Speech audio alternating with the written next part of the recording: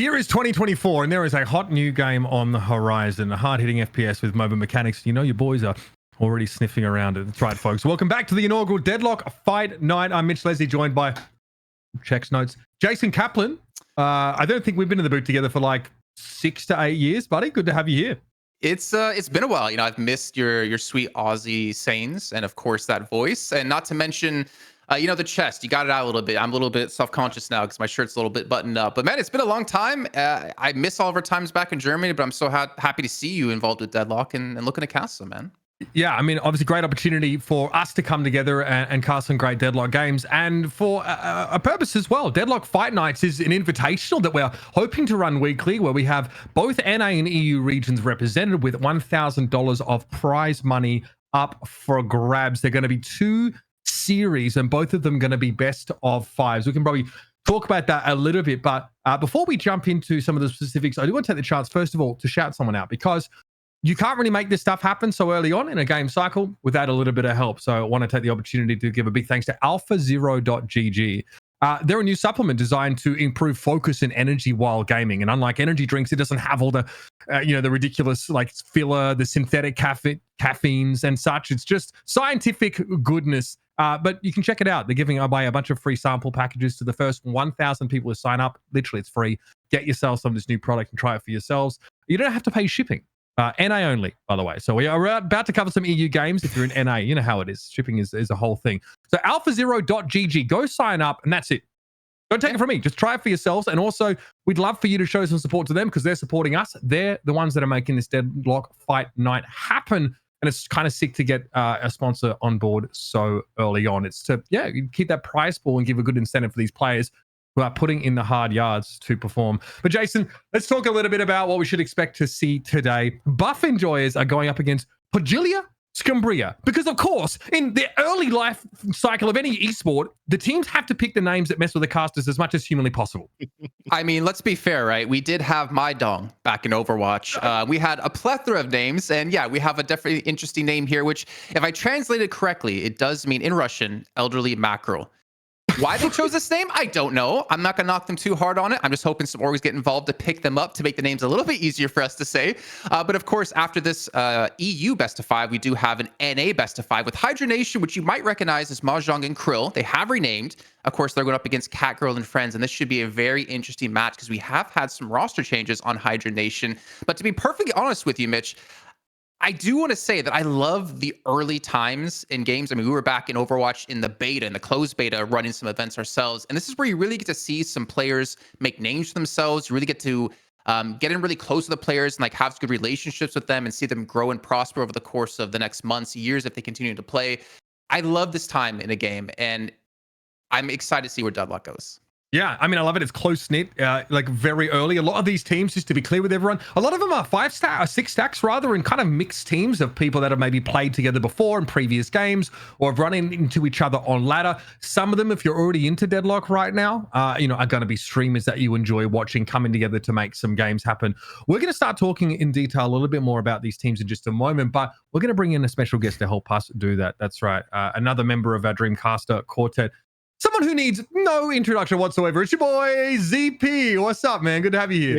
Yo. It's like, okay, we're doing early tournaments again. What year is it? Oh, it's 2024? All checks out. It all comes together. But super excited to get into this, see what these teams can show us, because the cool thing is here right now, Mitch and Jason, is that everything has been changing week to week. The metas change. The teams change. And that's a great part about following a game this early in its life cycle. ZP. Yeah, absolutely.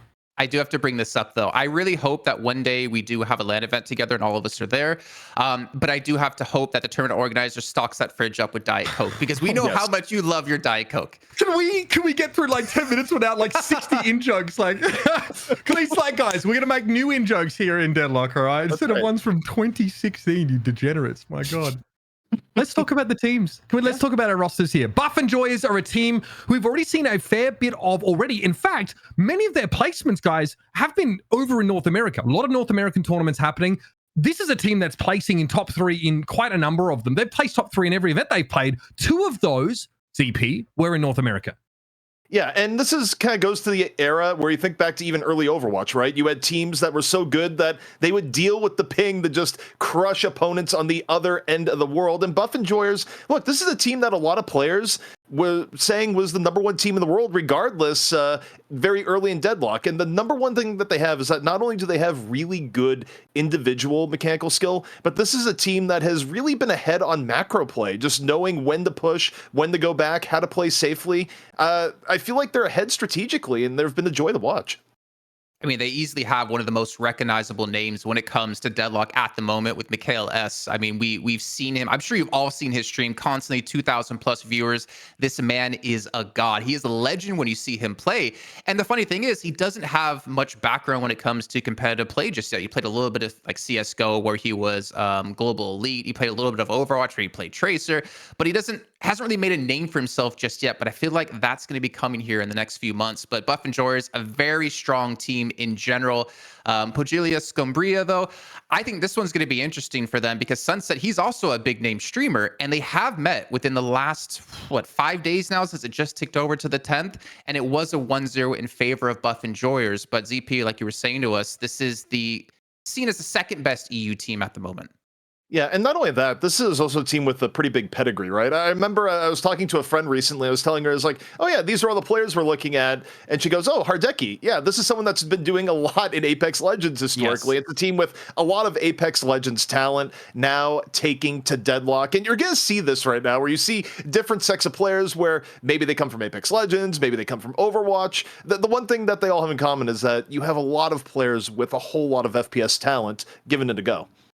Yeah, it's kind of like the melting pot of all these other like competitive games, which we've seen in the past. And I feel like we go back and forth all the time discussing what skill set positions you best, and gives you the biggest advantage here. But our draft is already underway, so we're going to dive into that. Bans, we have one ban per side here. We've had Wraith and McGinnis banned out respectively. Jason, already. Your eyebrows are going to run into your hairline, mate. What's going on? Well, at least I don't have a massive forehead. But McGinnis ban coming through, I find that really interesting because we have seen her kind of come into the meta a bit, playing more as a support kind of role. Obviously, the fact that she can change the battleground that you're fighting in with her wall alone makes her extremely strong. Pair that with the healing you have as well. It kind of limits the support picks somewhat, ZP. Yeah, I mean, when people ban right now in Deadlock, they're either banning the go for a specific hero setup where they, for example, you could ban the Wraith and then go for Infernus and go, okay, now you can't get one of the best carry heroes and we got one of the best carry heroes. Or you can also do your research on your opponent and go, we just want to get rid of a comfort pick. Where I know, for example, in NA, right, if you go against CATGIRL's team, you might just ban McGinnis because Naked has 700 hours on McGinnis. Or before they had to pull out of the tournament, if you were to go against Ido's team, you get rid of the Pocket because he has kind of a reputation for, really being better at Pocket than other heroes. So you get a mix of that right now. I mean, we have the Pocket taken away, right? I want to move into the draft here because Infernus getting locked in first here for Buff Enjoys, right? Pretty insane with that Spirit Life, still really relevant in all stages of the game, a really annoying laner and someone who can also just take the match over, Jason. Yeah, I'm expecting to see the Infernus. I mean, obviously in a solo lane. What I'm kind of really interested in seeing, though, is how they work around if they want to pull off a second hyper carry potentially within their team. Obviously, Hayes hasn't been taken away. Just said we could see her come in. You obviously do have the lane bully potential of someone like Mirage to come in as well. And then we see Viscous on the other side. And this is, okay, so we're seeing the meta change like every few weeks, like we've been talking about. It's like a different game every week. Viscous, have you heard of the flying booger? I don't think I've referred to it being called that. But Viscous does. We're in the early stages of Deadlock. We can call it whatever we want here. The flying booger, the magic carpet ulting Viscous is so damn annoying. Also, a decent support pick for the fact that you can like heal a teammate by Q, and then you can get them safe. You have displacement as well. I want to see how they're going to play it because I've talked to a lot of the players, and we could see him solo. Most likely, we're going to see him in a dual lane though. Yeah, I mean, the key for Viscous, when you look at it, is that not only Viscous is a threat throughout the game, but Viscous is also particularly deadly in the pre-3K phase, right? Is that it's a very oppressive hero in lane. They're going to back it up with the Amato, who, of course, right now is very, very strong. in terms of just carry potential. If they get ahead, they can get refresher and do that. But the interesting thing to me is that buff enjoyers, I wonder if they're going to go Paradox or otherwise next, because you also have teams that'll run Lash Paradox back to back. You see that have teams like Hydration's team a lot, where they'll go, we're just going to run 2 characters, or once they hit 3K, they can roam from lane to lane. And yeah, Paradox comes in. You see this combo a lot right now.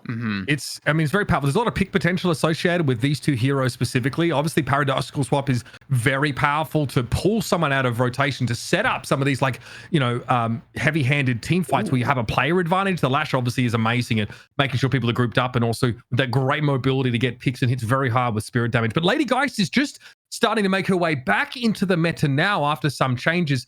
She obviously can pull off some pretty absurd and audacious plays as well. Yeah, I know, Mitch, we had a talk with Tvik, which you guys out there might recognize from Overwatch, from Valorant a little bit of time as well, talking about the Lady Geist to us. And obviously with some changes to items, there's not a lot of spirit resist on items these days anymore, since they've been taken out, making spirit characters a lot more powerful.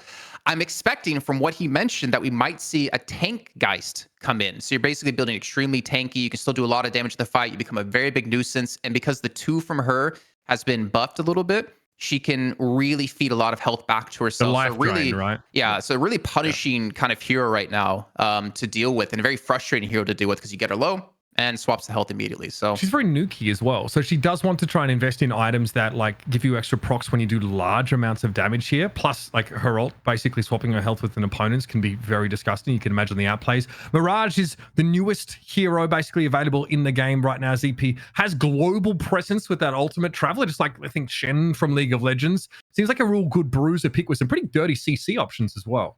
Yeah, Mirage right now is a pretty even curve across the game, but in particular, Mirage is very deadly in the early game. He's I look at the lineup that POJILAYA SKUMBRIYA is coming in right now, and these are very deadly early lanes, particularly the Pocket, who's great at early laning, Viscous into Mirage.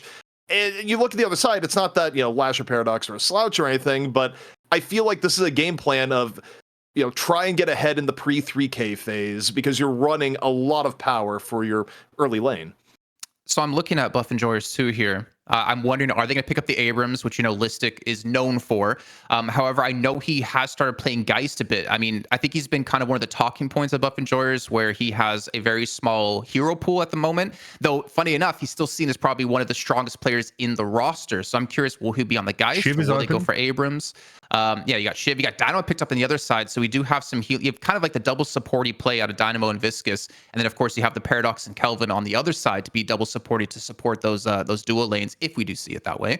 I mean, healing is really, really potent right now in Deadlock, and that's one of the reasons why McGinnis is maybe taken off the table, because she scales so well late game. And there's a Shiv. I mean, there's a couple like Shiv solo laners on this buff enjoyers team. I think Zergy and Michaelis both play that hero incredibly well.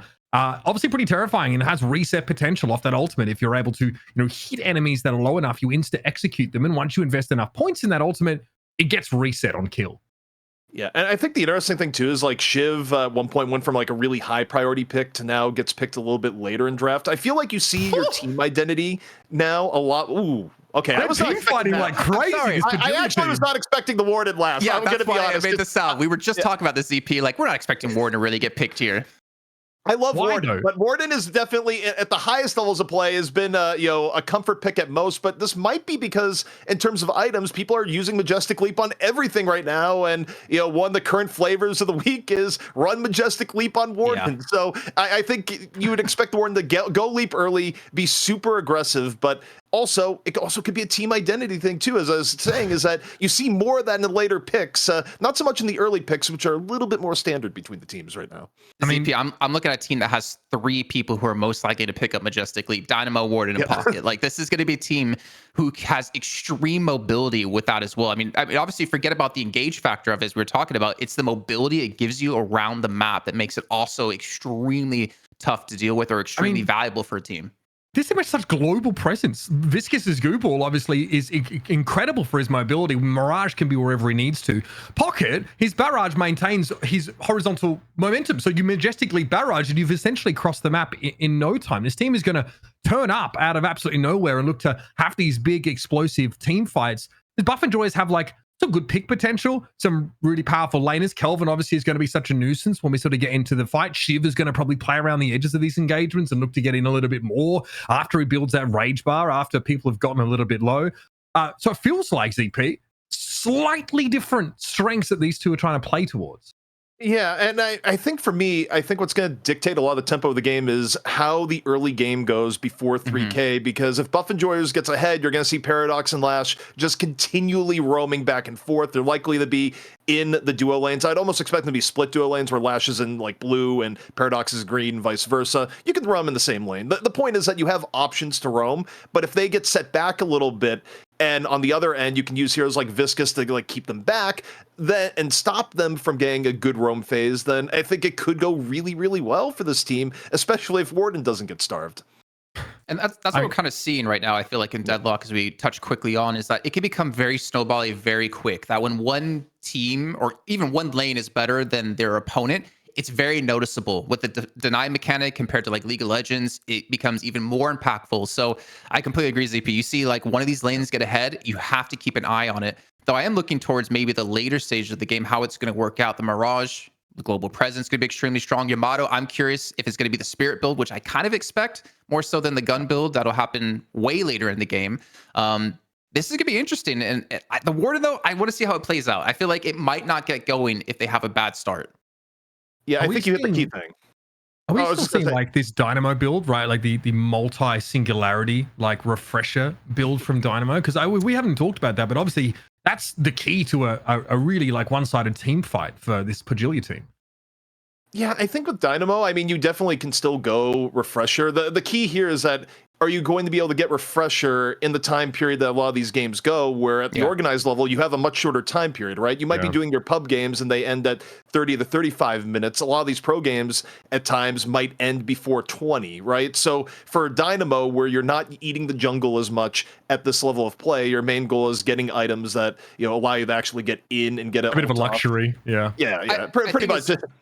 You have to think about the economics of the game, right? There's only so many souls you can possibly pick up at a given time, especially when you mention those markers of like 10, 15, 20 minutes, right? And you need to feed your hyper carries. So you have to play a very cost-effective, low eco support. I don't think we're going to see a refresher come out of Dynamo unless it's like a 40-minute kind of game. And to be honest, if you're a good team, you shouldn't really need the refresher to win these fights, right? I mean, early on, you use it maybe to pick up 1 or 2 eliminations just to confirm them. But later on, I don't think you really need the refresher to be able to pull it off for Dynamo to like lock down a team fight win. Yeah, when we're talking about like the difference between like a pub game, for example, when someone is able to play a support and then just get a lot of souls fed into them, it happens very differently at this kind of level. You will see the supports opt more for like those cost-effective active items under the Vitality tab, like Divine Barrier, or, you know, go for the Rescue Beam at 3k souls, things that bring some extra sense of utility, while also allowing some of their abilities to scale fairly well. Like obviously Dynamo, when he gets enough points in his Rejuvenating Aurora, the guy can move and can use abilities whilst healing in an AoE around him. And obviously healing is something that's very powerful right now, something that we'll see teams maybe look to combat with items like Healbane to cut down just the amount of healing that opponents can get, just to make sure you can actually secure some of these kills. I expected obviously like healing booster to come in as well for him, make your healing even more effective to your teammates. I actually really like the Dynamo paired with the McGinnis, but it looks like, Mitch, we're about to start. That's it. So we'll catch up with ZP in just a moment, and here we go. $1,000 on the line. Our very first Deadlock Fight Night match in Europe between Buffer Enjoyers and POJILAYA SKUMBRIYA. And we're going to head out towards lane now as well. Plenty to talk about here. Knows the Infernus and Yamato taking up a solo lane, and Pocket and Shiv, a bit of a classic matchup there on the other extremity of the map. I mean, I get the Yamato wanting to be into a solo lane. I was expecting maybe Mirage to be there just because he can be such a bully, but he can easily be a bully, especially when it comes to these duo lanes.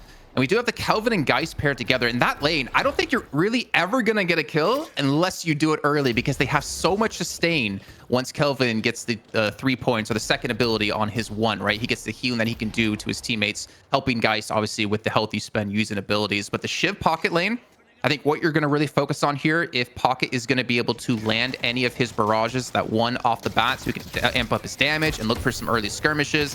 But the Warden, I mean, we were talking about it. We want to see how it's going to play out here in this lane. And of course, it will be with the Viscous up against the Kelvin Geist.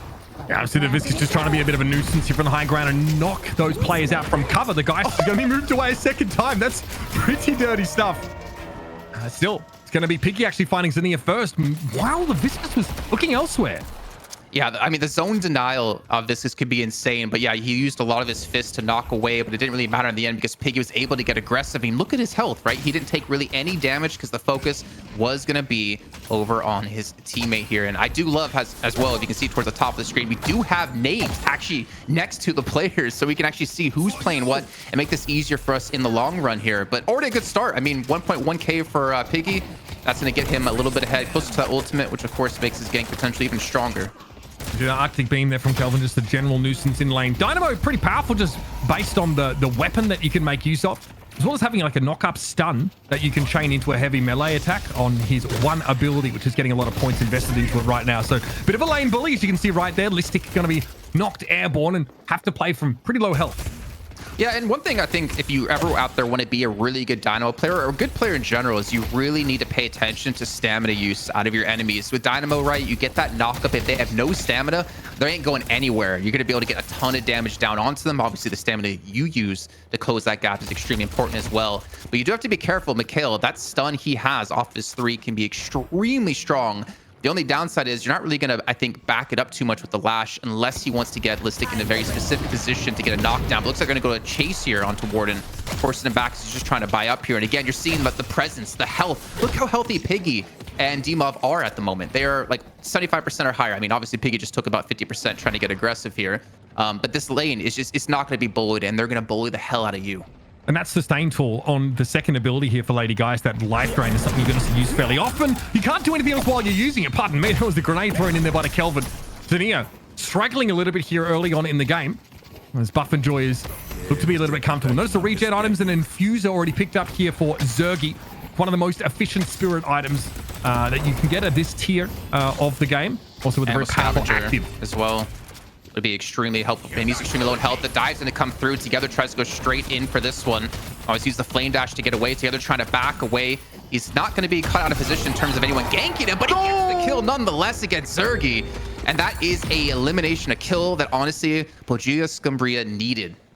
I mean, Yamato's pretty scary in that head-to-head as well. She apply, you saw the Crimson Slash there. She applies a fire rate slow if she's able to hit that, that's even at level 1, for example. Listic now going to get pressured down a little bit, lashed away. See Mikhail S wanting to push up. Already used the carbine here, but plenty of damage after the fact here. And we'll see that quick TP away by the Kelvin to get them out. As Hideki was looking worse for wear.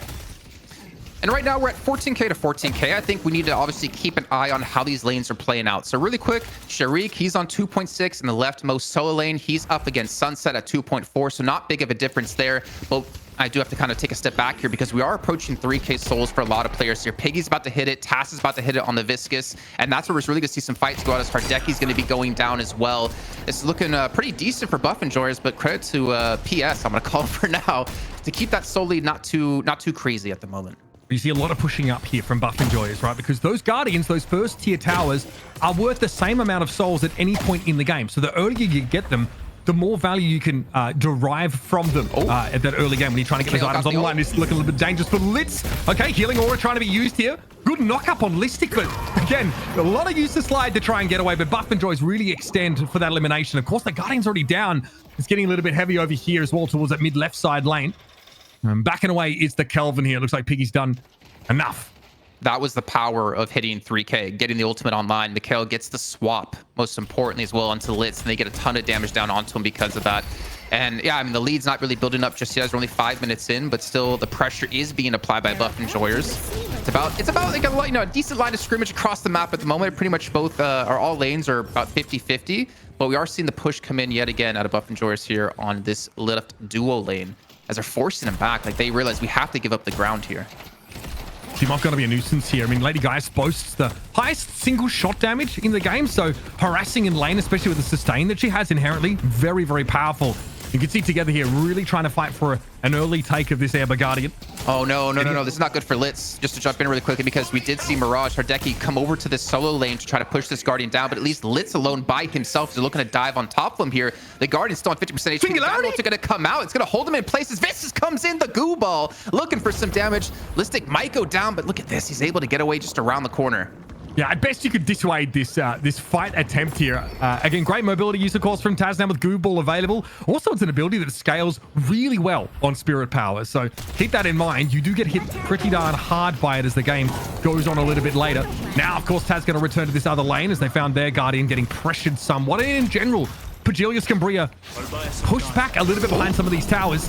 Great stun, of course. That is that one ability. Fire Scarab's also being thrown out here by HYDRA. Getting a little bit messy, but look up. That's what you want to look out for. The pocket here going to be throwing in that cloak, and Piggy will be eliminated.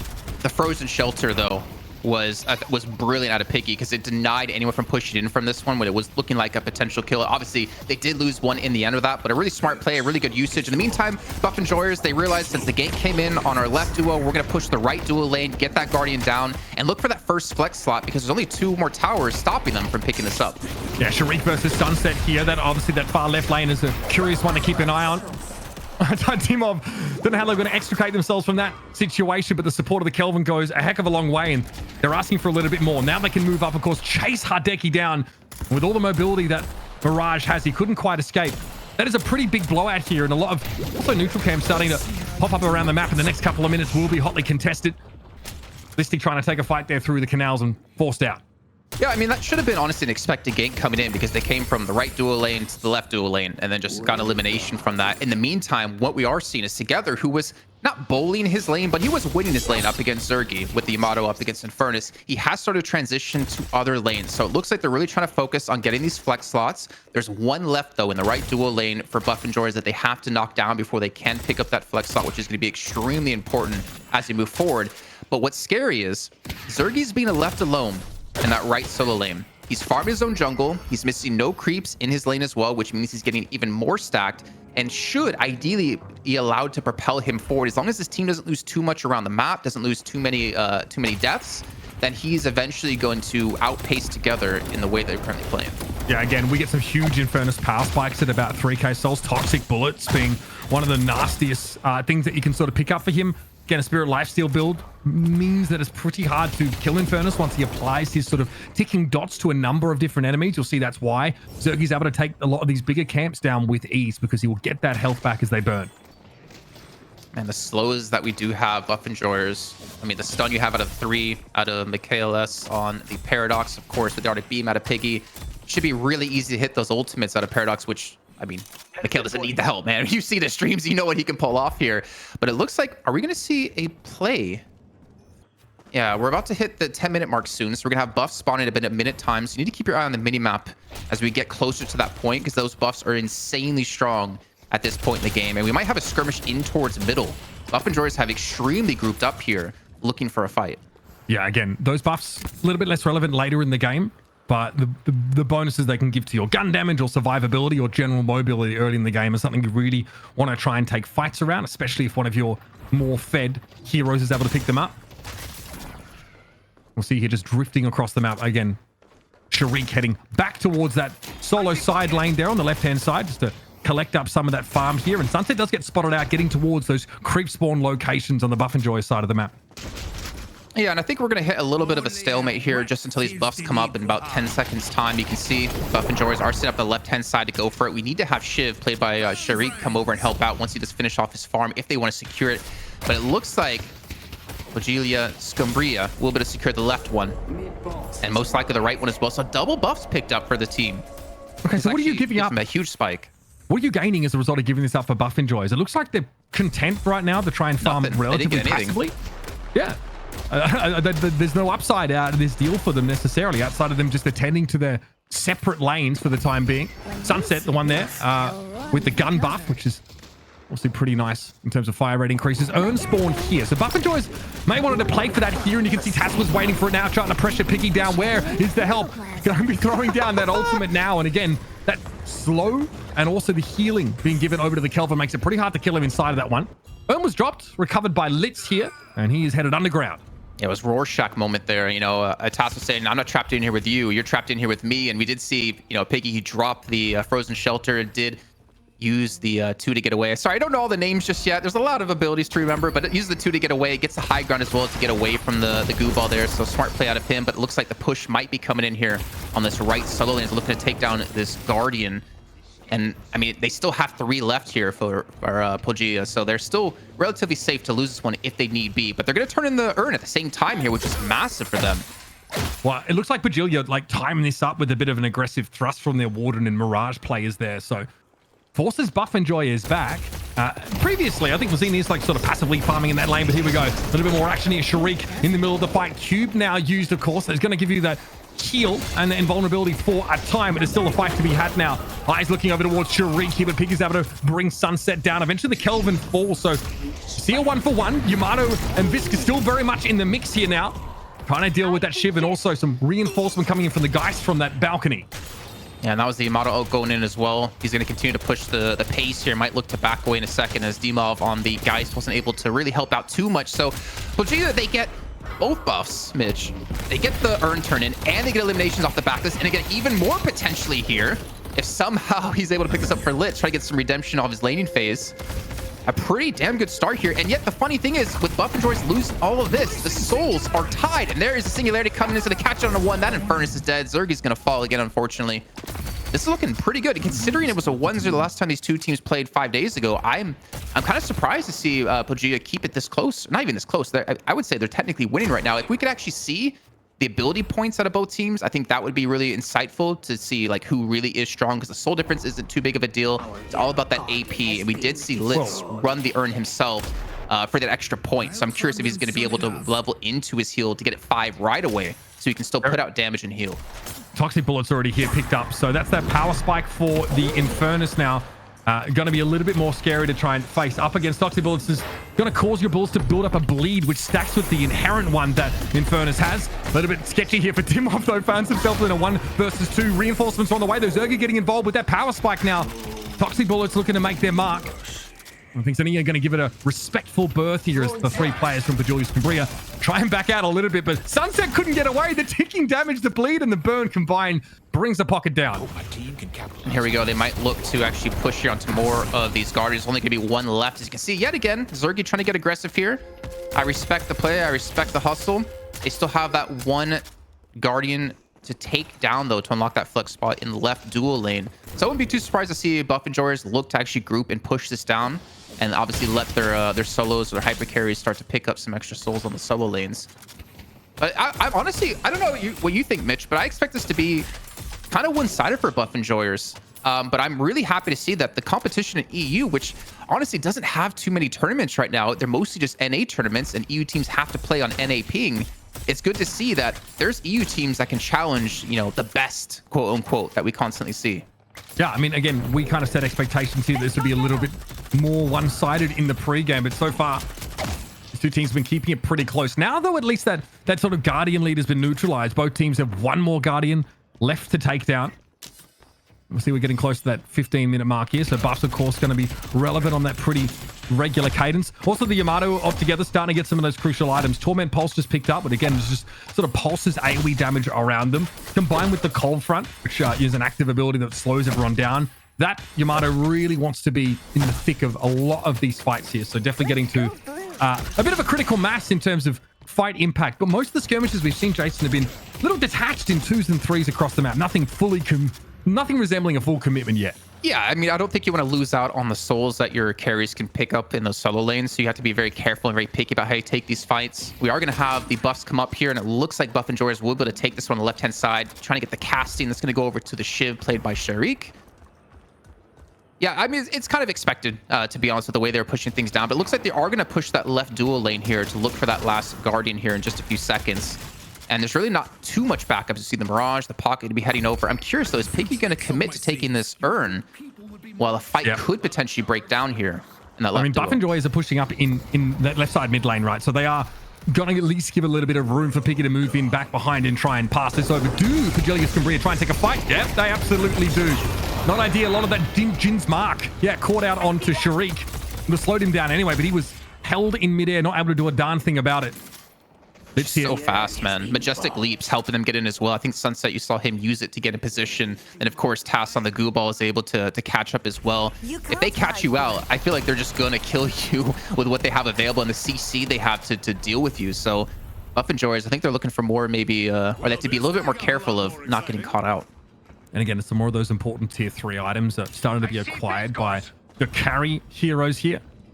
You notice now slowing Hex there on Piggy. So we're probably going to see a bit of a fight around this drop location here. That's so BM out of Piggy because you have the Arctic Beam to slow. Yeah. And then you have the Glyph to slow as well. So he's pulling an exhibit. So we put some slow in your slow so you can slow while you're slowing. I guess that's pretty much what we're happening. But we're going to have a battle over towards the turn in. So you see Shiv, right? He's in the left dual lane. He's farming 2 lanes right now plus jungle the best he possibly can to really get going. He's at 14k souls. And you can see Buff Enjoyers, they're wanting to go for the turn in, but they know POJILAYA SKUMBRIYA have a lot of players on this this right-hand side of the map. So they have to be very careful. They're kind of baiting them in, and it's allowing Sharik and Listic to push here on this left-hand side for the Walker. I mean, this is huge. Getting this Walker damage healed before POJILAYA SKUMBRIYA really able to respond here. They were kind of dragged into the position of that earn drop location. This is very good damage either way. HYDRA caught out. They're going to be swapped into the back line. Maybe a bit of overkill as the KLS will be able to finish the job now. Sunset under some pressure. Forced to back off. Going to be caught inside that Kelvin ultimate. Not a whole lot you can do about it here. Sharik eventually does fall. Sunset, though, will be traded out. Look at the pressure, though, from the Infernals in that far left solo lane. Really starting to gun down that Walker. Yeah, I think Listic might be going down here. Yeah, Sharik as well, since they got caught out trying to push that left duo lane up to the Walker. It should be, like you mentioned, Zergy getting this Walker down. He should be able to get the earn, too. Wow. So this is actually a big pickup. They get 1 Walker. They get in the earn. They lost maybe 3 people here. I'm assuming he's going to go down from this. I mean, again, you have Spirit Lifesteal, but just not nearly enough. Again, Together is one of the players on POJILAYA SKUMBRIYA that has a lot of those souls sort of funneled into them. They are going to get scarier and scarier as the game goes. And Inferno still wants to get a couple more, I think, under his belt item-wise. I'm wondering if we can, again, quickly see the ability points out of both teams, because we only have a 1k soul difference. Just a little tab hit in there will show us where the points really matter. And obviously, when you get to those 5 skill point abilities where things get extremely deadly, you can see that Geist here has, or Dimov has his 2 all the way leveled up. You can see Sharik has his 1 all the way leveled up right now, working on his 2 next, the dash. So he did go for the knife build, not the dash build, which is where you look for full rage bar, the double dash that comes out, or the second hit of your dash, and then you get the resets over and over. But again, I don't really think they're going to be looking for any big fights like that necessarily. And we are going to be seeing HYDRA go towards the left solo lane here with the teleporter. To maybe might just be trying to farm. Yeah. Look, and I think that Walker getting picked up there by Zergy is important because that flex slot really needed actually for a number of people on Buff Enjoyers. Improved Spirit Armor just got picked up by Sharik there on that Shiv. So going to be pretty important in terms of an item that actually gives you Spirit Resist, which there aren't that many in the game, and very important looking at the opposition composition. A little tech is there. Do love the wall jump into sort of charged melee. You do need to aim above the edge of the ledge, otherwise you'll mantle it and you kind of like make it pointless. So yeah, it's a great way to sort of climb. As we've yeah, the heavy melee, it maintains your vertical height, so it allows you to pull off stuff like this while saving your stamina as well. And I like how they're using Litz here, right? They're putting them on the high ground to gain information. Jason, here's refresher. That is a refresher. So for you guys who don't know, with Yamato and the refresher, the whole point of this is to obviously refresh your ultimate, but it gives you the extended survivability in fights. So they can't kill you during your ultimate. So you hit refresher, you pop it again, they still can't kill you during your ultimate. And you're baiting in a lot of focus onto you initially, but then you're also allowing yourself to put out so much more damage in the middle of the fight, a lot more one hits, which do insane damage, especially if you're spirit built. Yeah, exactly. I mean, it is...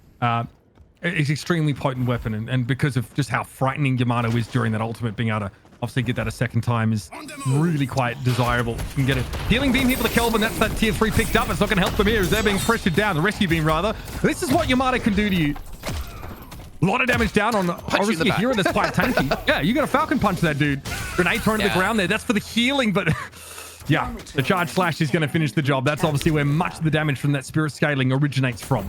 I respect it, though, because he bought so much time for them to push in the right solo lane. You see guys, you see Infernus, Zergy, and Dimov pushing up here to looking to get this Walker. They still have 3 more to go in total before they get that second flex spot unlocked, but you're going to see it happen eventually here. So we just see the push come in, and Litz going to get caught out. Yeah, they're going for it. You see the Pocket being more than happy to push up here. Barrage used to get them on the engagement. And now they're just here to chase things down. This is not great for Buff Enjoyers. Losing 3 players in the middle part of the map here. Just as they had good global control, it's mid-boss, 100%. Getting kills in mid, multiple of them, it's an easy mid-boss pickup. Mid-boss, and he's going to go for the earn turn-in. So this is going to be a massive uptick for POJILAYA SKUMBRIYA.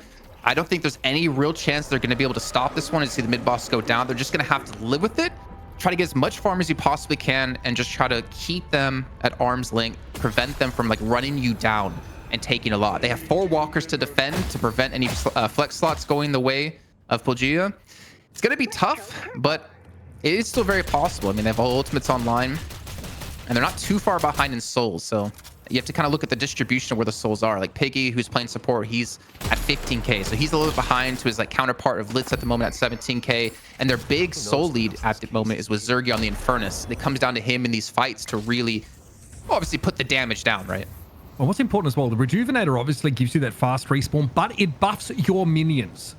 Crucially, it makes them quite powerful. Does mean that you can push out these lanes a little bit more easy, take that map control, manufacture some more of those pick opportunities. So we'll see that become relevant, and especially in this part of the game, where the macro play is very, very important. You see the flex slot there being used to pick up point blank. So Headhunter and point blank being picked up here. So real focus on the weapon damage. And again, point blank, when you're up close, as well, Mirage often is, you can get that slow off each of those shots, which is an absolute pain to deal with. The 25% slow.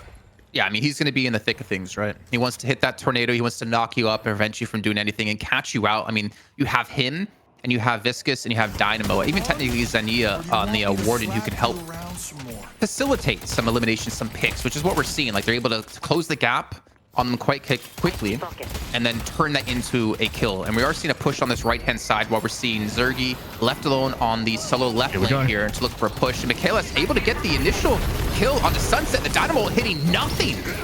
Yeah, nothing with the singularities. Taking so much damage. Litz as well coming out of that now. A lot of pressure coming onto the Listic Flash here. He does have Curse available though, so can just throw that at the Viscous. Amazing just to shut down one individual. Probably wasn't intending to have to use it in this fight against a Viscous, but here we are. Piggy gonna fall now. This is a 1-for-2 exchange favoring Buff and Joy. So after a bit of a lull and behind by Insol a little bit, they're starting to take back the map. You can see these lanes are pushed deep into Amber territory. Oh, Zergy, he wants to go for it. I think Buff and Joy's gonna look for a fight on this right-hand side. They know they had some eliminations here. Task just gonna block up here and try to waste some time. As you do see Michaela's, I like how he actually goes ahead of him, right? Denies any sort of exit, also prevents any backup to guarantee that elimination onto Task. But Pocket, Mitch, in the meantime, Sunset, he's pushed the left-hand side. He gets a walker. And that is actually pretty damn nice for him, considering he mirrors their walker that they lost on the left-hand side as well when it comes to like map information and seeing where people are.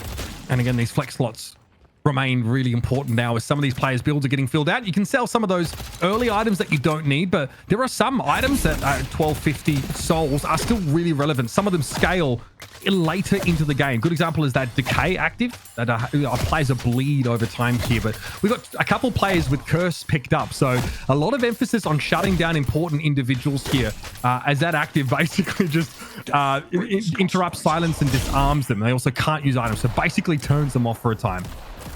Yeah, and also it can be insanely good considering POJILAYA is trying to run some sort of pick composition, right? If Sunset goes in, you curse him, and then guess what? He cannot use his 2 to get away. He cannot get inside of his briefcase. It allows him to be easily picked up. Also for Litz in particular, if Litz is going to jump into the middle of a fight, which I'm checking really quick, he does not have. He actually does have refreshers, so he ended up going that route.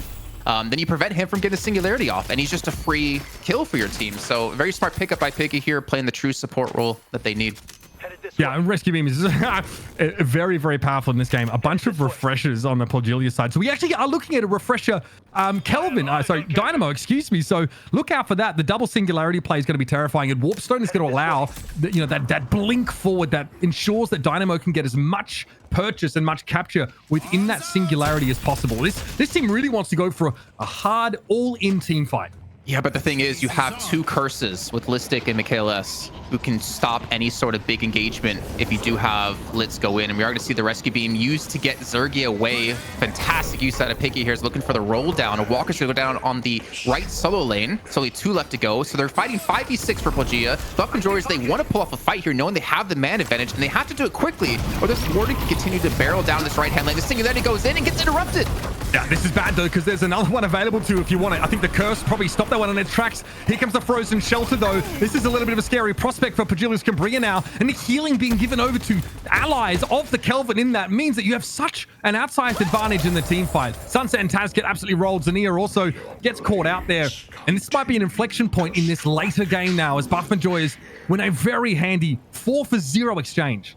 This is the biggest lead we've seen so far, like 4K of souls for BufFNJOYers. Also, credit to Piggy, man. Like, his awareness in these fights is insane. He uses the frozen shelter to keep Zergy alive because Zergy dropped extremely low in HP. They were the only two inside of that. He used that for time to regen for Zergy to get his cooldowns back up, and they're knocking on the base Guardians now, looking to push in towards potentially a shrine.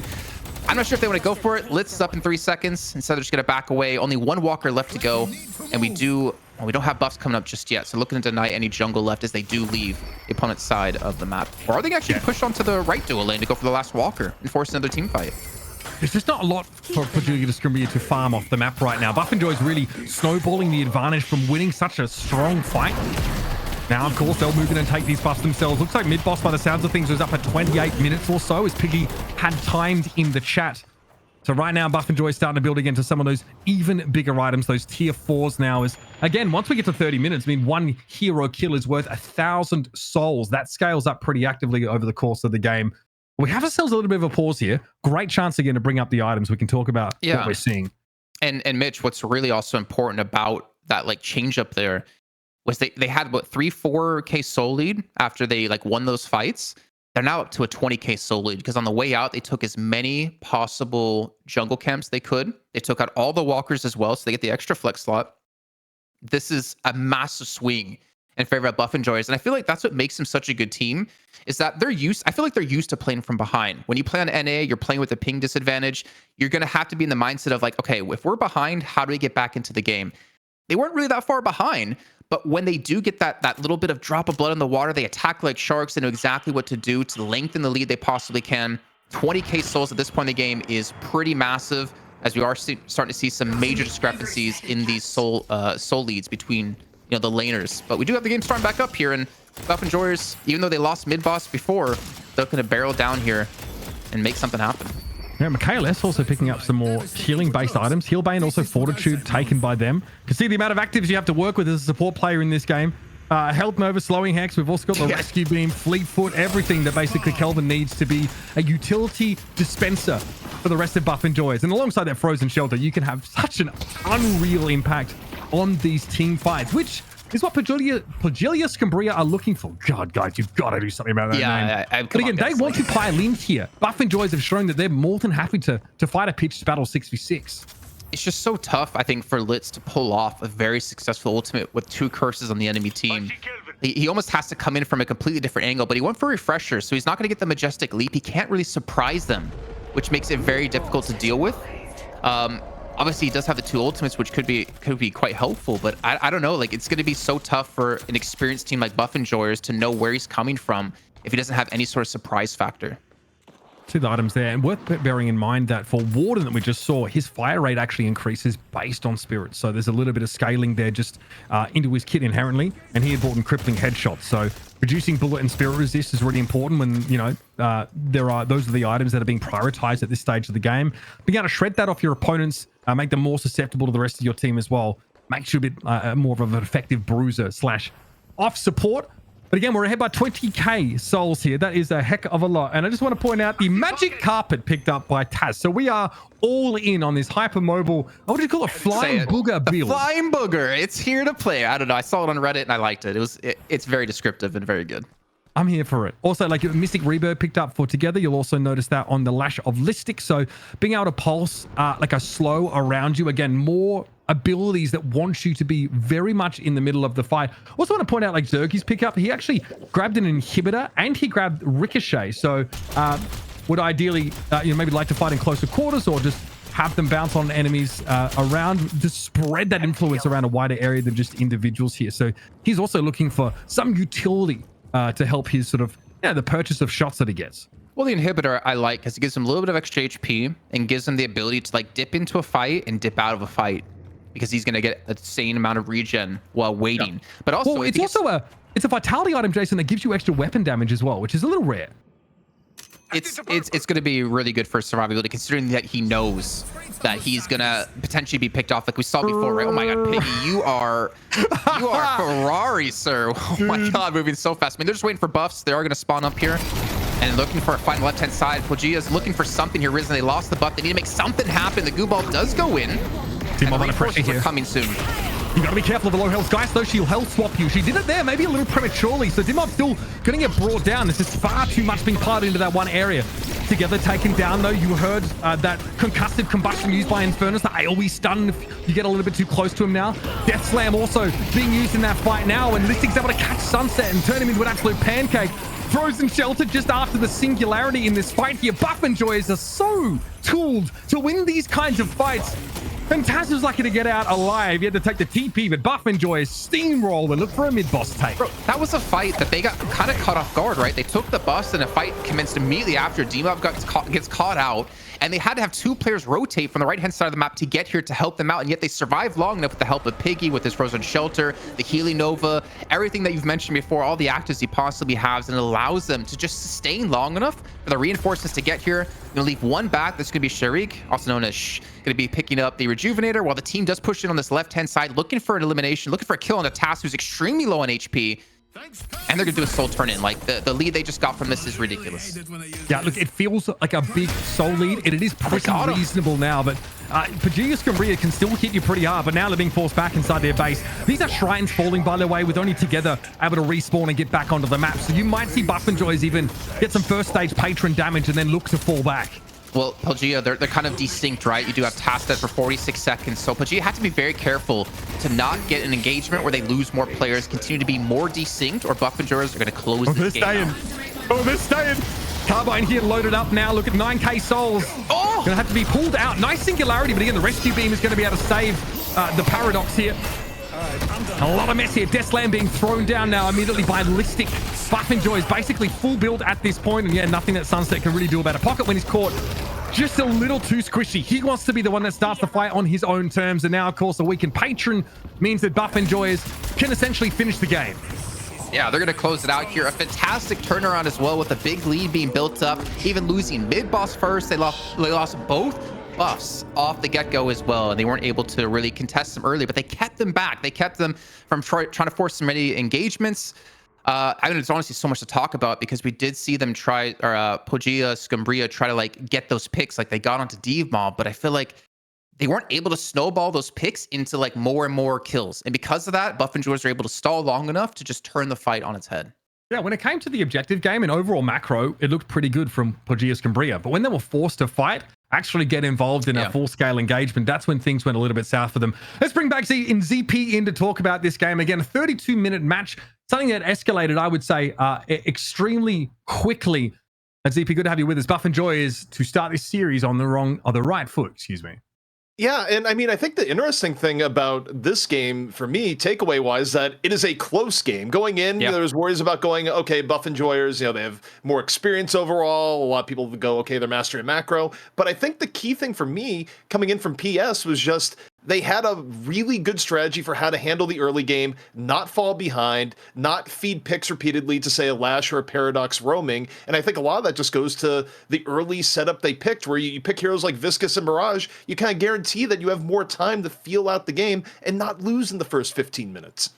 I think ZP as well together on the Yamato was very important, right? Because it kept Zergy back a little bit. He was able to dive and pick up a couple of kills onto him, and then together tried to roam around the map to help them get more of these guardians. They can get flex slots. They can have some pressure around the map. But I feel like Buff Enjoyers, it was just kind of, let's just wait. Let's just stall the game out, because we know we're going to have a stronger team fight potential than them. The curses they picked up as well. You saw Litz. He gets Mikhail S on the Paradox. Rescue Beam comes out of Piggy, pulls him away. Litz, unfortunately, and I'm not putting blame on him whatsoever, but the Dynamo could just not work out with the way Buff Enjoyers were playing and with the way they were itemizing to prevent him from being too impactful. Yeah. Did he get rolled by Curse? Because he literally, we talked about this pre-game. We're like, will the Dynamo pick up Refresher? And Zippy's like, no, this isn't a pub, bro. This is some serious games. Was that a bit of a misstep from the Dynamo? Do you think maybe you could have gone a bit more conservative with your build?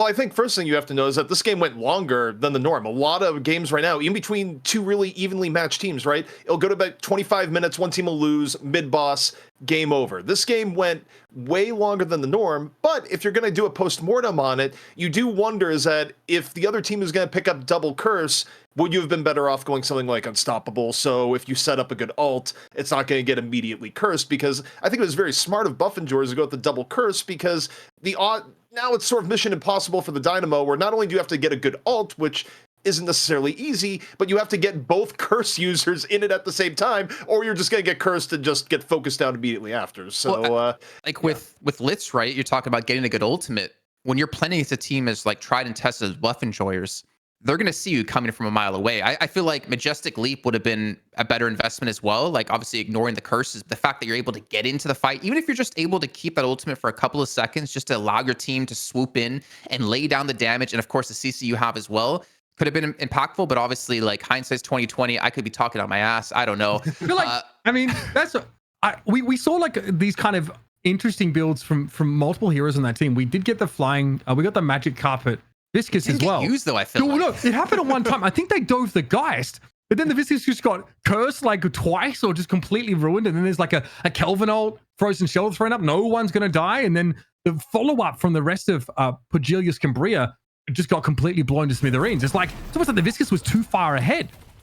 Well, Mitch, I think you're hitting on a really good point here in talking about how some of these fights broke down, is that Buff Enjoyers, even when they were on the back foot, they weren't outright losing fights. I think there's a concept that's very key in Deadlock right now, which is that there's a really big difference between a massive team loss or team fight loss and a minimal team fight loss, right? If you lose 2 and the other team loses 1, that's not the worst. You can deal with it. What will lose you games in a hurry is if you all in and you lose 4 people and the other team loses nothing. So if you look across the team fights that we saw throughout all this, even when Buff Enjoyers was on the losing end, they still got enough that it mitigated how much they really lost.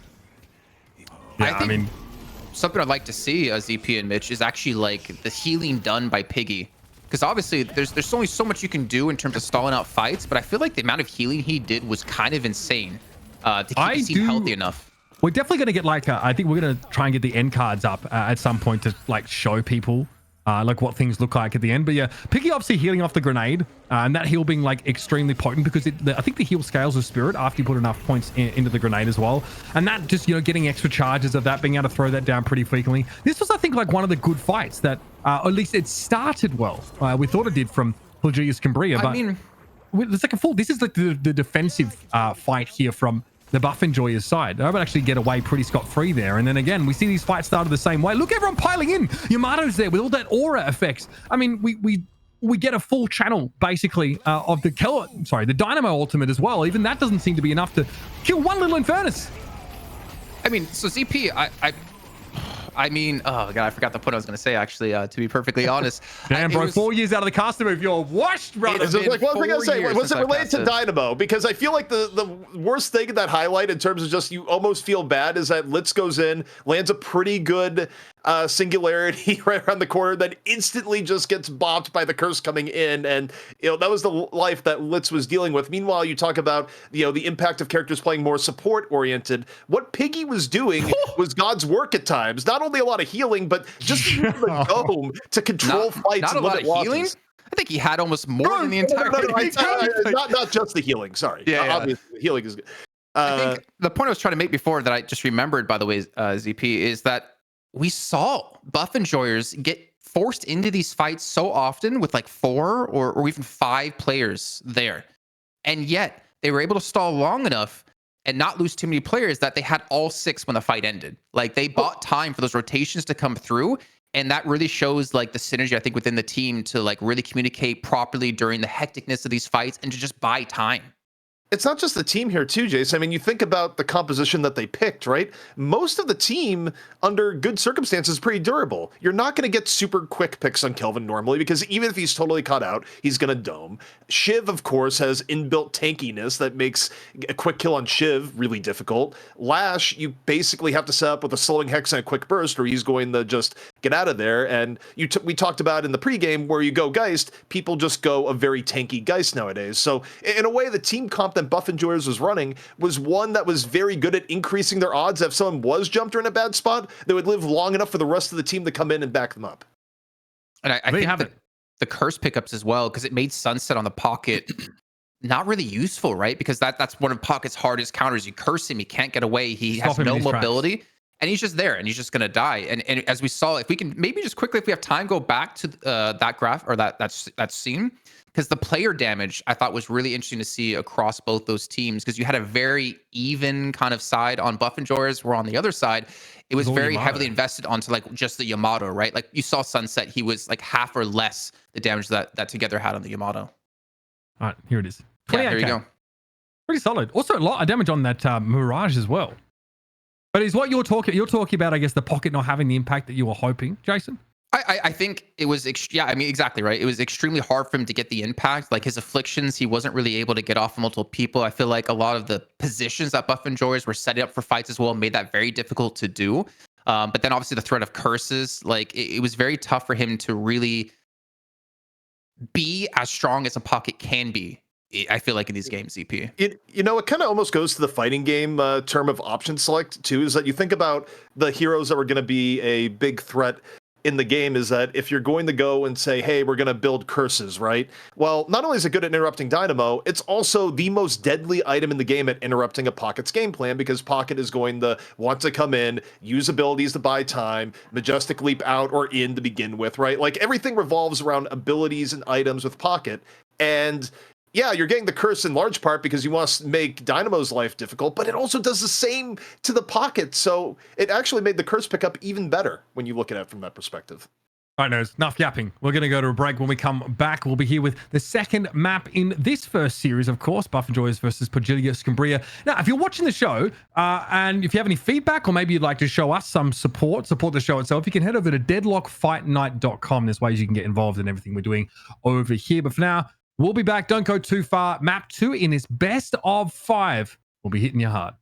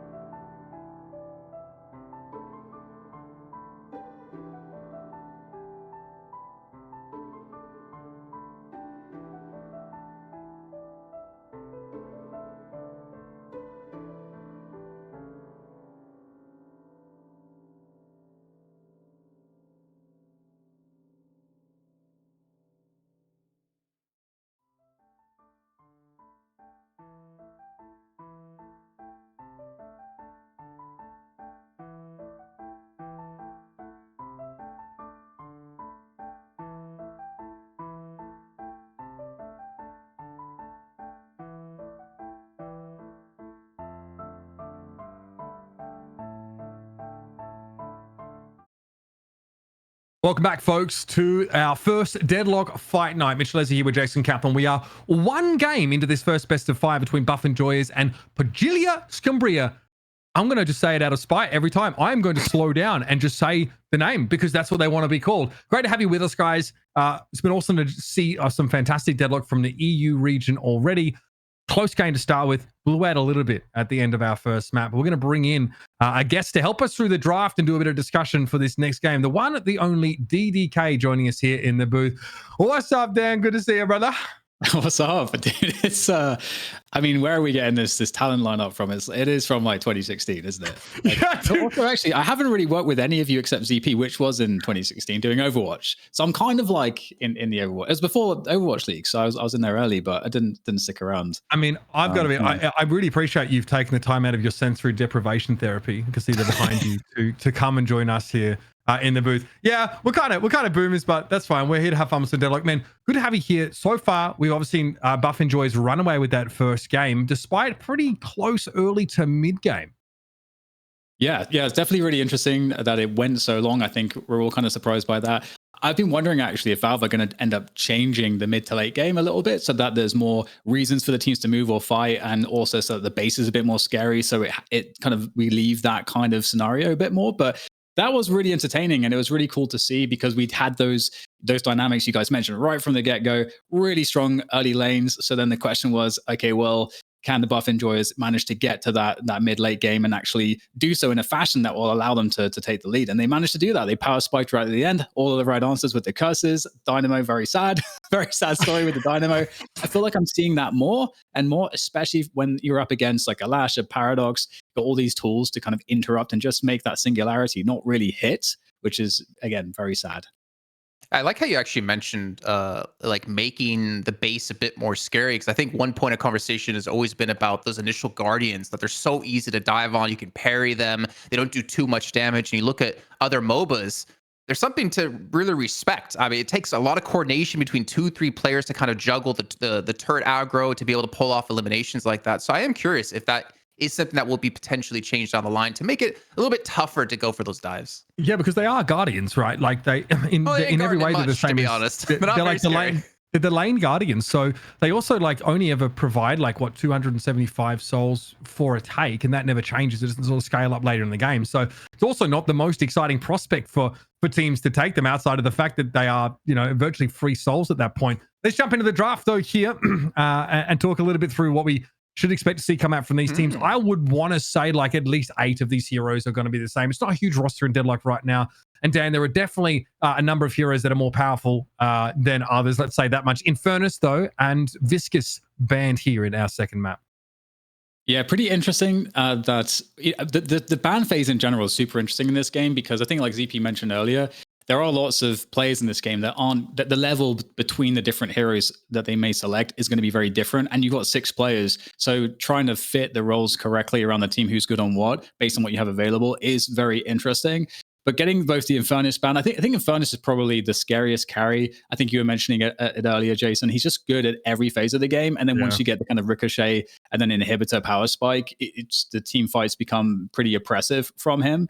The Viscous ban as well. Obviously, Viscous is extraordinarily strong, especially in the early lane. So pretty interesting. And I hope at this game we get to see more out of the Pocket, because Pocket is just so fun when he's not getting absolutely wrecked by the curse. But again, yeah, like these active just completely ruin Pocket, right, Jason? Like, I feel like he needs to get in on his own terms, get like a full channel barrage off, get that affliction down, because he needs that damage amp to be hitting hard. I feel like DDK is a Pocket player. Am I right in that? Yeah. Is this because he looks like him, bro? Yeah. I mean, what you don't know about Pocket is under that scarf, he's got massive trapezoids like this, just like Dan. You know what I mean? Like, it's basically based on the guy. I could see you toddling around, you know, with a briefcase and with your wares that you're looking to peddle, i.e. poison, just like open it up. Yeah, actually, I tell you what, we'll get Jason's flatulence and we'll store it in a briefcase for you, and then you have a hold up, Studio 4. Wait, do the draft. Okay. What are you here for? We're seeing Wraith being picked up. I'm curious, since we had the ban on McGinnis last time out of POJILAYA SKUMBRIYA, if we're going to see McGinnis actually being picked up here. Obviously, a very good counter to Dynamo. Then again, so is the Curse look we just saw before. And Michaela is probably going to be playing the Paradox here. The Wraith, now I know DDK, she has been hit with some nerfs with like the scaling, the spirit scaling on her card in particular. Yeah. But I feel like Wraith also is insanely scary when your team is comfortable being able to play as 5 and not 6. Because if you ever go like Shadow Weave or Veil Walk or something like that, if Wraith ever hits you with an ultimate, generally you're going to be able to pick up that kill. Yeah, Wraith definitely has a lot more utility than, for example, like a Haze, which I don't think we're seeing as much. Early on, I feel like, everyone kind of expected Haze to be really dominant and was getting picked a lot, but it seems like that's happening less and less at the moment. And I think it's in large part because you kind of have to have your Haze protected, has to have good laning phase, has to be able to get the farm. It doesn't really come online. And I mean, I think ZP mentioned this earlier, that the games don't last very long. So the Haze doesn't get to come online early enough. But yeah, huge utility with the Wraith, being able to pop people up into the air with the ult. And so the damage output is pretty ridiculous. And the cards obviously make the laning really oppressive as well. So it's definitely a good combo. And I love it with the Paradox as well. Paradox, I've been really enjoying seeing, especially Mikhail S is excellent on Paradox, because when you get into that roaming phase, that's when things start to get really interesting. And the Paradoxical swap is one of the best tools to get those early, like, guaranteed picks. And he's probably one of the best players in the world at the moment, and being able to play that Paradox and that ultimate well, right? He knows when to use it, but more importantly, he's able to not just get a 1-for-1 trade, right? You typically in pubs or whatever you're playing, you'll see a Paradox ult, and then he's like, okay, I'm in the middle of the enemy team. This is fine. But he builds like pretty tanky on Paradox. So even if he does get pushed into the enemy team, he's able to survive, and this team's able to come to his rescue. The Geist pickup, though, I feel like we're going to continue to see Geist quite a bit. Now, obviously, we didn't get to see too much out of DMOV in terms of like what Geist can do. But as I was saying in the last match, that she's just kind of like an unstoppable force when you build tanky with her, and she's really hard to ever push out or pick up an elimination on. We're seeing people invest as well in her like headshot damage, right? Seeing like Headhunter being taken up. Of course, I think her weapon is like the highest single shot damage. She had like 55. So she has like all these great sustain tools in lane. It feels like a real bully, but also, yeah, she hits hard with her weapon, Dan. Yeah, especially the weapon is kind of nice when you're connecting those nines and getting the damage amps. Yeah. And then in combination with also the AoE stun, when that does, like, that becomes a dot on the ground. Like, she scales really well, potentially, if you're able to get her there. But so it is interesting to see her come more into play, because I think she was getting shunned for a while. But that's like the beauty of games like this. We're in a stage where, it feels like, oh, this is really terrible, and everyone's making their tier lists. But how sure are you really? Like, you're always going to get those people that figure something out first. And, Guys perhaps has that potential here, as we're seeing her get picked a lot more in EU potentially. And that's another difference. The EU NA metas are going to be different takes as well. But I wanted to also focus on the, like, what you guys think of Mirage, actually, because, like, how do you feel in terms of his scaling into the later game? Because obviously early lane, he's extremely oppressive with his damage output. Yeah, I mean, like, fundamentally, like, his global presence is less relevant later in the game because you're grouping up. So that means that Traveler's not quite as exciting. Jin's Mark is like, feels like a duelist's tool, right? Like, this stacking debuff that can apply slow and also reveal people on the map means that he skirmishes really well. And I think like the crowd control that you have from Tornado is very, very good. But at max level, like, it gives you bullet evasion chance over it. So it feels like he wants to dispense with those cooldowns and then just literally just shoot people in the head. Like, crippling headshot, Headhunter picked up, and just have like good sustained damage. But it doesn't seem exciting in these full pylon team fights where there's like huge amounts of CC and burst damage from these spirit infused abilities. It feels like he can fall off sometimes. Yeah, I'm not fully convinced by Mirage just yet. I feel like he hasn't found his niche necessarily, or necessarily like the build route to go. I'm thinking he's such a strong disruptor, and he does so much damage just based off abilities alone that doesn't really need a ton of items behind him. Maybe he should be built similar to like Lady Geist, get a little bit more tanky and just disrupt in the fights. But I also still want to see him played like in a solo lane more as like a carry role as well, and see what you can do with him, because he can obviously play duo, he can play solo. But when you're running Yamato and Shiv on their team, you're probably not going to see him in a solo lane, especially when you have a pocket as well on the roster to fit in somewhere. We got to talk about McGinnis here. She was banned out in the previous game. I mean, her healing is pretty nuts, right? She's low-key overpowered, for sure. Like, Dan, I want to get your take on this. She's obviously pushes objectives down really well. The wall is amazing for picks, and her 2, when it's like fully leveled, heals for an extra 5% of the target's max health. So it's super relevant all the way through the game, especially late, where it's like a max health ticking regen with extra range that you can spec into seems nuts.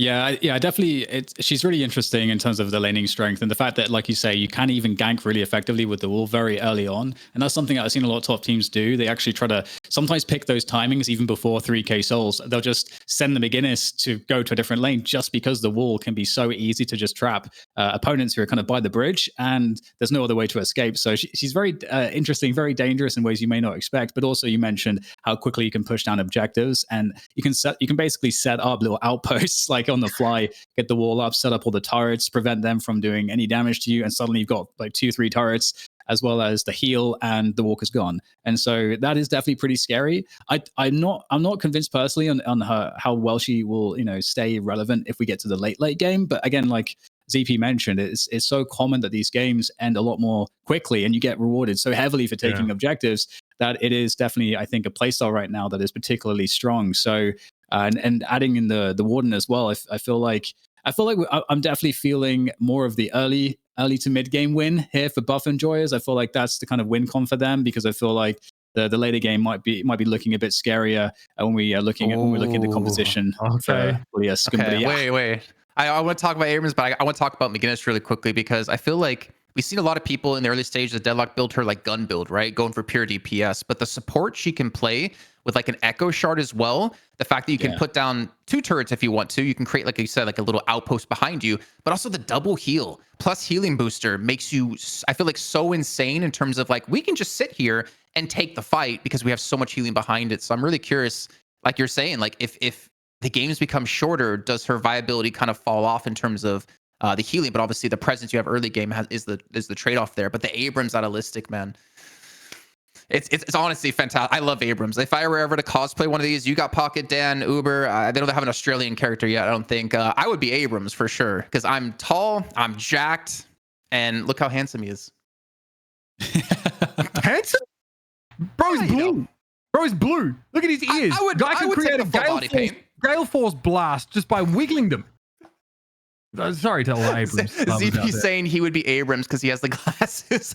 That is true. Yeah, but Abrams, man, like he's so strong, Dan. Like in solo lanes, and you're not gonna see him in a dual lane here, but like the survivability he has is insane. And we have, I think, seen a little bit of a switch up in terms of how he builds, because he was more damage oriented initially. But after talking to Vic, he's talking about how building more tanky with Abrams actually provides a lot more like utility in these fights and a lot more presence.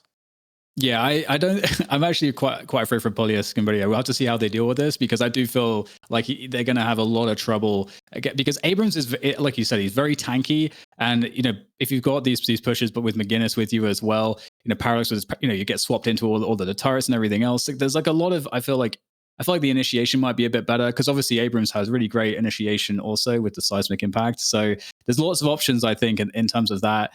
And race initiation also with her ult isn't too shabby. And in terms of that on the other side, you got Lash. Lash is kind of a hard initiation with the Death Slam. But other than that, the question for me is, where are they going to find the picks? Like, if we get into that kind of roaming and mid phase of the game, where are the picks going to come from? Is my question. That's a great point. How are you forcing fights? We're going to be jumping into the game in just a moment. Abrams also, like, he gets weapon damage when he hits that shoulder charge at max level as well. So, like, you can build tanky and still be a bit of a hard hitter in your own right here. So we'll catch up with DDK after the game. We're heading into our second game of Buff Enjoyers versus POJILAYA SKUMBRIYA. And now, of course, they're going to be on the blue side. The Sapphire side, Ember side is your Buff Enjoyers, this time with Abrams in tow, Jason. Well, you know what, Uber, you can't be the esports caster of the year if you can't fit in that name into a rap god moment. I'm just saying. But we are seeing, okay, so the Abrams going to be coming up against the Pocket on the left solo. We have the Wraith up against Yamato on the right solo. And then we're seeing the Paradox and the Geist. So, actually, wait. Okay, sorry. I thought we had, for some reason, a gank already happened on the right duo. But no, so we're going to see pretty standard here, play off the bat. We did see Buff Enjoyers really dominate the left dual lane in the last match. And we already do have an elimination coming in. Abrams, Ballistic, able to take down together on the Pocket. That's not a good sign. You do not want to fall behind in Abrams. That is so early as well. And it may have been off like a shoulder charge connection. It gives you just such a huge advantage in that fight. But in general, like, Pocket needs to get that damage amp off of the barrage. Otherwise, he doesn't really want to be fighting. Again, he wants to fight on his own terms. So that's not good. Not a great sign, losing out in that engagement. Of course, he's already going to be back in lane here, but is already falling behind drastically in souls. Yeah, you saw Listic try to push the lane extremely quickly, right? Deny some of these minions up against the tower. He's going to go back and buy. He's going to pick up, obviously, one of these 500 items. I wonder, though, if he's going to be able to continue this pressure onto Together, because if he does, well, that's going to be a tough time. And I believe we can see HYDRA go down. Sorry, I mean, that is ridiculous. Just the Essence Bomb spam from the Geist in that lane, plus the damage from KLS. This is a much rougher start for POJILAYA SKUMBRIYA than we saw on that previous map. Look at the far left solo lane. You can see Listic shoving that in with a 600 soul lead, which this part of the game is definitely significant. Took a lot of damage there. Finally, I see we get some life from Together here, and well, it will be 1-for-1 in that solo lane. And again, a little bit too cocky there. Unfortunately, Together, a good pullback for them that he honestly desperately needed too. He's going to pick up 2 500 items here off the back of that one. I do kind of worry, though, for the dual lanes, how things are going to play out here with the early elimination onto HYDRA. And I believe Sunset was playing the Pocket last game. Now he's playing the Mirage. And Together was playing the Yamato last game, but he's on the Pocket, and Tass is going to be on the Yamato. Yep. So I wonder if he's going to have the same impact that Together had in that matchup up against Zergy. Yeah, or at least Together was looking pretty healthy soul-wise. I mean, they were like, that Yamato was one of the most frightening prospects. He was the strongest lane, for sure. Yeah, 100%. Kind of talked about that, Wraith needs a little bit of time to get going, to sort of build up. Doing okay in farm, but definitely behind a little bit here. All going to get thrown up. You see, heading over to that right side lane here. Oh, Together. So even with the early elimination, Mitch, Listic's still being forced back now. Together's getting free reign over this lane, which make it extremely hard for him to get back into this one, for Listic in particular. So I like the little bounce back. When I play solo lanes, I get so tilted, which is why I don't like playing solo lanes. And when I die once, it's really important here for Listic to really not fall too far behind, but more importantly, not really give Together any more of a lead that he's going to have. Yeah, right now, Together has the free reign in that lane. Also has caught up comfortably on Listic's soul total in general. Shoulder charge, no connect, actually used for the escape here, but there's no way you're getting away. Now Together is starting to get the engagements that they're looking for. His barrage connections here make it very, very hard for Abrams to stand up against that Pocket. Yeah, the damage amp is just insane, and Together's going to have ultimate too, so I wonder if he's going to show some signs into the other lanes. We can see KLS has already started to rotate over towards that left-hand solo lane. He doesn't quite have ultimate just yet, but he still might look for the catch either way. The first ultimate online, that's the Affliction of Together, getting to that 3k soul threshold. KLS here trying to intervene on this far side lane here. Maybe even initiating a swap, we'll see. They're trying to get that Pocket out of the way now that they've hit 3k. Nice slam there for Xenia. Finally, Dimov actually getting something done in this lane after that early kill that Buff and Joyous took. Yeah, POJILAYA, this is smart. They saw that KLS left, and they're like, all right, let's go for the fight. We know we have this easy onto Dimov here. So a good little take to pull things back. 3k lead. In the last game, it was pretty damn even for a majority of the game. I think the biggest lead we saw was like 3-4k, but that was like after a mid boss and after a one team fight. So a really strong start. But again, for me, it's all about how is Together going to take the advantage he's been able to build up in his lane and help snowball his team into a victory. And it's going to be tough because him ganking onto that left dual lane, I mean, it should be doable, but I'm just curious in what route he's going to be able to pull it off. And is he still going to be able to deny Listic some farm here? I mean, he has his guard to go back to, and Listic doesn't. Listic just a couple of creeps away from ult. Managed to pick it up here. It's getting a little bit messy now. Together going to pop the Affliction, but going to get Seismic slammed on. Tries to use the Enchanter Satchel to avoid the impact damage of the Abrams. And Listic might have to opt out of this fight. Together, though, still wants to take it. They're both low. One shot in the chamber for this Abrams, but that Affliction is going to work them down to 1 HP. They're trying to find the elimination, but Together comes out of nowhere. That is beautifully played. Lovely little pocket tech there, and the emergence from the suitcase to get the kill. I mean, he just had to wait. He had to buy time for the Affliction to really pick down some damage. You can see Dimov going extremely deep here, trying to pick up an elimination, but he's actually going to be picked off himself as he does get HYDRA for his trouble. He pops the ult. He swaps the health, and now Lash is low. Oh, KLS turns up now. They're going to be too much for Xenia to deal with. Again, the Lady Geist Dimov turning that fight on its head, and that's Buff and Joy is a little bit later to get in those ultimates. This could be a little bit problematic. We see some pressure down on this turret, but Together going to get swapped out of the way, forced to try and jump back to safety, and actually picked up KLS. This could be a 2v1 here, and yes, with now some help at least coming, HYDRA just in the nick of time.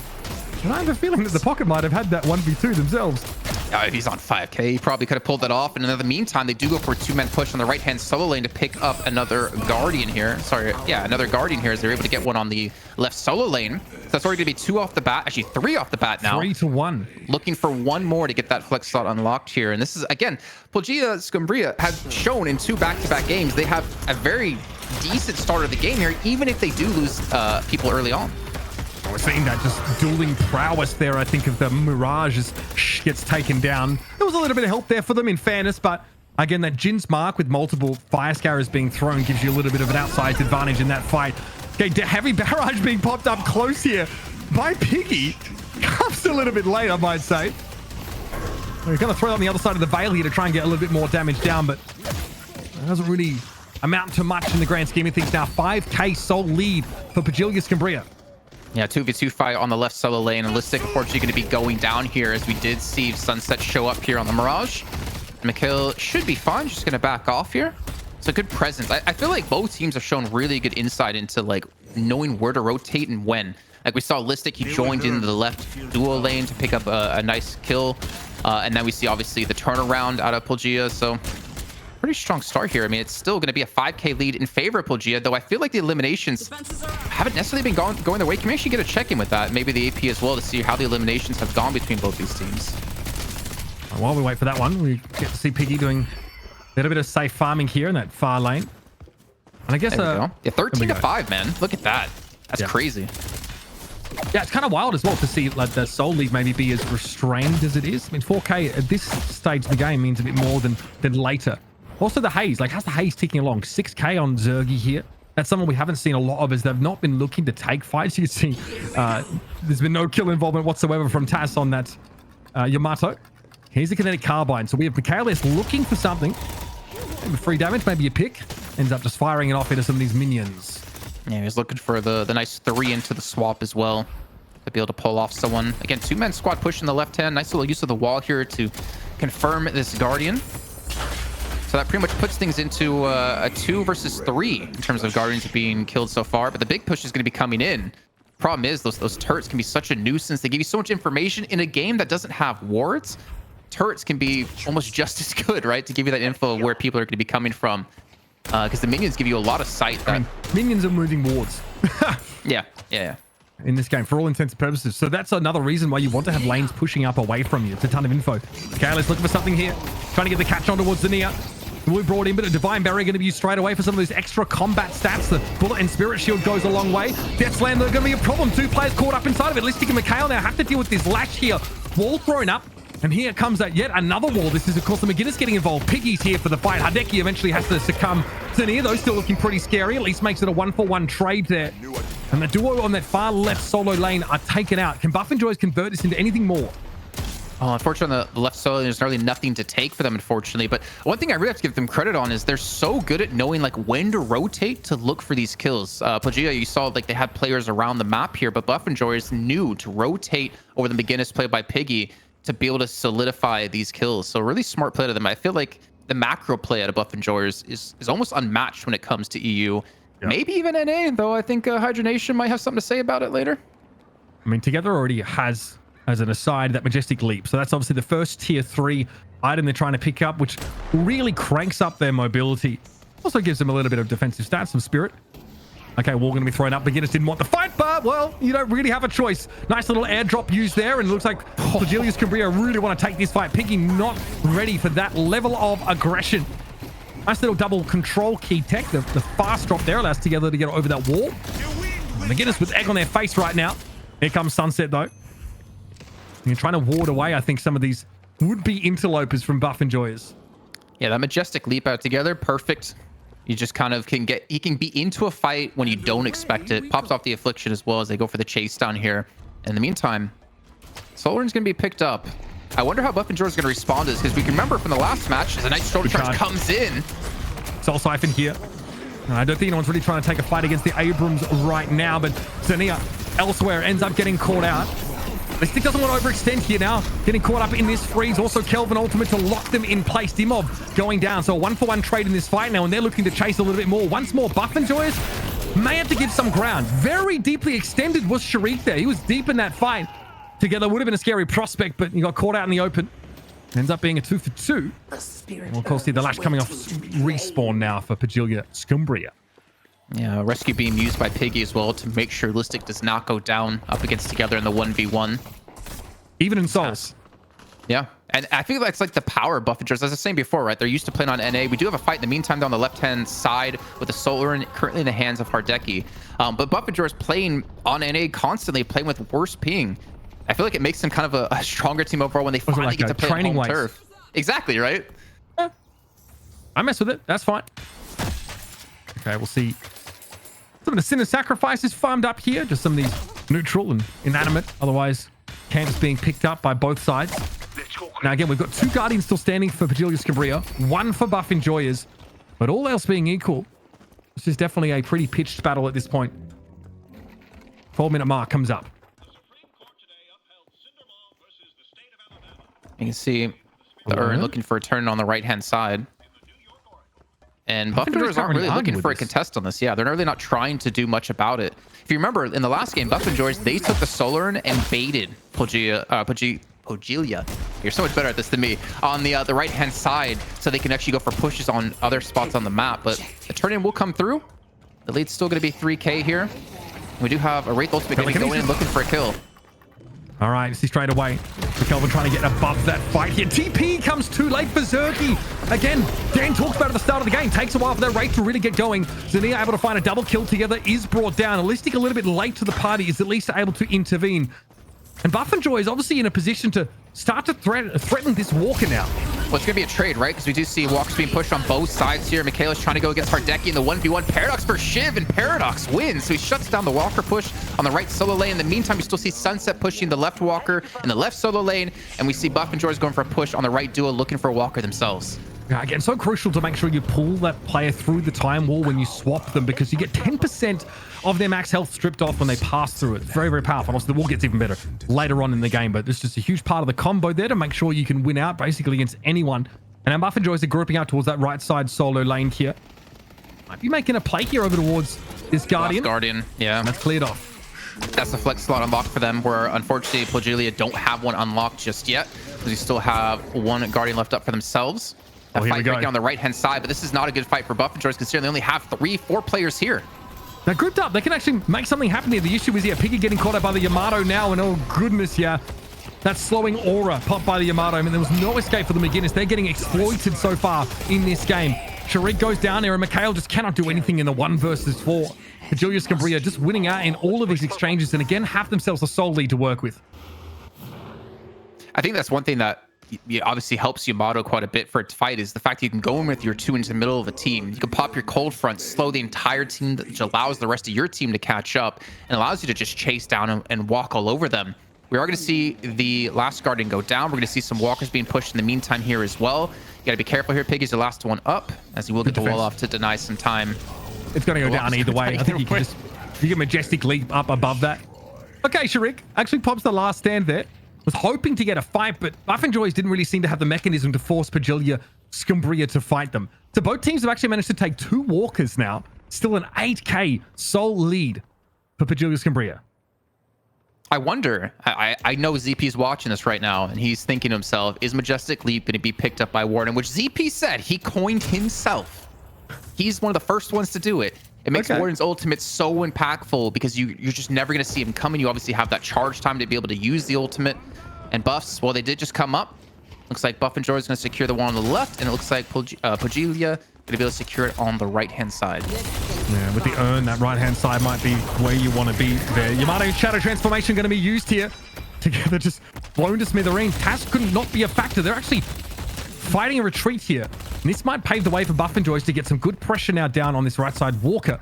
But they might just value the Urn a little higher. With the map control they've gotten on that left side duo lane, looks like they'll maybe use that as a staging ground to get this in. I think they should be able to. You can see no one really positioned to stop this, but obviously Michaelis is taking his time to get there. Taking a look at the pocket, though, obviously had a very strong laning phase, even though he did go down first up against Listic on the Abrams. But obviously Curse, it's a lot of money to buy, right? 6,200 souls to be able to pick up here. So I wonder, can Together still have impact later into this match if it continues to drag out?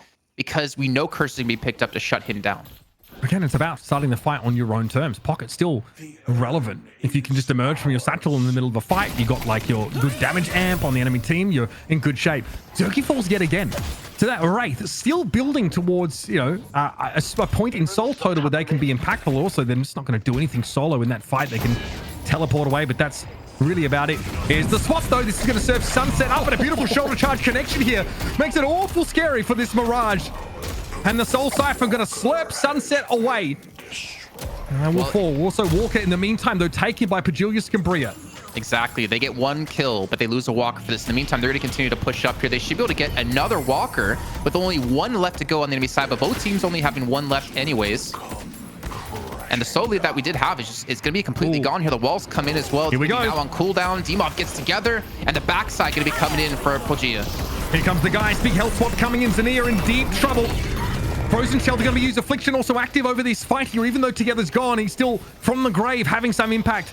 Last stand here means you really can't stand and fight Sharik. It has to be a disengage rather from POJILAYA SKUMBRIYA. But in the meantime, HYDRA looks like they're chasing this Warden down into the distance. Yep, fully raged up and ready to go. POJILAYA SKUMBRIYA, huge fight win for them. Fantastic fight for them to win too. The problem is there's so many of these creeps pushed into their side of the map that they really can't turn this off or into anything in terms of like the last Walker. But instead they're to head towards middle, which they should be able to secure here. You can see Wraith, played by Zergy, going to be pushing the right hand side, looking for that last Walker, but he's going to be swarmed by two players, so he should fall from this one. The question is, can they get the mid with Piggy here, just trying to get some information? He's actually behind them. I don't know if they know about this. Awfully hard to steal this wall. Going to be thrown up. Piggy trying to go. Oh, Piggy steals the mid boss. Oh, that's so brutal. Rejuvenated going over to Buffy Joys and Zergy laughing all the way. Piggy rather laughing all the way to the bank. Yo, I'd be so mad. I don't know how. Livid. That wall, obviously, like if that wall is fully maxed out, I'm not sure for Piggy yet. It applies a stun, so it gives you a window to get in there and slap that Rejuvenated for yourself. I have to confirm on whether that was how Piggy was able to do it. Otherwise, it's even more ridiculous.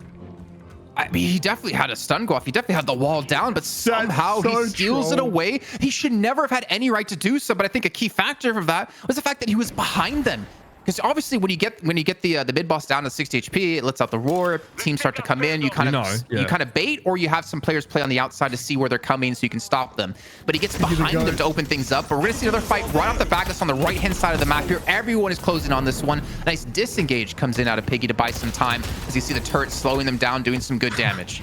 Yeah, that wall definitely maxed. That is ridiculous. Okay, multi-telekinesis coming up here. A lot of POJILAYA SKUMBRIYA are going to be held aloft right now, but Zania cannot hang. And again, last stand is active right now. That Warden's looking awful scary. The chase down on HYDRA, he had nowhere to go. Let's able to find two kills, and one of them being the KLS is pretty big, but there's a lot of damage left in reserve here for Buff Enjoyers. They've got Zergy still active. Dimov is also here. Great damage. The pressure here from the Warden is extreme. Rescue Beam as well used just to make sure he's topped up and ready to go. And once again, Buff Enjoys, they do this every time. They find this big team fight late into the game, and they're going to look to snowball it now. You really have to give some credit to Sharik or Shush, or as you're seeing him at the moment. The one ability out of him reduces the damage the enemies do. I think it's by like 35% if I'm not mistaken. And that can be so impactful in a team that's looking for some really quick picks, which I believe that POJILAYA is looking for here. They're going to take down some base guardians. I wonder if they're going to continue to push here, because obviously they still have the Rejuvenator on 3 players. The lanes are going to be starting to push for them as well, which they're obviously at the clean up the left solo lane. But you have to be careful here. You don't want to go out as POJILAYA, get eliminated again, and then lose even more of your base. That was devastating. Look at the swing of souls as a result of that fight.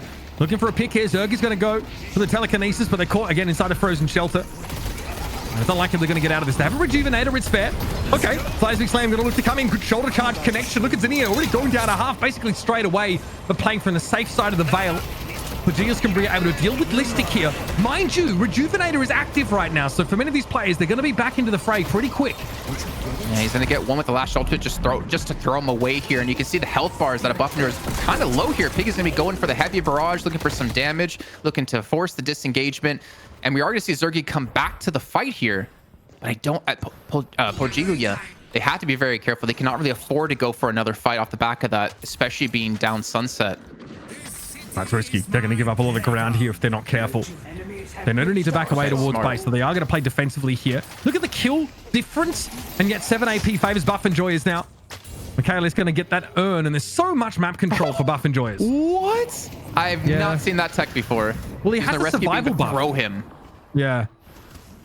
Okay, that's a pretty quick solar in right there. There's only a few heroes can do that a little bit quicker, Ivy being one of them. So he's going to be able to secure this one. Again, some more souls going to their side. And he has obviously leveled up his 3 first. He's going for his 2 second. I mean, he's got, sorry, his 3 isn't max level. It's his 2 and his 4 that are max at the moment. Well, again, because you want, I think, the silence as well and the other effects on people that pass through that wall. It just, again, makes it impossible. If you pick someone off with the swap, they are cooked. Well, the buffs have been picked up by buff enjoyers. They got both on the left and the right-hand side. So we're definitely going to be looking for a fight here. And again, Piggy, as you saw, I believe, actually, it was Liz in the last game on the Dynamo, looking for some info up here. I don't know the range on those turrets, to be completely honest with you. I don't know if they can actually shoot people down there, but if anything, it still can kind of act as a ward for you. Yeah, 25-meter in-game attack range, so actually pretty decent. Also, it gets increased when you have the second level. I think you get an extra 10 meters of attack range on it, so those turrets actually can cover quite some ground. They're definitely looking for a pick here. You can see they're trying to play very careful. Again, they also have some, I think, timings on the enemy jungle, because when they left earlier on, after getting mid-boss and pushing the base, they were able to clean up quite a few of those, which is where they've been able to get such a massive soul lead. Taz here again, the recipient of most of the souls. This build looking pretty similar to what we've seen before. Is that the cold front, though? There's the one adaptation or adjustment. Zergy now getting close to 30k souls. This Wraith has to be an absolute menace. Also, like, Geist getting a lot of those resources going their way. Buff and Joy is really about to get some of their heaviest hitters online. I'm about to start to walk into some of those big T4 pickups too. I don't really hate the return fire either. We did see picked up at a TAS. I know it's been getting quite popular, actually, because of the fact that you can just have people kind of kill themselves. It gives you health. It gives you spirit power as well. So if you're a spirit character, sorry, spirit hero, that really works out for you well too. I mean, they have a McGinnis and they have a Wraith. So those are already 2 heroes that you do extremely well against with that in particular. Yeah. It also like has built-in bullet resist as well, right? So against like these heroes that like are trying to make their gun pretty powerful. What is it, like blade mail? Is that what we used to call it back in League? Like just returning that damage when you get shot. Thorn mail. Thorn mail. There you go. Yeah. Oh god, that's a throwback to 12 years ago. Yeah. Well, we are reminding people how old we are, for God's sake. I mean, you're younger than me at least. Yeah, you're actually pretty decrepit, honestly. That's crazy. Barrage there thrown out just for some poke fly together. I don't think they were ever expecting to get into an engagement, but if they did, the amp would have been nice. And we're controlling mid here as Buff enjoys. 23 minutes 45 now, and that lead is pretty significant here, but Listic, tanky as he is, still doesn't want to get caught out on his own entirely. Death Slam, hard to see if there's a big purchase, big connection from that one. Shoulder charge should get this Abrams out of the way. But telekinesis is going to be used here by Zergy. They want to fight, and finally we see the Wraith get involved together, just vaporizes. Yeah, the silence cliff coming up big. I mean, if you can't afford a curse, which is obviously a big investment, the silence works just as well. And Apak is able to burst him down off the back of that telekinesis. Now they're on the push. They were being so respectful to POJILAYA SKUMBRIYA, and now they're on the get-go. They're looking for more than this. There's no mid to take just yet, and they're looking for some more kills here. But you can see POJILAYA immediately heading back towards base, except it looks like maybe this one player, the Lash, Zania, might be caught out. I mean, the grenade there from the Warden was a pretty big part of the pick. There's no way Zania is getting out. As mobile as Lash is, POJILAYA SKUMBRIYA are in deep trouble right now. They are fighting back within their own base. Buff and Joy is hitting a lot of these pretty big power spikes, but we're early enough in the game at 24 minutes that these tier 4 items aren't even really that big a part of it.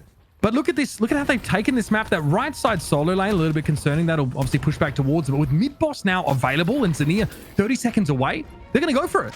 I don't know if they're going to commit to it. With Zenia down, right? You don't have that Lash ultimate to throw you out of the pit. They're trying to bait them in. They want to force fights, but they don't want to be the one to necessarily like go for a head-on-head charge. They want to catch them out in a bad position, use that wall out of Piggy to his advantage. They will take down. They'll have the potential to pick their Rejuvenator. In the meantime, there's a fight on the top side, so we could see it still. They all drop down below, but they're stuck in the frozen shelter. The wall comes in, and Zergy's going to lock it down.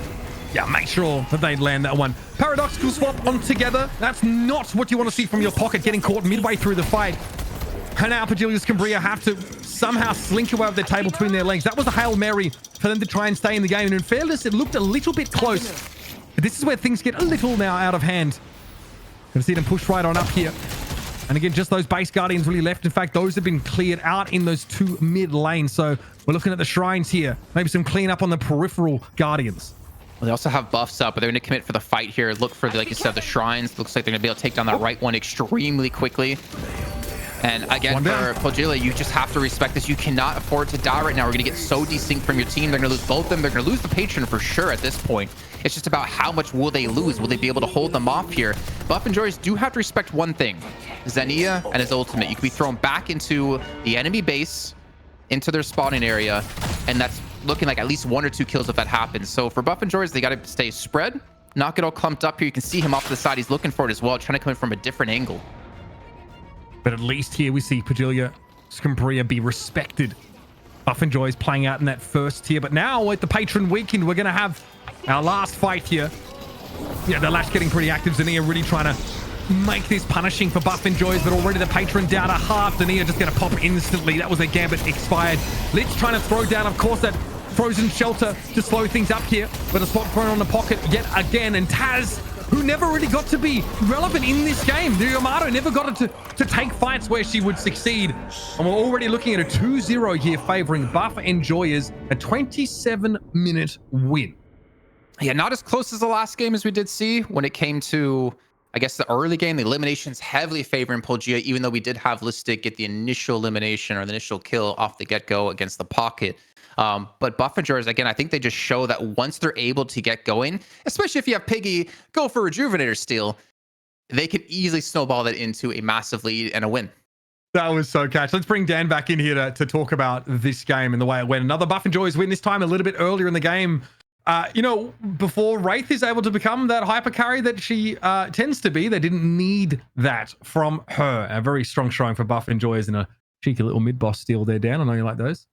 Yeah, absolutely. Yeah, you love to see that. And it's interesting because I felt like Buff and Joyous definitely, they had their struggles in this one. It was pretty close for quite some time. It seemed to be the case that a lot of the pushes that seem really strong on paper, we were talking about it, they have issues when they have to disengage. And I was thinking about it, like, hang on, yeah. If you think about every single hero on the other team, like, you know, Mirage and Kelvin and Shiv and Yamato, like, you have so much, you know, hot pursuit potential where they can just destroy you as you're disengaging.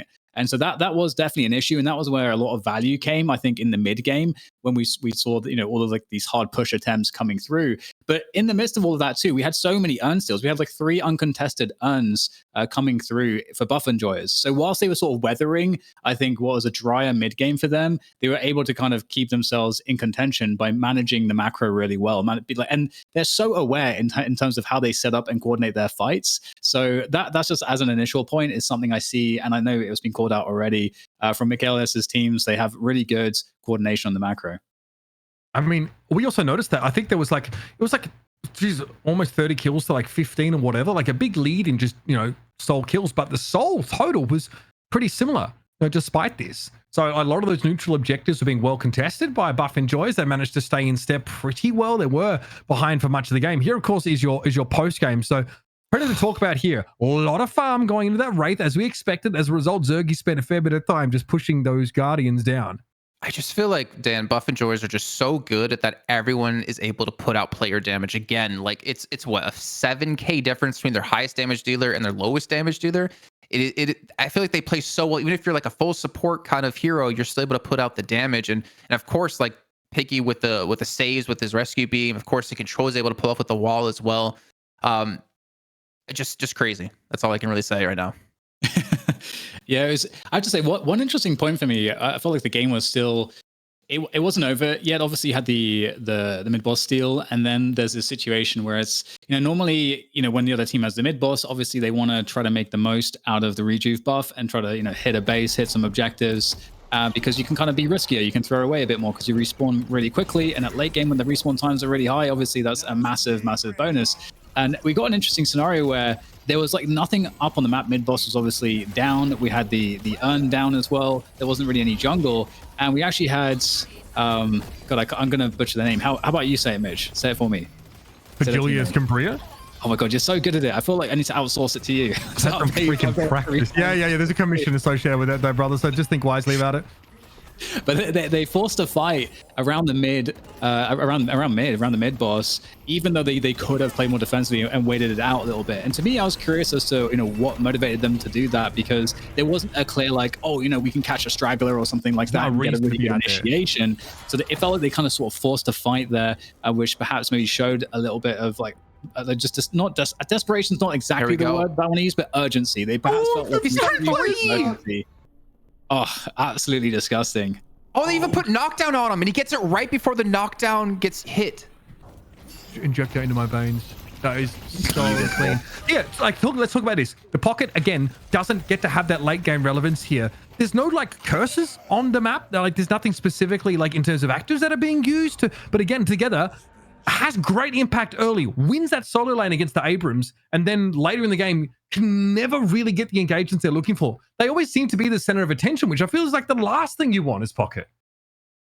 Yeah, I mean, the thing with Pocket too is that obviously he does an enormous amount of damage, but everyone is really tanky on this team, and they had so much sustain to be able to weather some of that. And Pocket is a burst damage hero. Like you need to get in there. You're going to get a damage amp. You're going to get the cloak in there, and you get the satchel in there, and you get all this burst damage. And when those items are on cooldown, when the abilities are on cooldown, Pocket's not going to be able to do as much in the fight. And I think they had such an amazing amount of sustain that was also kind of an issue to get Pocket to be more relevant in some of those fights.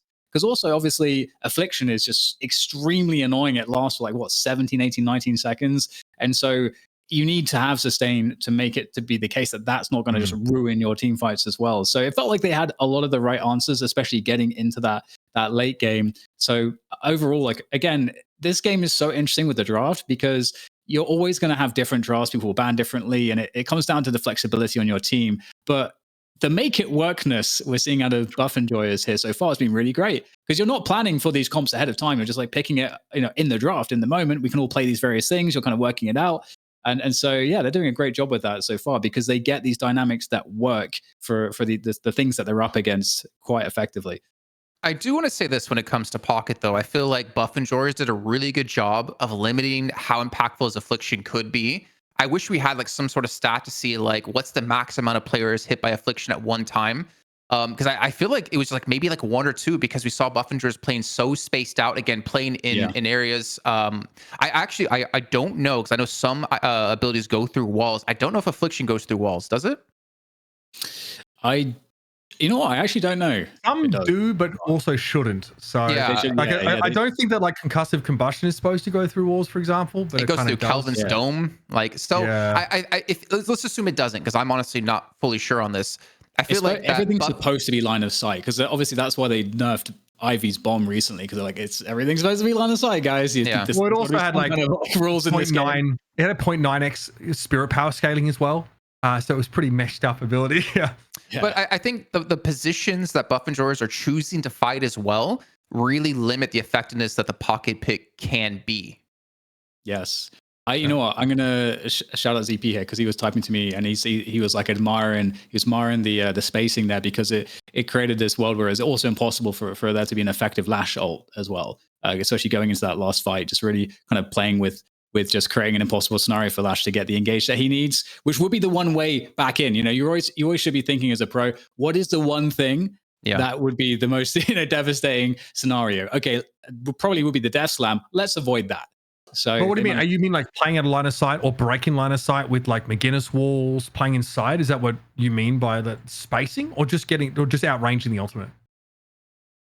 I think in terms of the spacing, like basically, you need line of sight and also range. So making sure that you're playing outside of that, and it can't be the case that multiple players can get hit with that Death Slam essentially.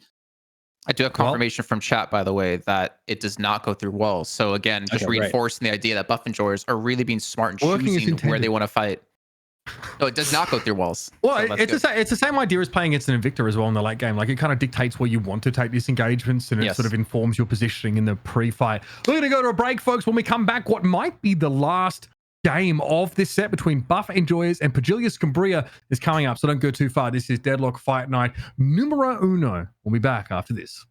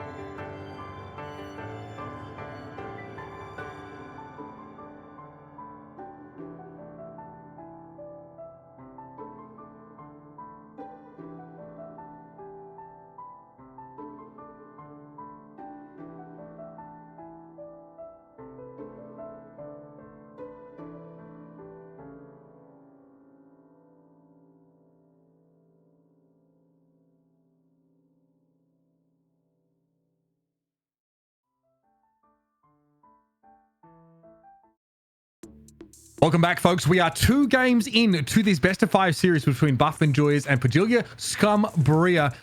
A quicker game in that second matchup, Jason. We got to talk with Dan a bunch about it. We never really got to like that, the part of the game where like those tier 4 items were relevant because Buff and Joyers were too clean. They got it out of the way quickly.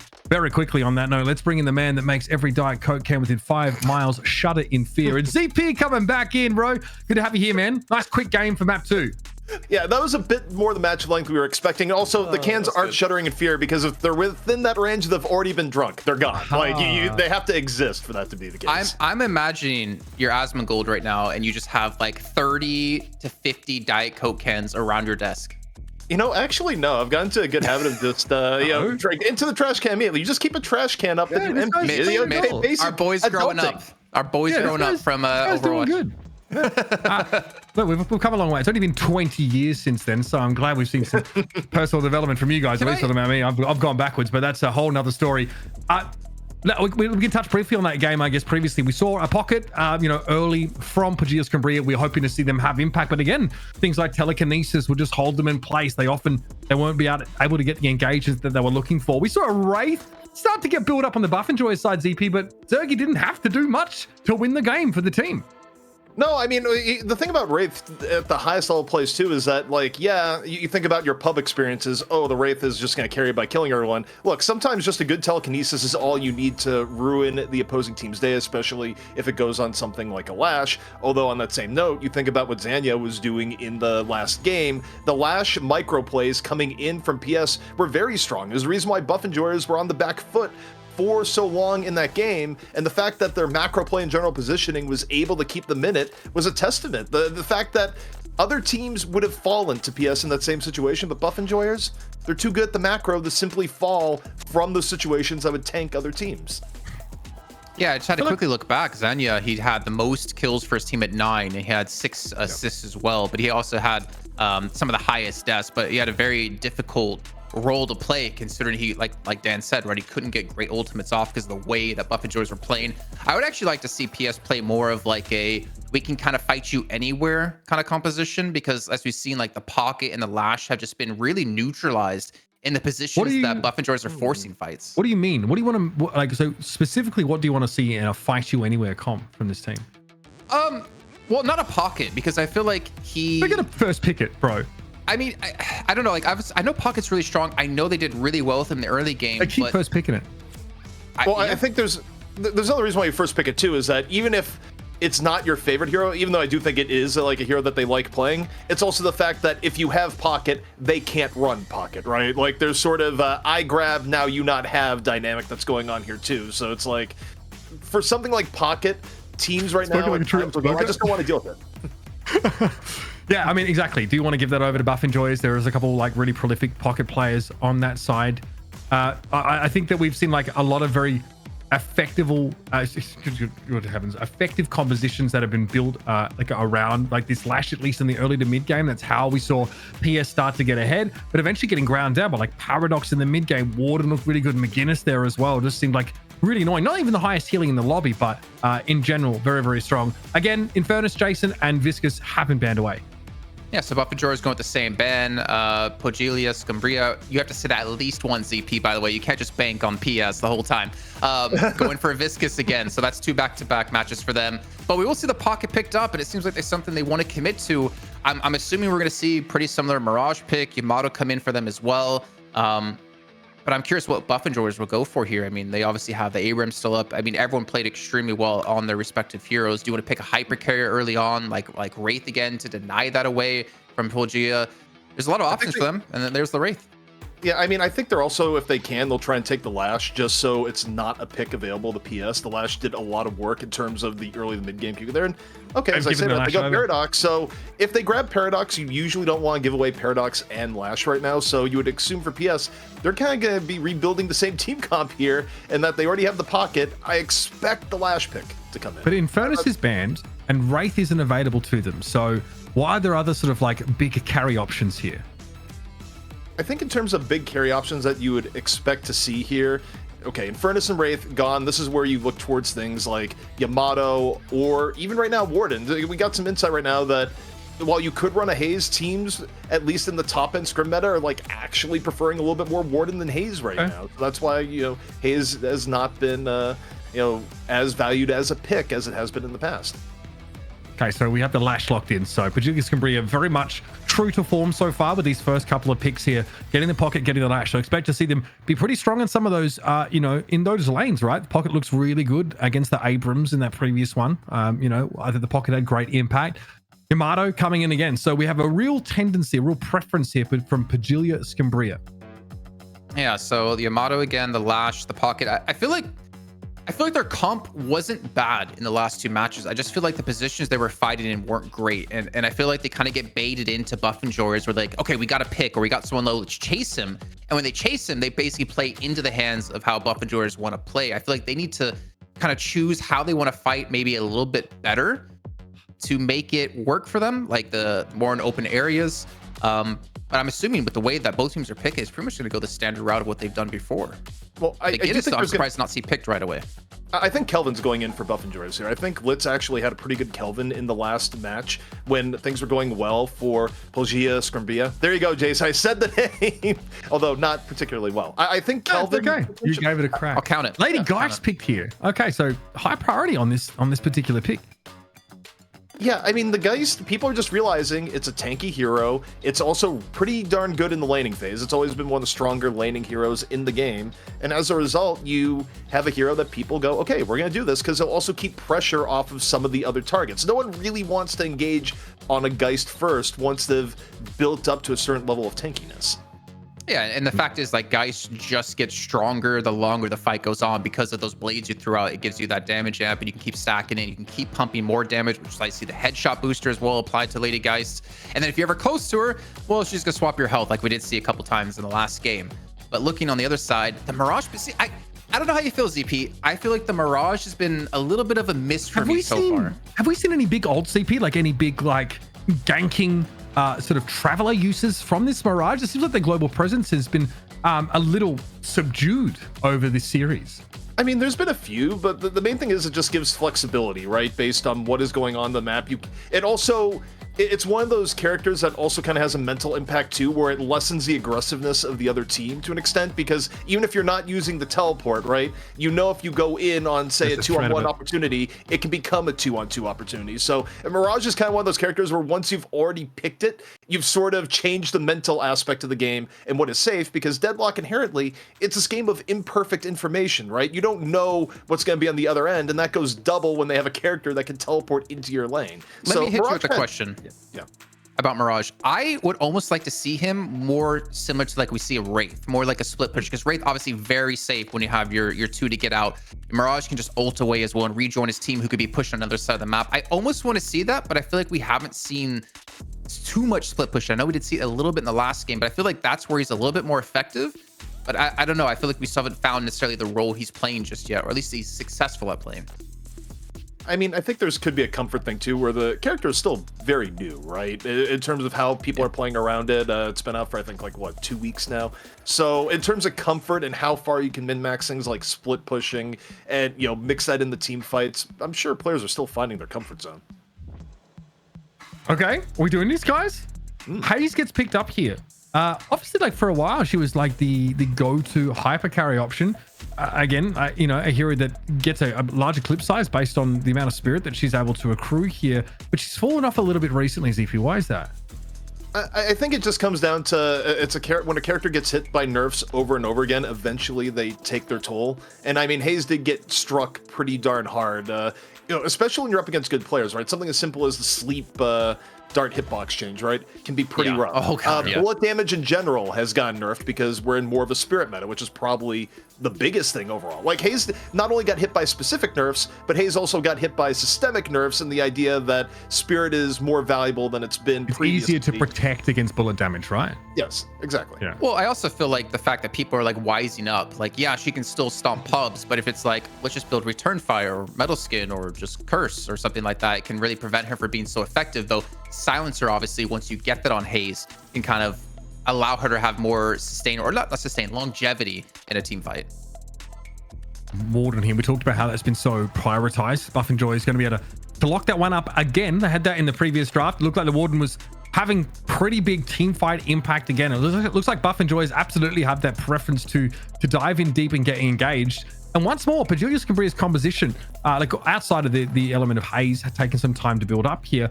They've got good early pressure, good global presence, high mobility, the ability to sort of turn up anywhere. But we've noticed their game tends to fall apart once Buff and Joyous get to a certain threshold. They can be behind by 10k souls, and all of a sudden Buff and Joyous get a good fight win, a mid-boss transition, and then all of a sudden the game snowballs out of control. I'm assuming this is most likely going to be a McGinnis coming in for Buff and Joyous here for the last pick to counter with the Kelvin. Also gives you the pick potential since you can wall them off. Yeah, McGinnis would make sense. I think the interesting thing to me in terms of how the draft has evolved even within the series is the fact that the characters that tend to play a little bit more supporty right now in the pro scene are getting picked later and later in the draft within the specific series. And yeah, the McGinnis comes out, Jason, as you mentioned. I thought, honestly, the Kelvin would have been picked earlier by PS just because you wouldn't want the other team to grab it because they played well with Kelvin. Both teams have played well with Kelvin. Why give up that tool? But both teams felt comfortable enough that they saved those picks for the very last. I think they're putting more of their value on like the brawler kind of heroes at the moment, you know, like Lash, Yamato, Mirage, where you have Paradox Lady guys. Well, maybe Paradox not so brawlery, but putting more impact on like playmakers. Mystic Reverb, cold front heroes, you know, being able to slow, create picks. But again, like this team's ability to like get those picks and set up those like ideal team fights still is as questionable as I feel like it has been over the last couple of drafts. They seem really good skirmishers. This team seems like they're great skirmishers, but when it's all in, when you've got to pile in and sort of win this large scale team fight, it seems like that's where they've been losing out. Yeah, I think the interesting thing for me when you look at how these fights have gone is that, you know, PS have been very, very close. I mean, these have been two games where Buff and Joyous have had to come back from behind. It's just how often can PS actually get the full definitive team fight with how Buff and Joyous are playing, and it's pretty difficult. They did get it in the last map where they did at one point go up 4-1 or like 4-0. So they have it in them, but it's keeping that level of consistency up the entire match when they have the advantage. And Buff and Joyous so far, they've kind of shown an almost otherworldly ability to come back when behind that most teams right now in Deadlock don't. Most teams will just roll over and die when you get that far ahead. So I want to open this up to the floor really quickly. Okay. If POJILAYA SKUMBRIYA are going to get an early advantage, how do you want to see them snowball that into a game win as opposed to letting it fall by the wayside like we've seen? I think objectives. I think if you're going to fight around a walker, you have a giant open area which can allow the Lash to get a multiple grab or get Pocket to get multiple afflictions. I feel like a lot of the fighting we've seen these last two matches have been mostly in the jungle, where they're chasing Buff and Joyous to catch them, and then they get turned on. I would like to see them maybe try to force objective fights and then snowball off of that. Yeah, I generally agree with Jason there. I think it's difficult with how Buff and Joyous play, but you have to sort of crack the puzzle, right? Figure out how, when you are up, 20, 30K, that's when you want a team fight. And the problem is that Buff and Joyous will either avoid certain areas where you try and bait them in. They might sacrifice a walker, they might sacrifice Urn, and they're willing to go, okay, you'll grab Urn here. That happened at one point in the previous series. It's like, well, why would they not contest? It's just like, well, at this point, they just don't feel the conditions are good, and giving up Urn was better than losing a full team fight. So the fact that Buff and Joyous makes these sacrifices makes finding that window of opportunity difficult. Well, it's time to jump into our third game of this series, folks, and it might be the last chance for POJILAYA SKUMBRIYA. The spelling of it changes each screen. It's crazy.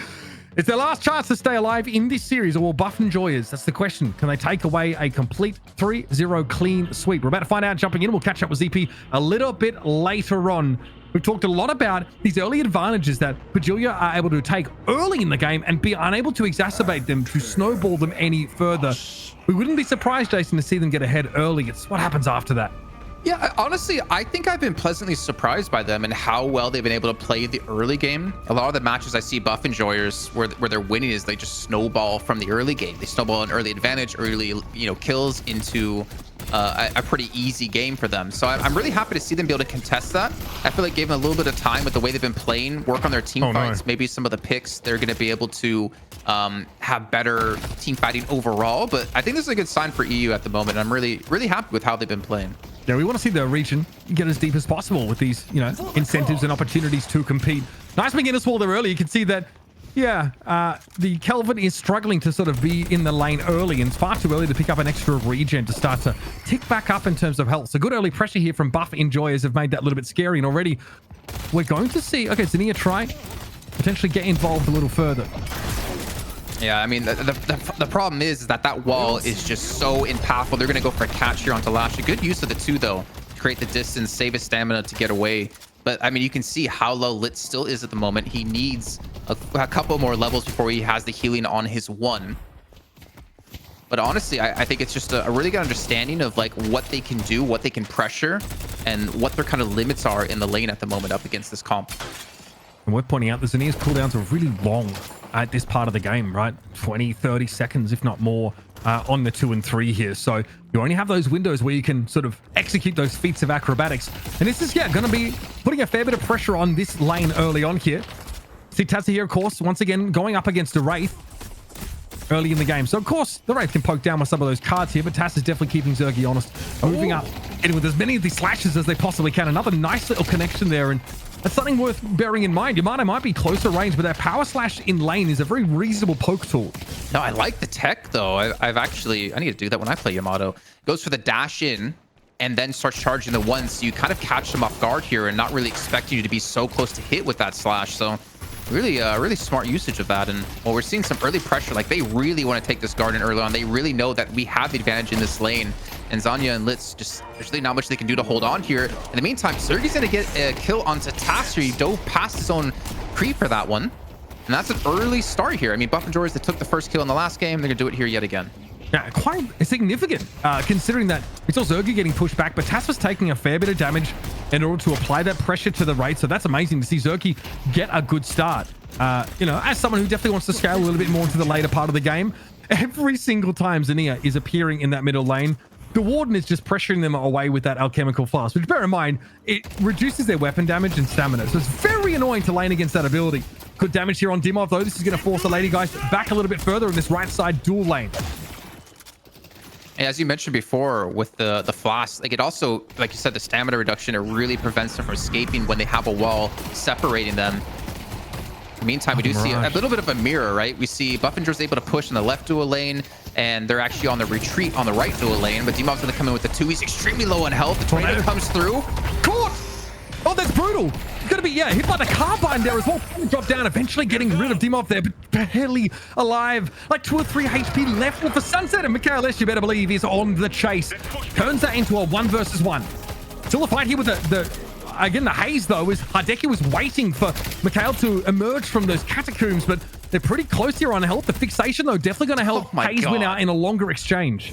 See, okay, movement is one of the most important things, I would say, in this game. Obviously, having a macro-oriented mindset when it comes to how the game plays out, but movement you saw right there out of Mikhail S was so phenomenal. Being able to chase, be more effective with your stamina, and you can't run away from that person. So it's really well used out of him as well. Here you can saw the backward slide as well. I feel like people really underestimate how important it is to slide. We do see the heavy barrage coming in.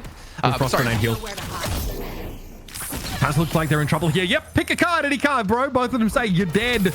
Nice little moment there, and this is a good example of what happens when, you know, a big carry can start to get ahead early.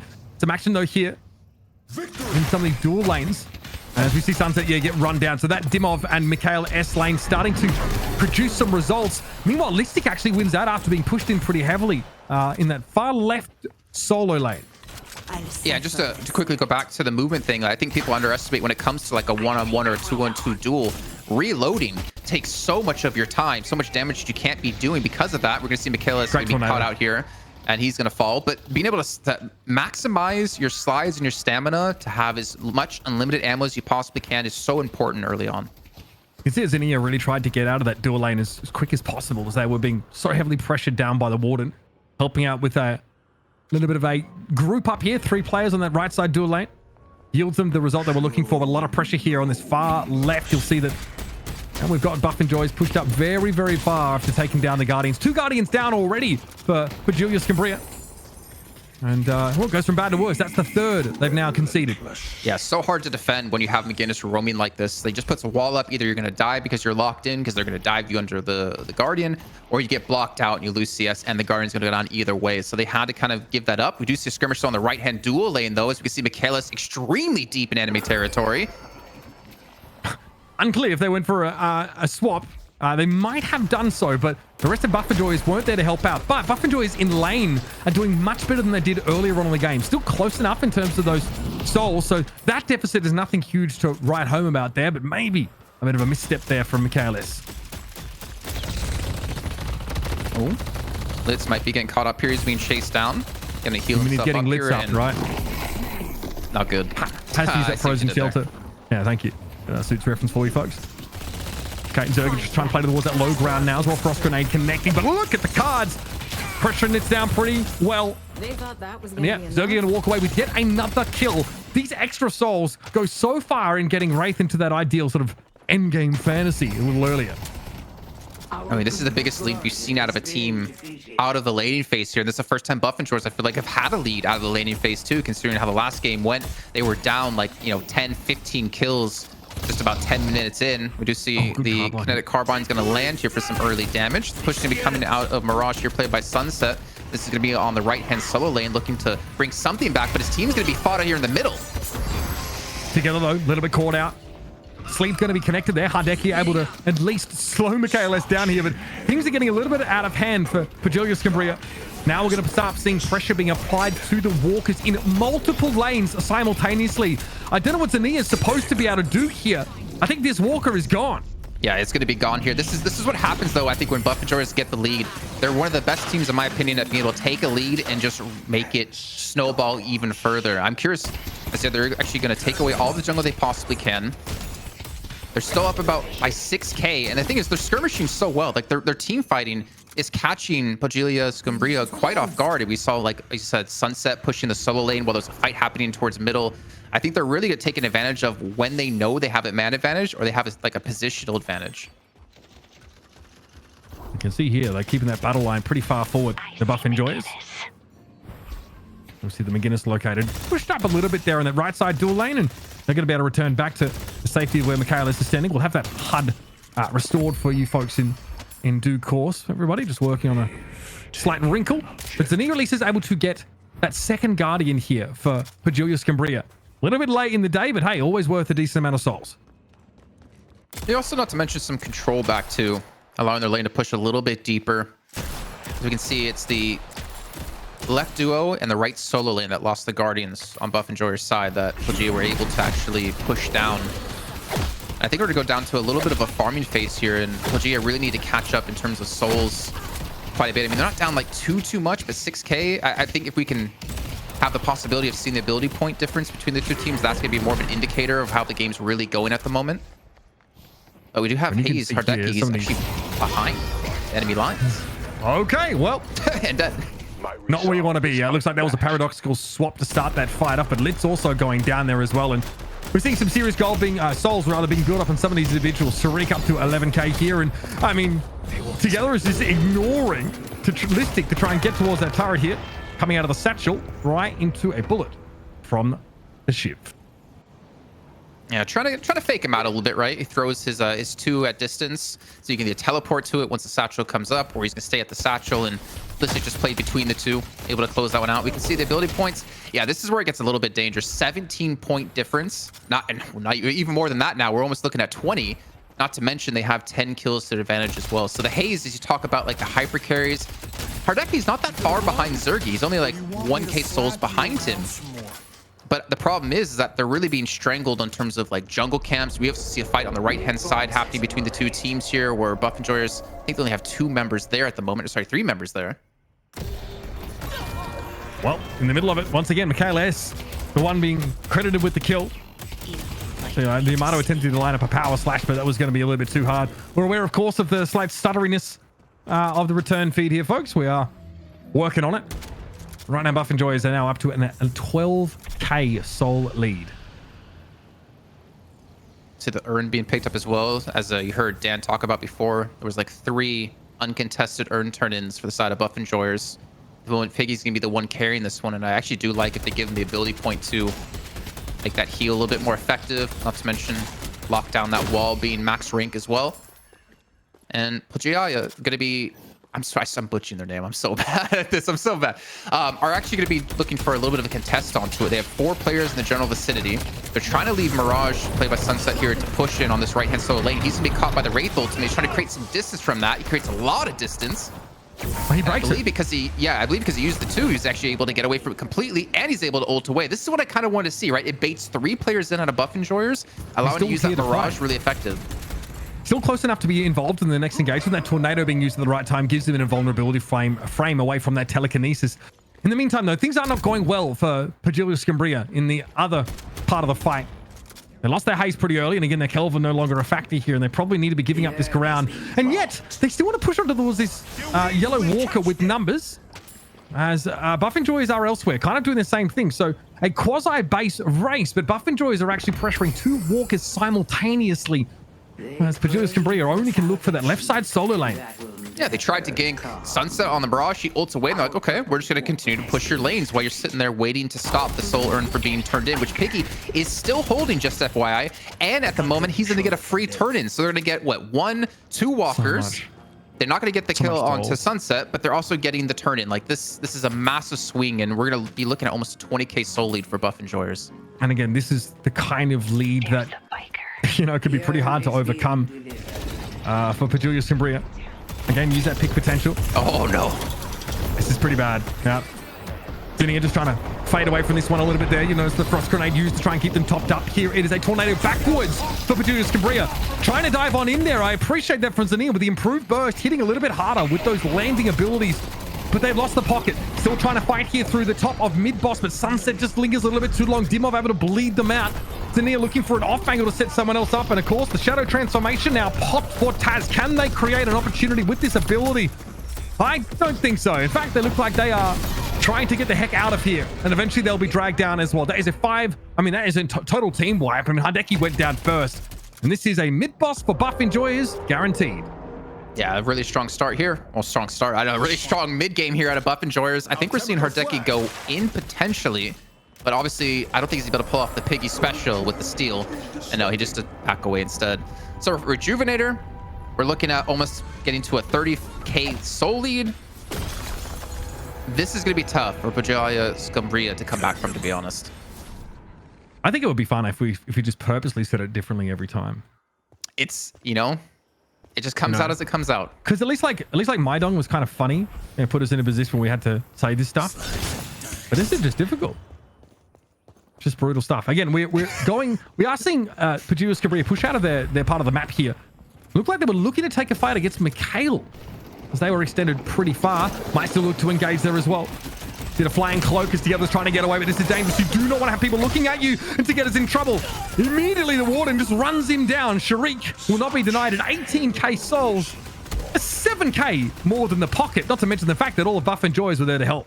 You've seen the majestic leap too. I know ZP is extremely happy to see that Sharik. Big leaper. Able to, I definitely, man. You see the chase potential of it as well. Able to completely lock that one down as they're looking to take more here. There's only one walker separating between them and another flex spot, and they're looking to secure it. And then, of course, looking to barrel down on the base. I'm not really sure what they can do about this one. Nice flash ult that goes in, pulls on top of the walker. Stun not going to be followed up just yet. And that's what I think POJILAYA SKUMBRIYA want to try and make use of their great death slam to yield 2 kills on pretty non-durable targets. And I don't know if the Divine Barrier is going to get you out of that fight there. Yet no escape from Michaelis. This is good. Now, what do we turn it into? Lanes are pushing in favor of POJILAYA SKUMBRIYA in these 2 mid lanes. And then we're hoping to find some walkers. The problem is that Sharik is stacked in terms of those souls. And there are enough players here for Buff Enjoyers to stave them off. The 2 soul lanes are pushing into their base. They have to kind of rebalance the lanes. It's a rejuvenator. Exactly. It's making it really tough for them to ever push out and look for any objectives off the back of this. Yes, they get a couple eliminations, but that's where they're halted. And those players that they were able to pick up, guess what? They're back up alive. They're looking to group up again for their team fight. It's a really tough time here for POJILAYA. Oh, I'm just, you know what? PS. We're going to ZP route. We're calling PS. Leech now picked up here by Listic, so that is scary. A lot of life still available. Just really stacking with the rest of what that Shiv already offers kit-wise. And the base Guardian's going down at 15 minutes, folks. We're going to look to take some shrines as well. Why not? POJILAYA SKUMBRIYA trying to deny the own here, but I think the issue of their base falling to pieces is probably a little more pertinent at this time. There's still another shrine to take, but Buff and Joyers are so far ahead with a 2-player advantage and 3 players with rejuice buff that they're here to strong arm their way in to POJILAYA SKUMBRIYA's house. Thank you. Good to know that at least other people messed up on that name too. But we do see, like, the fact is they're down Zanya now, so he can't even ult them back into their own base. The Patron's going to transform now, and they have to play with 5 players. The thing is, I don't think Buff and Joyers are going to stop this. There's no reason for them to go back. They're getting picks, and I think this is going to be it. I think we're going to have the 3-0 here. Yeah, I think so. We're seeing all of this from Sharik's sort of perspective here, and there's not a whole lot they have to do except just lean into this with the rest of Buff and Joyers. And now the weakened Patron, they're ready to go for it. See plenty of those healing turrets being thrown down by the McGinnis to give them the sustained here on this extended campaign of wanton destruction. As POJILAYA SKUMBRIYA are going to be bowing out of our first Deadlock Fight Night. That's $1,000 to Buff and Joyers with a clean 3-0 sweep. I think they earned it, man. They looked better every single match. Obviously, they had a very tough time in match 2 in the very early part of the game, but they showed they have the composure to just keep it together, not get picked off, and transform that into a win. Here, they had a strong start, they had a strong middle, and of course, they had a strong finish. Oh, man. And this is exactly why this squad has been going over into North American tournaments and putting up great results as well. Each game in this series quicker than the last, and Buff and Joy is showing their dominance as this first 6-stack team out of Europe to really rise to the top. Let's bring ZP back in and break this game down. Not, by the way, that there's a huge amount to talk about. This one got out of hand very early. Zergy's getting fed kills in lane. He's like 3-0 after a few minutes, and I'm thinking this is dangerous, ZP. It's not just a fed Wraith, but you also have a fed Warden. You have one of the saddest scenarios you're ever going to see where a Kelvin domes a Warden who's ulting when the Warden has like double the net worth. That is how out of hand this game eventually got. And look, I think the key thing to take away here when you compare the third map to the first 2 maps is that Buff and Joyers got behind in both of the first 2 maps at points and showed the resilience in coming back. Buff and Joyers started out ahead and they kept the foot on the throat the whole way through, and it showed the difference between these 2 teams right now when it comes to macro play and maintaining your advantage once you get it. Yeah, and I don't want to, like, you know, toot their horns too massively, but we see what they can do when they get the lead at the beginning. We see what they can do when they're behind in the beginning, and it shows they're kind of a well-rounded team. They know exactly how they want to play out these matches. But I will say for PS, like, even though the score's 3-0 in the end for Buff and Joyers, it didn't really feel like a 3-0. It felt a lot closer than what that scoreline is telling us. And honestly, like I've been saying, PS deserve a lot of credit. I feel like they played well. Obviously, that last game was a little bit tough for them, but they've shown they can really compete with the best early game. They should work on that mid game, that transition into late game. Something I'm glad ZP brought it up, because something we actually ask some players when we interview them, or a lot of people just ask in general when they're watching, is how do you convert that early game advantage into a win? Because there are so many there's so many pitfalls, so many points where you can slip, maybe give that advantage back over entirely, basically turn a dominant early game and nullify that advantage, excuse me, entirely by making some of those mistakes, those missteps. You know, this isn't a game that uses things like wards for map vision, so you never really have like full information over the map. But I mean, I really feel like this is one of the most clean, simple illustrations of how to convert a strong early game into a good late game. And I want to talk about the PS composition here, because I think that we, have been throwing around some concerns here and saying, okay, like this, if the Yamato doesn't get going, it could be a problem. Okay, the pocket is getting some work done in lane, but they're not able to translate that into a later game. Conversely, it feels like Buff and Joyers have so many heroes that have these incredible power spikes and also are very competent laners, such that they never have to play from behind at any stage of the game necessarily. Yeah, I think the one thing that kind of stood out to me here, where one of the questions we had in earlier drafts was kind of one of, well, gee, why aren't you seeing a whole lot of Haze right now? And why are you seeing Warden over Haze? And I almost feel like with how decisive the early to mid game was, it kind of brings up where Haze can struggle at this level of play, in the sense of what her kit is giving you, where this isn't the first time, whether it be in scrims or matches, you've kind of seen Haze post-nerf struggle to have a big impact on the game. And I'm not even sure that's really a player thing so much as you need to sort of get ahead And if you don't get an opportunity, you're offering less than your team than a hero like Warden even does right now. So I feel like if you're looking for a piece of why are teams drafting this way, why you're not seeing Hayes, the mid game of this game is actually a pretty good study piece.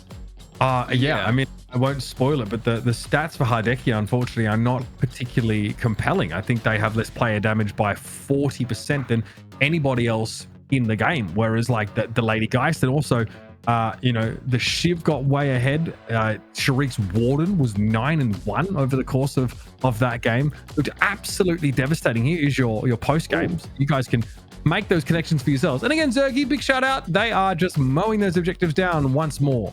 You know, I don't want to like talk too badly necessarily about HYDRA there, because of course his player damage is going to be low because he wasn't team fighting and he wasn't intending to really team fight, right? He wanted to pick up souls. He had what, the second, third most highest on the team, and we saw in a lot of situations like he was farming like a lot of these solo lanes. The problem is because buff enjoyers pushed the pace of the game so quickly, HYDRA could never really get going to be impactful, to have that spike in player damage. So I don't want to be like too negative on him, but you are seeing like where the Hayes can really struggle in organized play.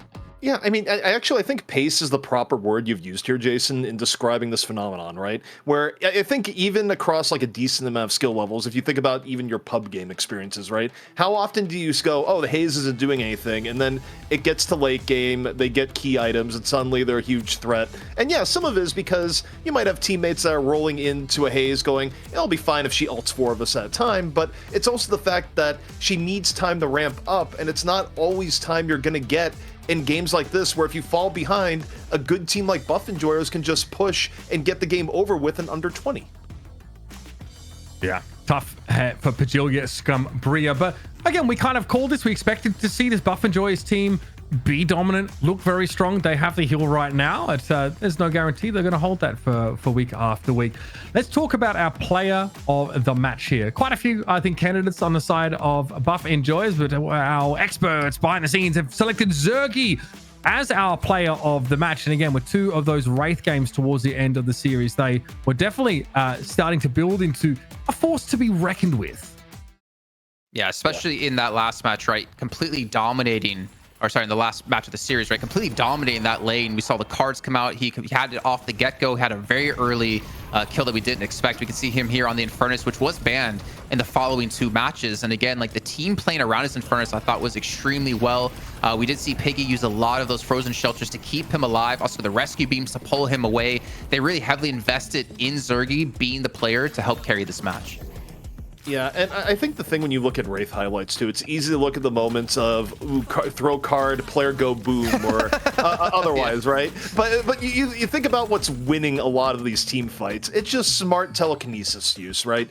Especially against good players where, you know, there's plenty of heroes where, like, let's say there's a Mirage on the other team, which often there was. Well, you don't want to initiate with your telekinesis on the Mirage because they're just going to Tornado and not get hit. So it's about this idea of right place, right time, right target, and then also being really good at aiming on top of it. It's a character that demands a lot in terms of both game sense and aim, which is why it's so fun to watch when a player executes that well.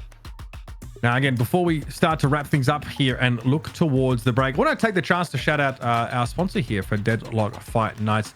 Head over to alphazero.gg to sign up for free samples. They're producing a gamer supplement that's not filled with garbage. It's just science-backed stuff that improves focus and energy. The first 1,000 people to sign up get free samples. So get in there, get involved. If you're in NA, get yourself some free shipping. That's where it's at. Big shout out to them. And again, obviously, this is our inaugural show here. So far, I'm having a great time with you guys as well. But if you're at home and have some feedback, or you'd also like to support what we do here at Deadlock Fight Night, you can head over to deadlockfightnight.com with all the details on how you might do that.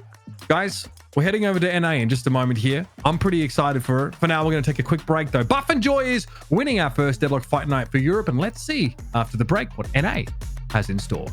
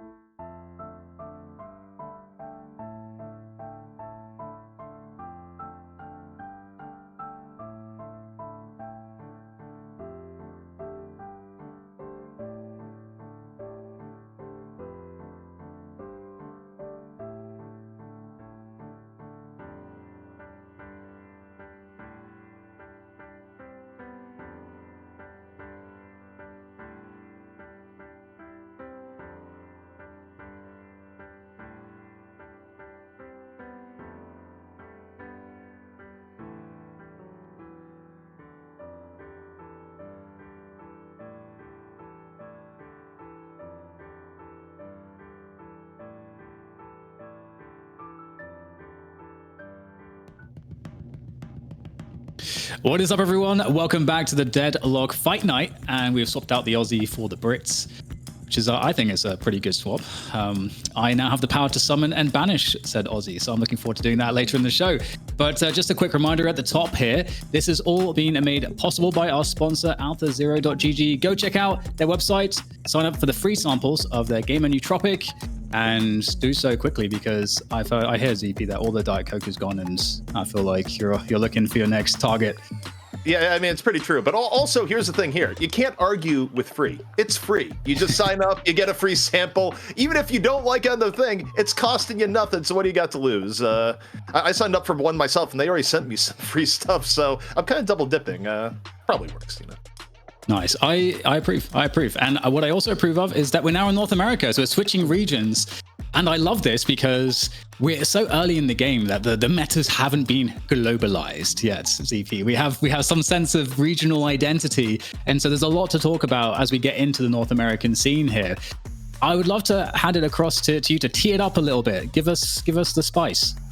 Yeah, I mean, I think for North America, some things are going to be the same, right? Like, you're probably either going to see a pick or a ban of characters like Paradox, Lash, Infernus, Wraith in every game. But it's when you get to the end stage picks, right? Characters where how you're going to round things out that you might see something, most notably, like an Ivy, right? Spirit Ivy did get hit a bit nerf-wise, but still pretty powerful, was still getting played quite a bit in North American scrims. I feel like that's one character in particular that we're probably going to see.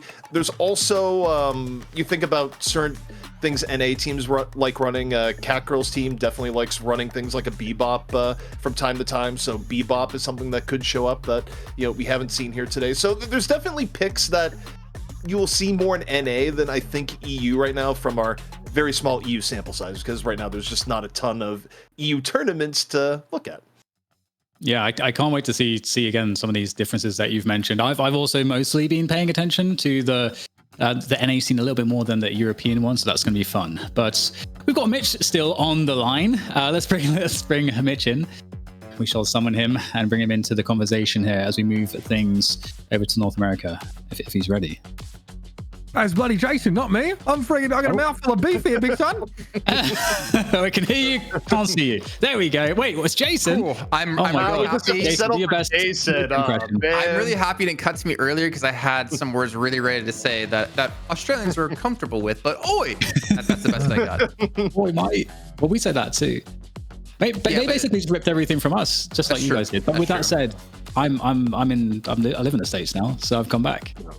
Since 76, we're all coming back.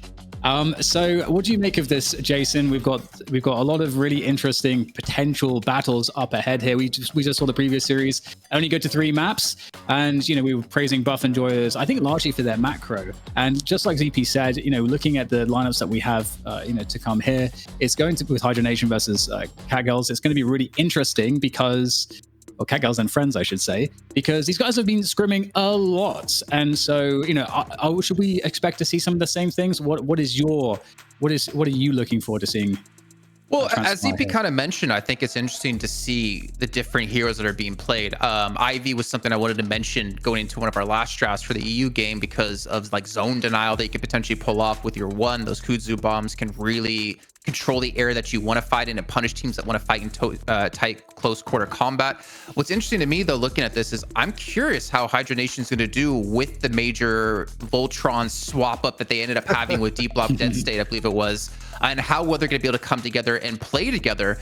And then looking at CATGIRLs and Friends side, I think for me, one of the standout players I'll be looking for is Neon, because I didn't realize until I actually talked to the team that he's Neon Tanso from League of Legends, like LCS days back in like 2013, 2014 times. And if you have a player who played a MOBA on the highest level like that, I feel like his understanding of how the MOBA side of Deadlock works is going to be unmatched against most players out there. So I'm really curious to see what he's going to be able to do as a player, like long term. But in terms of just like raw firepower, I have to look at Hydra Nation as being the stronger team in this matchup, ZP.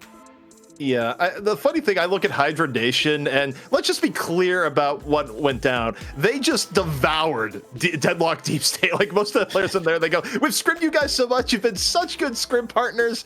You know, why don't we make this permanent?" They go, "Yeah, we're gonna pick up DMB. We're gonna pick up Quig. You know, some of the heart and soul of Deep Block Dead State, where."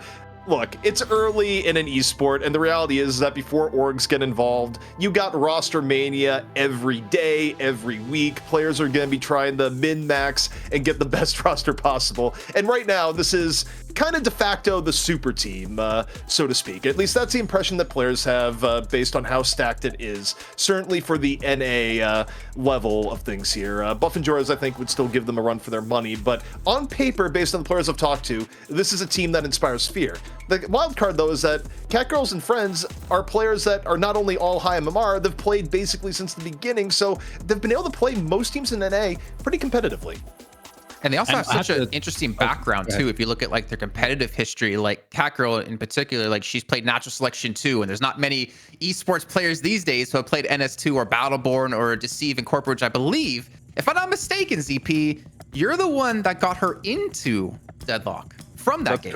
That's correct. We played Deceive Inc. She was one of the very best players in that game, so we ran into each other in lobbies a lot. And yeah, I got to know her there. It's like, hey, you might enjoy Deadlock. Here's an invite. And I had no idea what had been spawned, but I mean, CatGirl's a great player where she's very good at innovating things in the meta. She did so back in the Deceive Inc. days. She's already done so a bit in Deadlock with Ivy Tech. So I'm excited to see what's in store.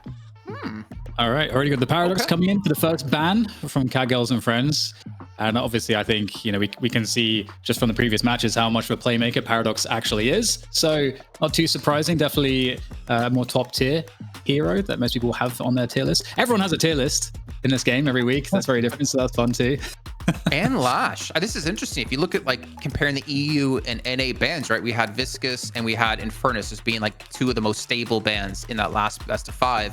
And now we're seeing the complete swap up here, which is interesting, right? Because it leaves a lot of really strong heroes open. I think to me, I look at this and it means that you're going to see Infernus and Wraith go off the board immediately. That's usually what happens, because you have to choose, do you want your initiation with Lash or Paradox, or do you try and stack the deck with Infernus Wraith? So if Infernus isn't the next pick, I might be shocked, even if there's like scenarios here where CatGirls may overvalue McGinnis because of Naked's experience on the character, probably the most hours in the game on the character. I still think you're probably going to see Infernus go next. I like it too. I like the respect there on the initiators too, because I think something I've also seen from the NA teams is that you can get a lot of these situations where the team that plays the macro better is obviously going to win, and a big part of the macro is the positional game. And one of the only ways to break the positional stalemate is having these initiators and being able to make good use of them. So from that perspective, I really respect those bans, and we saw how effective Viscous could be, and was even getting banned, first banned in the previous games we were watching. So Viscous straight up on CatGirls and Friends, and then there's the Infernus pick, just like you mentioned. Yeah, so I'm curious, what kind of support are we going to see at a HYDRA Nation? Because obviously Viscous we're most likely going to see in a dual lane. We obviously have Kelvin, you have McGinnis left. With Paradox being taken out, it kind of limits your support play a little bit. Ivy, yeah, the thing is, I kind of really want to see Ivy, and I'm kind of surprised to not see it transition into Europe. And maybe I'll ask some of the teams after, like, why we're not seeing Ivy played more in EU, at least within the teams we had. But it looks like we will have a Kelvin come in already off the bat. So again, a lot of healing. We got to see some really great frozen shelters over by Piggy from Buff Enjoyers to save Infernus, who was being played at the time. Yeah, I think the other reason why they value Kelvin highly, I mean, I think the more support style characters are valued more highly in NA from what we've seen, but also you'd expect Quig likely to be playing the Kelvin, one of his best characters and something he's very, very good at, you know, in high MMR games, in scrims, anything. So it's also securing the comfort pick a little bit of the Kelvin that early. However, it also means that I don't know if you would use McGinnis also for HYDRA Nation, so I feel like even though CatGirls is likely to pick the McGinnis for Naked later into the draft, now they might be able to save that to final pick. I'm hoping we get to see actually a pick of maybe like a Vindictive from Leffa, because Infernus, I know DMB likes to play in Infernus, and so you could get Quig and DMB online with the Kelvin Infernus, and they, in a previous match they played against Hydration's team, they were actually laning together, and I would love to see Leffa on that Vindicta because of how well he's able to actually kind of play one of the mid lanes and then just very easily with flight just be harassing and ganking and just so much map control and map presence with that Vindicta was really enjoyable to watch. So I'm hoping for a continuation of that. But on the other side, we've got the Pocket Mirage. How are we feeling about that? We've seen Mirage a lot today. Wasn't too successful in the last series that we did have happen, unfortunately. But I'm curious to see how NA plays it more importantly.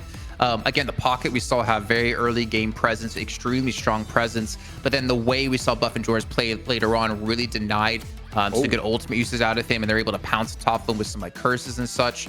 On the Vindicta, though, I'm actually curious if we're going to see many teams playing it, just because I feel like it really limits the positions you can fight in, because you need to maintain line of sights for her to be able to play on the high ground.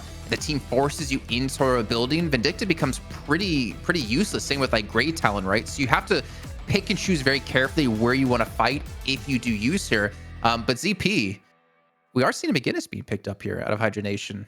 Yeah, that's a lot of healing they have. Well, I also think that not only is it getting another support off the board, where I don't know if necessarily they would always run both McGinnis and Kelvin in this situation. More importantly, it's taking away the biggest comfort pick on CATGIRLs in terms of Naked playing the McGinnis. So I think strategy-wise, it makes sense. If you can make it work, even if it's not what you would pick versus some other teams, it's still really good. Also, McGinnis in general, pretty strong hero, because now Hydra Nation, they're going to be able to approach team fights and play them pretty slow and methodically, right? Especially with turret setup, the ability of the dome if need be. The engages coming in from CATGIRLs and friends will have to be sublime to sort of deal with that obstacle course. So I think it's a good pick from Hydra Nation for multiple levels, both the deny and how they can play around it. We've got the Geist coming out as well for CATGIRLs and friends, which is interesting because Geist hasn't been as meta, but you guys were saying recently that we're getting more sort of a different take on the Geist builds, making it more tanky. So I'm very curious how it's going to come into the fray here, again, especially given that she has been at the bottom of a lot of tier lists in NA of late. And okay, we're going to get Wraith. I was wondering, is it going to be the Wraith? Is it going to be the Yamato, the Vindicta? Like, which way we're going to go? So we've got Wraith and Infernus. So that's presumably going to be Leffa on that Wraith, I would expect. I'm more concerned about CATGIRLs and friends. What are they going to... I mean, like, 2 of the hyper carriers have already been taken out from them. What does that leave you with? Maybe like a Yamato pick? This is going to be tough. I mean, this is a lot of raw damage coming out of Hydra Nation. You have a lot of like potential to catch enemies off guard with the wall. You have so much sustain with the healing as well. This is a scary lineup out of Hydra Nation so far. And I'm trying to think what CATGIRLs and friends wants to play into this. Oh.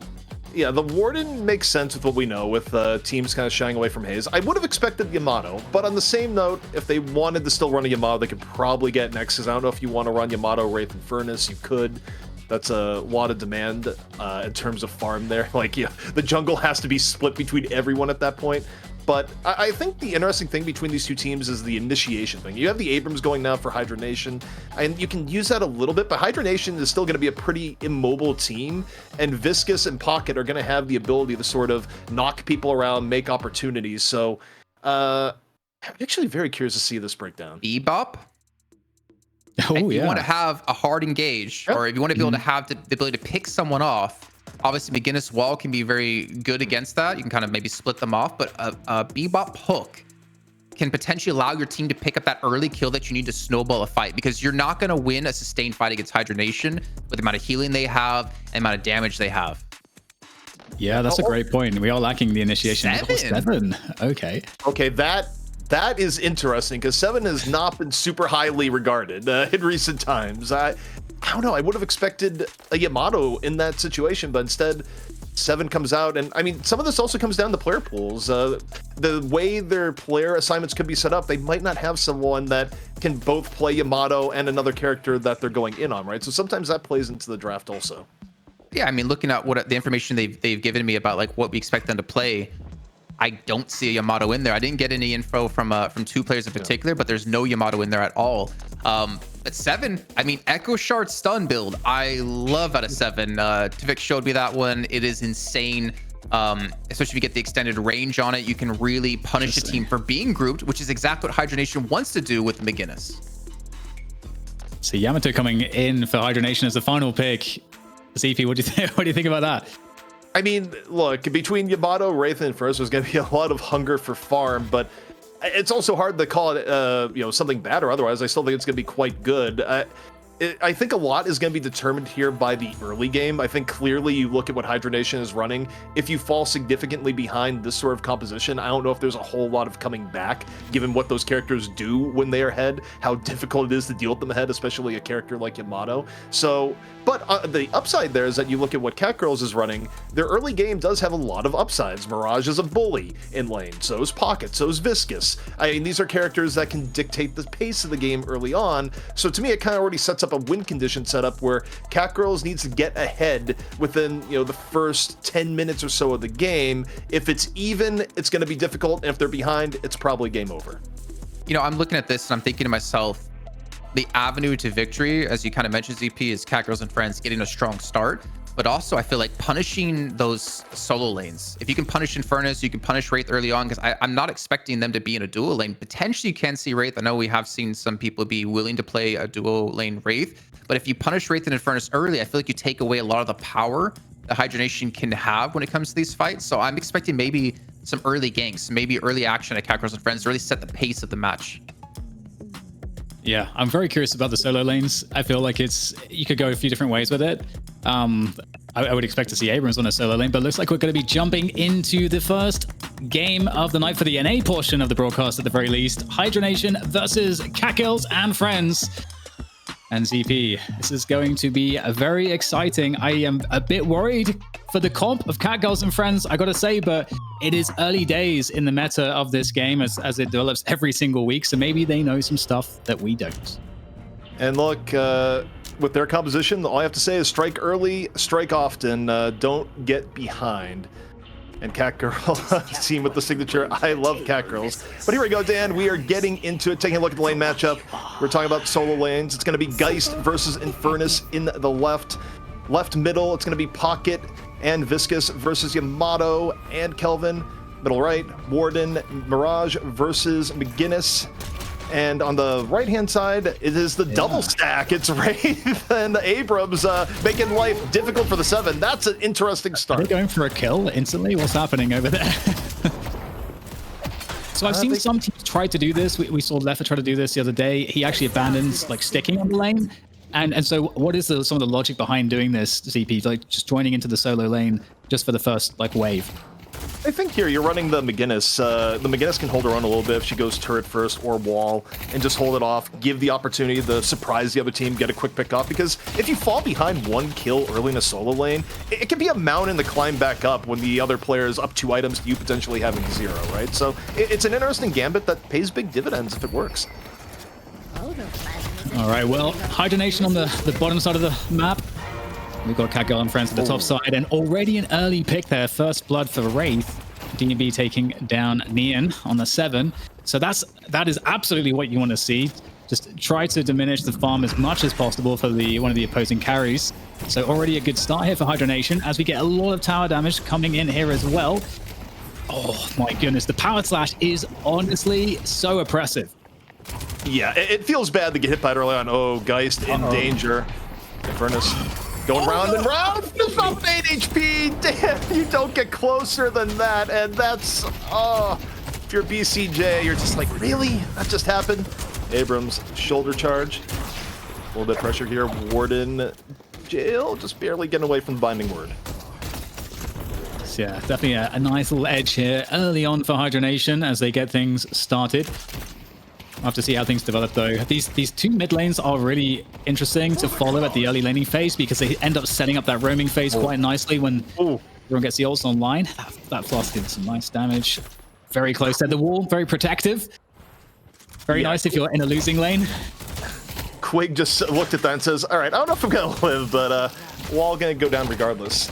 Also thinking about the beginning of the game with Neon going down early, I wonder how much the early pressure just put Neon in an HP hole there that's difficult to come back from. Now, a little bit more evened up, but you see the Wraith versus 7 matchup here, Dan, still just on a knife's edge because 3 cards are in the gun, ready to go. Here comes 1 card. Dodges away, not enough to dodge the blast. And there's still 2 more cards to go, so 7 has to be so defensive here.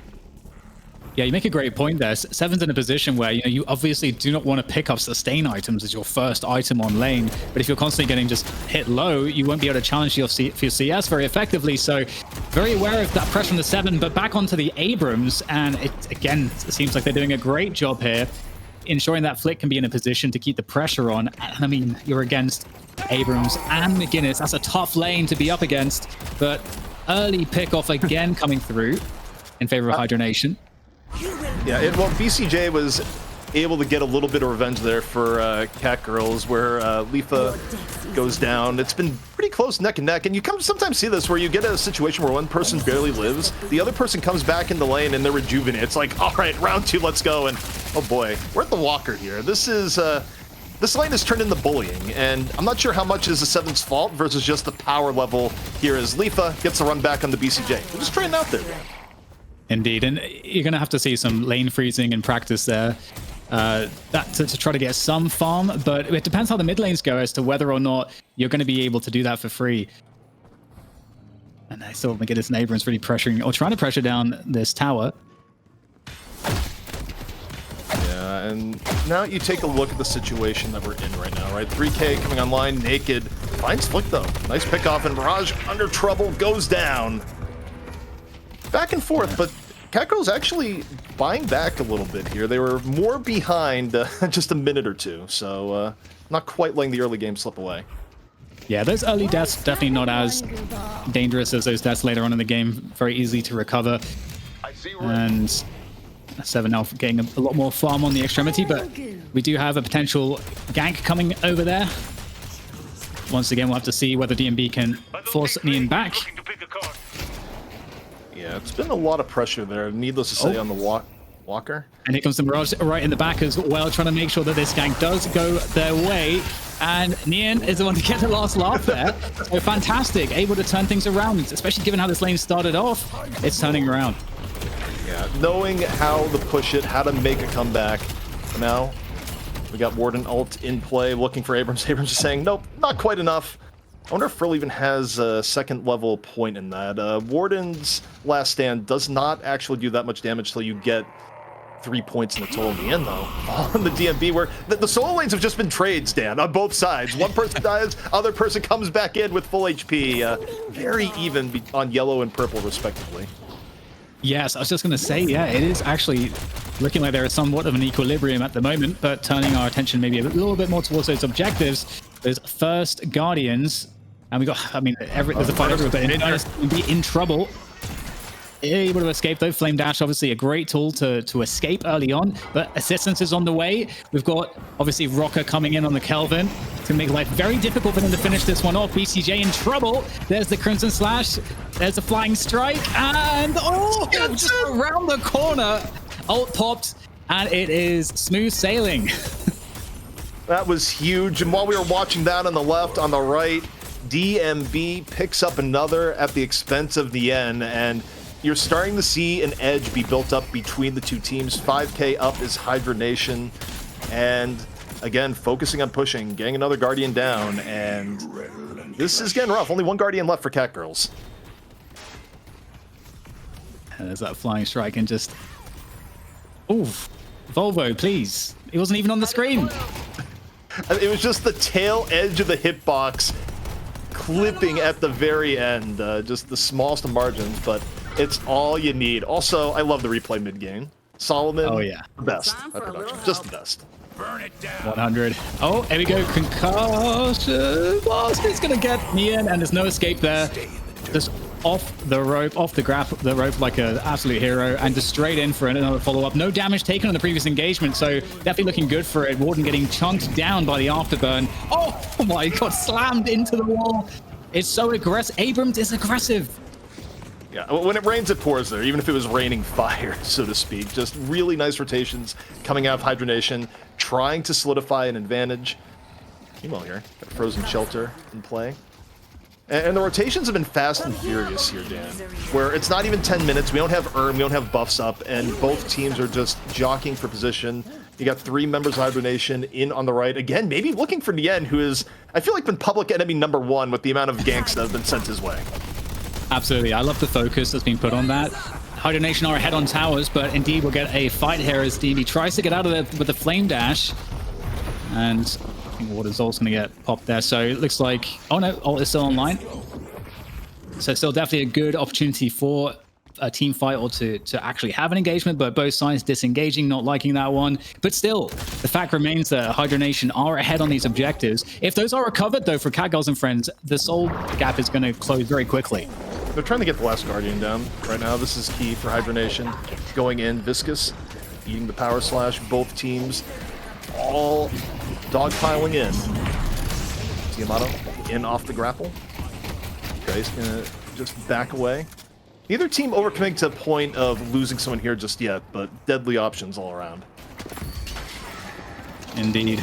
Looks like they are going to be able to hold on to this for the time, but in comes Quig from the side.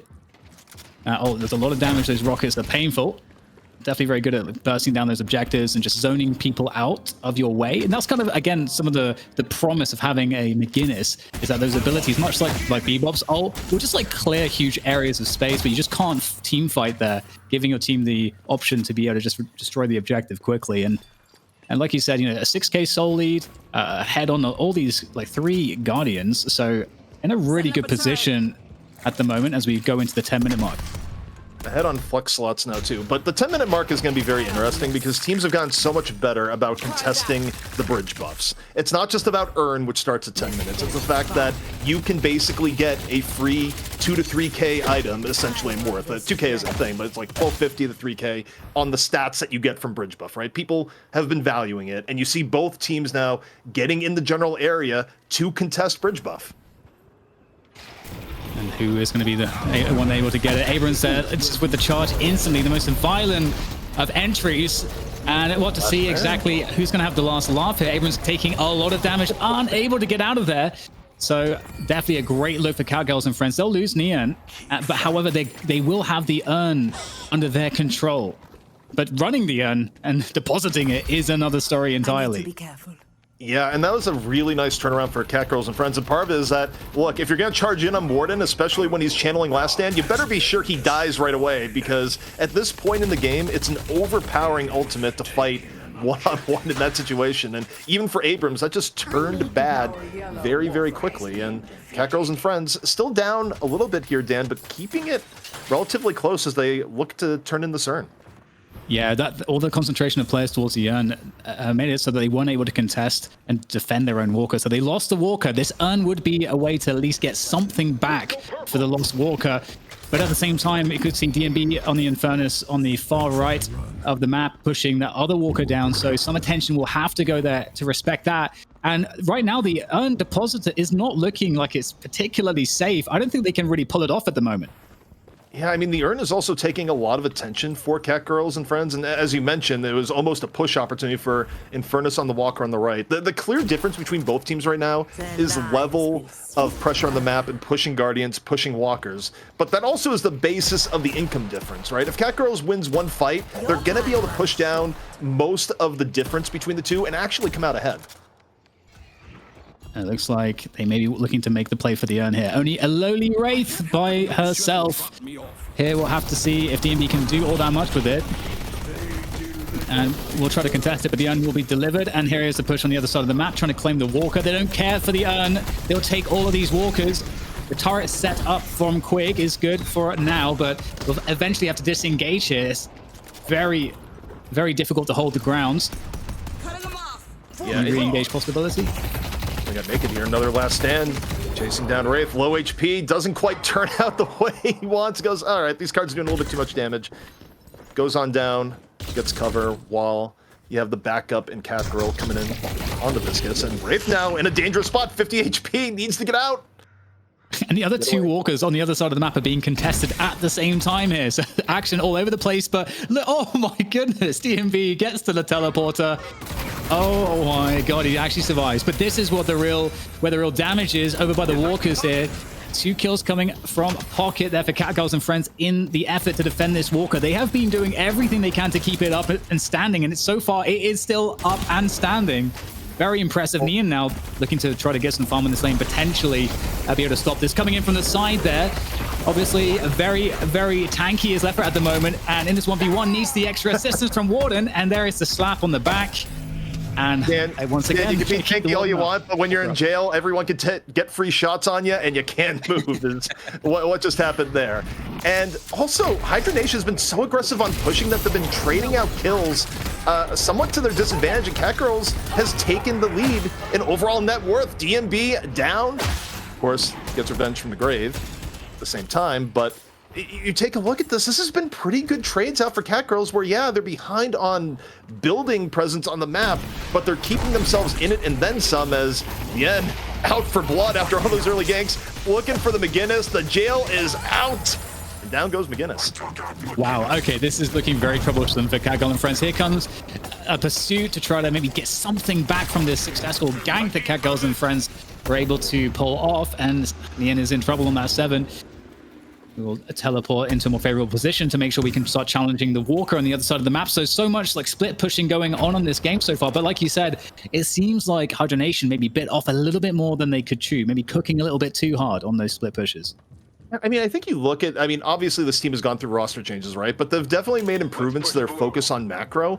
But it's such a fine line where you focus so much on macro that you start losing micro fights, and before you know it, you've given away a bit of your advantage. HYDRA Nation was up nearly 10K, but CATGIRL and friends has had very good responses to this so far.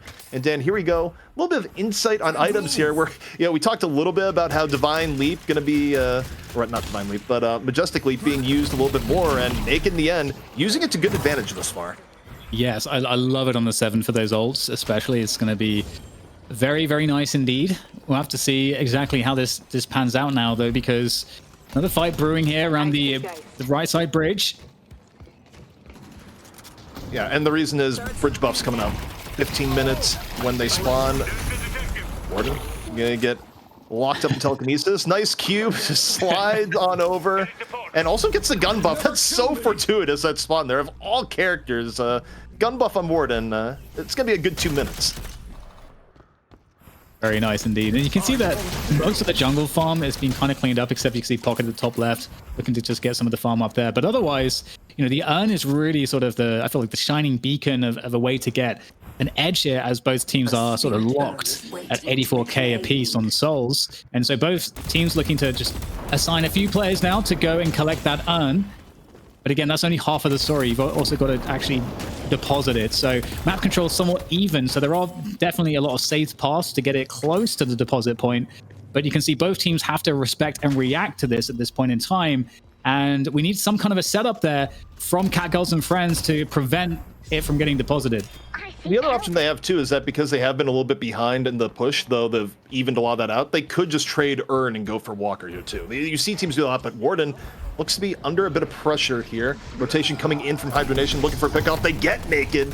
He's not able to shake it. That's one downside about Warden, is that if you get caught when your leap is on cooldown and then they keep it in cooldown, Warden's not the absolute best at escaping when you get truly caught.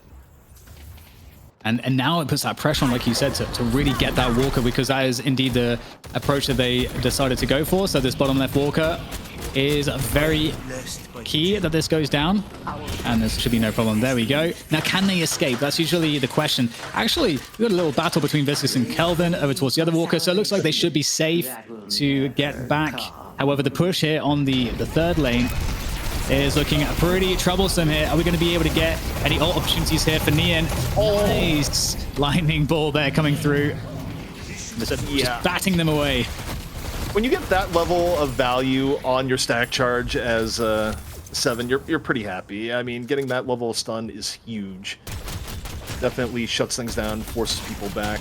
103 to 93k, small edge for HYDRA Nation on the whole, but at this point, Dan, it's very much anyone's game still, and win conditions are in flux. One thing I would expect to see is, you know, once Leth's on that ricochet, we should be able to get that very soon. Depends on like how much he prioritized that. There's a huge power spike at that point where you're dealing like massive damage between the afterburn and the toxic bullets in these team fights, and that's kind of one of the power spikes that I think is a key moment to watch out for in any game where Infernus is playing. there are some games we've seen with Leffa though on the Infernus where he will just keep farming anyway. So we'll have to see if that's going to be the case this time. Instructions unclear. Continue acquiring power. But also, think back to our pre-draft analysis too.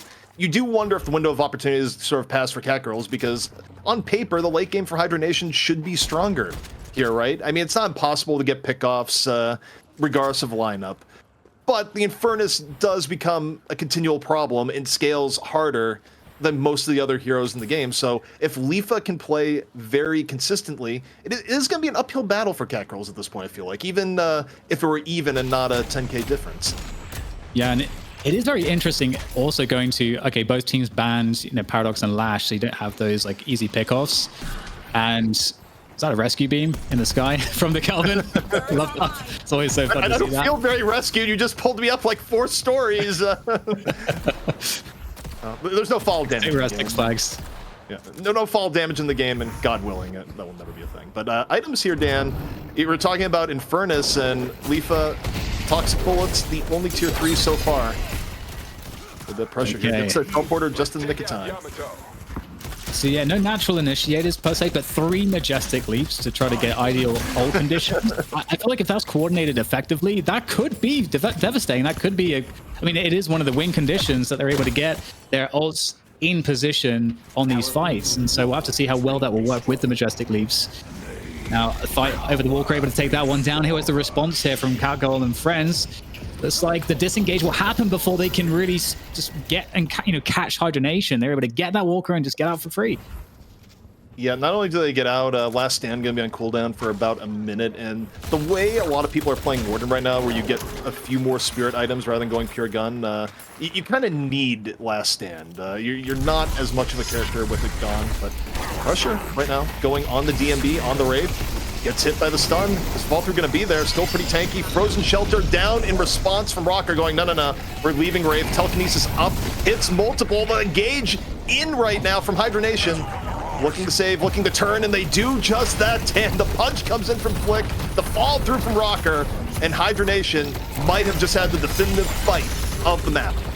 I was going to say that Kelvin ultimate there, that just turned absolutely everything. That was a good moment, but we'll see what else they're able to do as they continue to push the momentum. 3 players down for CATGIRLs and friends, make that 5 actually now as the mid boss is collected. And yeah, just as you said, it looks like that was the definitive moment, and it looked like a great opportunity for CATGIRLs and friends to get an engagement to just instantly delete DMB, the carry, and then off of that they would have had a great team fight and potentially obviously mid boss themselves. So very unfortunate, but it just goes to show how powerful Kelvin can be. Not only that, again, it's a game of imperfect information. They probably didn't realize Kelvin was going to have that response time, but there's that, and also the part that you think about what happened right before. They went for the Warden Last Stand, and HYDRA Nation was able to go away. And then you have another team fight while Last Stand is still on cooldown. And there's just that window of time where a Warden team is just a bit weaker if you're able to fight with that ult not there. And they went for the engage on the exposed Wraith. They go, this is a good idea. Even down that power. But in the end, it wasn't a great idea because the support was there.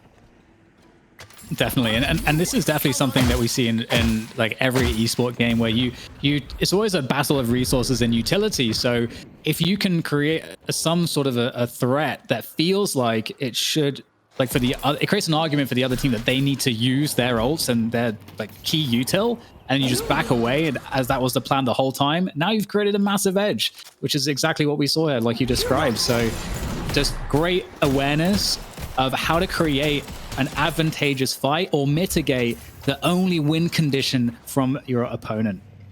Yeah, and I'm glad you mentioned win conditions, because win conditions for CATGIRLs now are tough. They're very behind. They have to take fights that are highly advantaged. They also have to defend this Rejuvenator or just straight up game over. And HYDRA Nation, they're going to be pushing this aggressively. Naked gets caught. Now, Dan having to fight 5v6 to try to protect shrines, and outlook not so good. Telekinesis in. Look for the Infernus there. Pressure onto the Wraith, but pretty tanky Wraith here is DMB. Yeah. Doing a great job on the Wraith. I kept mixing up DMB and Leffa because these guys can play so many of these heroes interchangeably, and I'm so used to seeing them playing them all. So it's going to be one of the challenges of casting this game. But somewhat of a victory lap here as we're in the base, absolutely just wrecking house. Count on you. And there's not too much other than that to say here as we just look at the cinematic free cam. The observers, the production doing a great job. Yeah, this often is a victory lap unless it's close in power. Right now, it's not close in power. You know, you can, if you have heroes that are good at pit fight, it might not be the worst, but the Patron in its second stage, Hydra Nation going for the finish. See if CATGIRL's friends have anything left in the tank. It's going to be hard. Still 5v6. The Patron getting whittled down piece by piece. Stormcloud could come out from the NNA point. Probably needs to come out sooner rather than later. Naked is down. Stormcloud comes out, but immediately lifted. The reaction from DMB, Sublime, and the Patron continues to go down here, Dan, as this looks like it should be the end. Absolutely. Yeah, you could see Neon trying to set that play up for a while, but all of the counters in place. And Hydra Nation with the first victory of this best of 5. And hey, I've got to say, I was impressed though from CATGIRLs and friends. I felt like they had a great chance, honestly. Again, it was just that one fight. If that went differently, they could have found their way back into this one. But instead, Hydra Nation, I think as many would expect, they are the favorites and they have their first win here today. Yeah, I honestly, you take a look at that, I feel like the #1 way that any team loses a Deadlock game, especially for organized play, but also happens often, and even your pub games nowadays, right, is that you go for a pickoff. You go, this person is exposed, I can finish them off, we can finish them off. But the reality is you only have about a 5 to 7 second window in these organized plays before backup comes into play. If Wraith wasn't going to die in that window, you had to expect the backup that was coming in. In this case, it was Rocker, comes in, drops a frozen shelter, saves DMB, and the team fight entirely turns. And when you add that to the resource loss of not having the last stand going into that fight, it all just led to a situation that was a catastrophic collapse for CATGIRLs and friends in that fight. And when you go down 30k and lose mid-boss, it's really difficult to come back in Deadlock right now. It is. Yep, I absolutely agree with everything that you said. Now the question is, will I agree with everything that Jason says? Because he's coming back in and he's going to give us his thoughts on you, Jason. I'm sorry, I'm not the Aussie here, but I know. I was reading to run a show, but maybe I can't read. You know, I'm from the UK. Our education is not the best. Now I know why we haven't worked himbo, together in my man. 12 years of being in esports now. But honestly, looking at that game, one thing that really stood out was the lack of a flex spot for CATGIRLs and friends. We were 23, 24 minutes in, and they still had one Guardian to take down before they could eventually get that flex slot. And with 116k in the bank as total as a team, you need that flex spot. You need to be able to buy those big items, and they were really limited in that. Obviously, the fact that Neon got demolished in lane time and time again, DMB continued to push that solo lane and even trying to gank some other lanes in there in the meantime, it really prevented him from getting it online.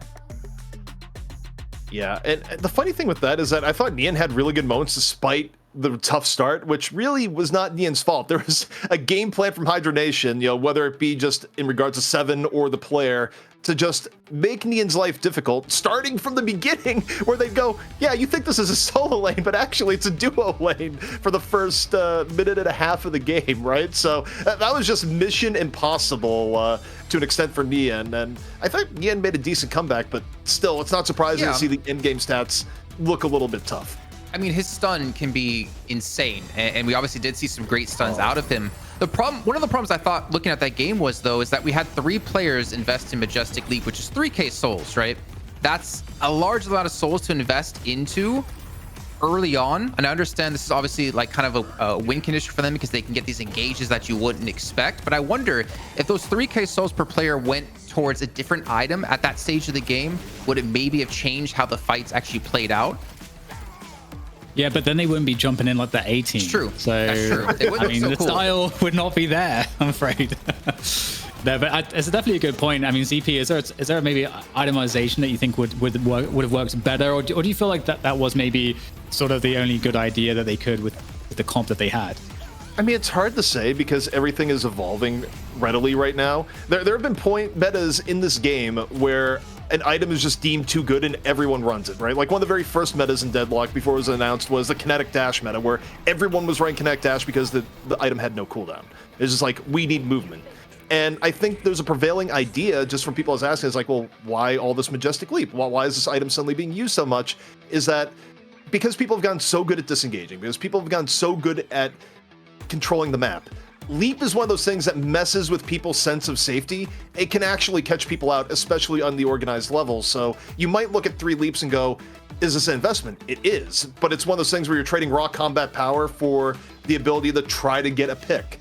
And whether it's right or wrong, it's hard to say right now. It's kind of a new phenomenon to stack this many Majestic Leaps. See, the thing about that is that if we did see Hydra Nation not grouping up and looking for these big fights, I can see Majestic Leap as being worth it, right? You can catch someone off guard, you get that kill, you get some souls, and you keep doing it. They keep catching them off guard. But I feel like the way that they grouped up prevented Majestic Leap from being too impactful, because it's like, great, you could leap into us, but we kind of want to team fight you anyway. So you're just making these fights easier for us in the end.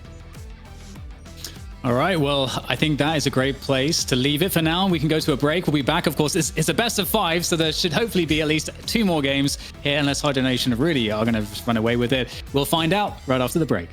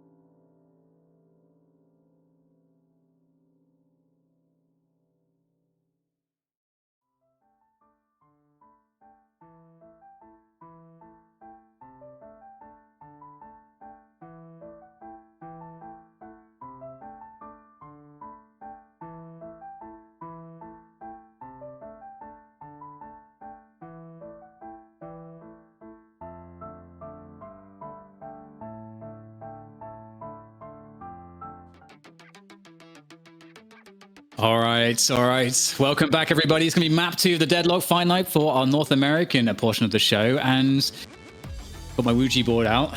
So that's the thing that you used to summon the dead, right? Because here he is. Mitch, welcome back to the cast. Welcome Thank back you. to life. Thank you.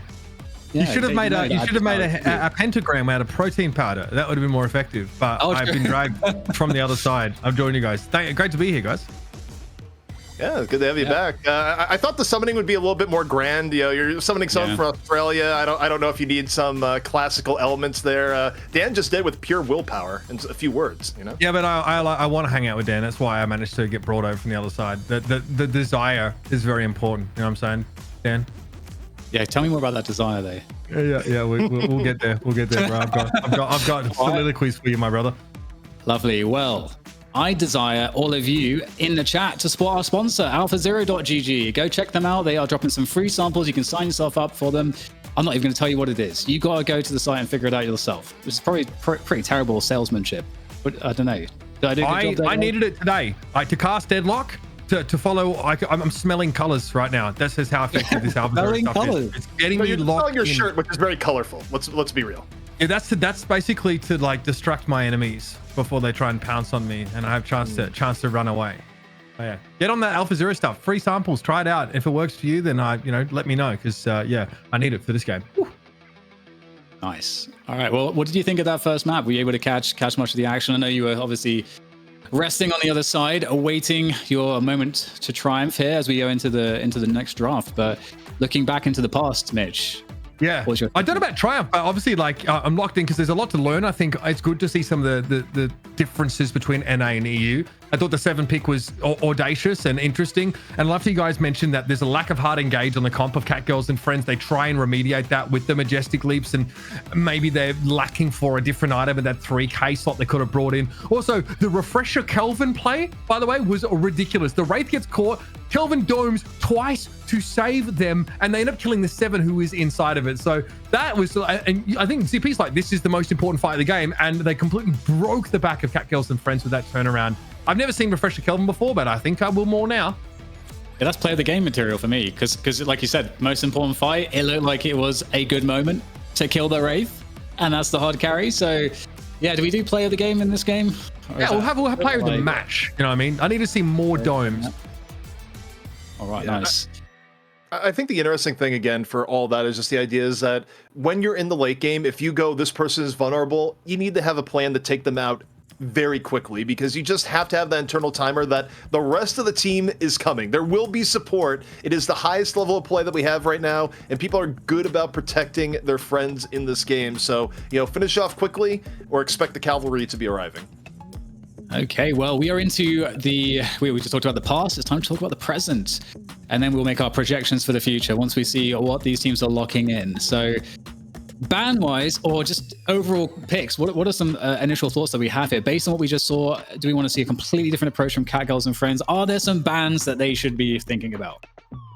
I think last time we had Paradox and Lash banned out, excuse me. If you don't have someone that's desperately trying to get Lash and maybe you're trying to get Viscous instead, you're going to ban it away. So I'm not super surprised to see this. Both these teams, I want to point out, are actually taking the utility and more support-oriented heroes a lot earlier in the draft after picking a hyper carry immediately. Whereas CATGIRLs, they actually took, that Viscous first last time around. For the side of Hydra Nation, they locked in the Infernus and then went for the Kelvin McGinnis. Yeah, I mean, and that just shows the difference a little bit between regions, but also how things have evolved, because overall, EU was also taking supports a little bit earlier, and it just changes in draft. It changes who you're playing against. And also, if you're watching right now wondering where Kelvin went, we're upgrading Kelvin's icon. It was hard to tell it was Kelvin that was banned, but as that is going on, Hydra Nation is deciding on their first pick, and this is a hard one here, right? If you don't pick the Paradox, it's probably going to go the other way, but if you do pick the Paradox, you're not going to get Infernus, which is a huge comfort pick for both DMB and Lifa, right? So for Hydra Nation, I tend to feel like they're going to go for the Infernus here, which will open up CATGIRLs to grab the Paradox. I also think later on this draft, CATGIRLs will probably grab McGinnis a little bit earlier, because I think Hydra Nation surprised them with how early they grabbed it. I wonder if this is an emotional ban with Kelvin because of the refresher of there, because it was so impactful and they did play it so well.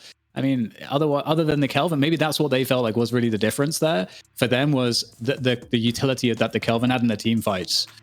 I mean, it is insane. I mean, Kelvin obviously has great mobility, quasi-global presence with, so the ice path that he can create. But crucially, he is the one that punishes these pick attempts. There are not many mechanics in the game that can do that adequately. Not only do you save the player, a la something like the cube, but you also are like, inflicting a slow on the opponents in there. Like, you're extremely disadvantaged if you are caught in. And if you're trying to all in on a single player, like we saw earlier on, and the Kelvin comes to the rescue, it completely flips the fight on its head. It is such a powerful ability. Can't be used to Steel Rejuvenator and stuff like that anymore, but he's still so hotly contested because there's no escaping from him. Once he gets his claws into you, here's the McGinnis picked up. Naked obviously wants to make sure they get access. Yeah, that's exactly what happened here, because we're talking about the difference between Paradox and Furnace. Those two picks, not surprising. CATGIRL's deciding to grab McGinnis. They didn't want to repeat history with an early pick coming in for the McGinnis from HYDRA Nation, right? It's also worth noting, HYDRA Nation were the ones that banned the Kelvin here. So I think to me, it just speaks to how highly they value Kelvin, going, okay, CATGIRL's deciding to go second. It was their choice. They went first the first time around. Now they've gone second. And HYDRA Nation just said, we don't want to have any scenario where you get the Kelvin. We respect this hero too much, so we're just taking off the board so you can't do to us what we did to you. Aha, I see I mixed up the bands there, because that's not how I set it up earlier. But I love the correction. And it's interesting too to see that the McGinnis is on the other hand as well. So it's the best of 5 is a great place to see just the dynamism that the teams have in terms of the hero pools of each individual on the team, because that is obviously, I think, in large part, what when we look at these drafting processes, they do take quite a bit of time, because you do have to figure out how to fit all the puzzle pieces together. And so now we've got Viscous coming through as well. Obviously, Viscous is very strong in pretty much every phase of the game, so that's really cool. Like Viscous, Wraith, and Paradox, that already feels like pretty scary at the moment. At least we've got the Infernus there for CATGIRLs and friends, which I think will help them a lot. I mean, CATGIRLs might opt to go for another Geist pickup here. BCJ was playing that in lane against the Infernus, so not an easy job against Leffer in general, but was able to do a decent job. Obviously, she's a powerful laner who also maintains relevance throughout the game and becomes even more of an issue once she starts to build that level of durability, bigger health pool, and invest a little bit more into that weapon damage, the headshots specifically. So Lady Geist here pick up from CATGIRLs, no shock.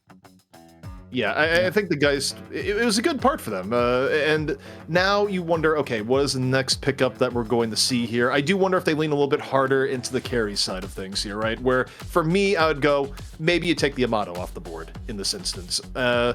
Also, if they take Yamato off the board, though, HYDRA Nation might respond by taking Warden off the board, because Hydration, the preparation to this game, was playing Warden in Scrim, so you're not necessarily guaranteed to get that. Dynamo goes away, and now you have to wonder, how does CATGIRLs engage? Because a lot of their options now, Dan, have just kind of gone to the wayside. Yeah, I'm trying to think of what options they actually have left in terms of that. Obviously, not the team picking up Abrams just yet. Abrams, obviously only really has the ult and the charge to kind of control fights, to get in and initiate, but definitely, nothing to be too ashamed of. By the way, I just want to make a point about the Lady Geist. Oh, sorry, go ahead, Mitch. Oh, you guys, if you take Ivy here or Bebop, potentially, there are some supports still left up here. Oh, I would love to see the Ivy. But yeah, just a Lady Geist point real quick on BCJ. BCJ, for those of you that don't know, has been a professional Valorant player on the biggest stages at Champions, playoff level player at Champions. So, and I've noticed a trend that people who play like Counter-Strike and Valorant love Geist, because he's just like, it's like you're headshotting with a Deagle or a Sheriff. So, and there is the Ivy pick. So great call from you, Mitch.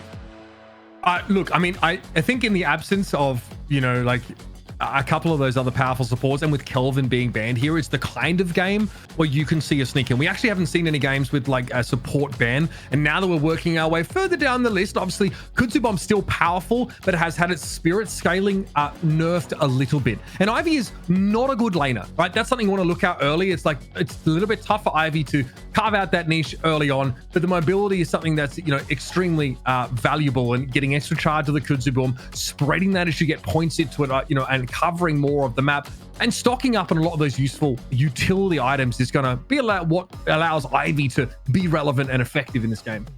Man, I see two things right now. One, I want to go back to a point of your Mitch's, but before I do that, Pocket getting picked this late has to be a record. Pocket is usually such a comfort pick for most players, such a priority that you often see Pocket getting first banned or like picked pretty early. The fact that Pocket goes this late into the draft, I mean, mark that on your calendar right now. It does not happen often. The second thing is that Bebop could come into play as a final pick for CATGIRL because while we haven't seen it today, not only for engagement, but also the idea that the McGinnis Bebop lane is still horrifying just because of hook into wall, right? It's one of the more powerful lane steps you can do, and it's something CATGIRL has run in recent tournaments. So that could be their final pick. That's so troll. Oh god. Get your reactive barriers, fam, because that lane is going to be an absolute nightmare against the Bebop. And, you know, interesting because it comes into the game and really changes the way that you have to lane against it, right? It forces you to play a little bit differently.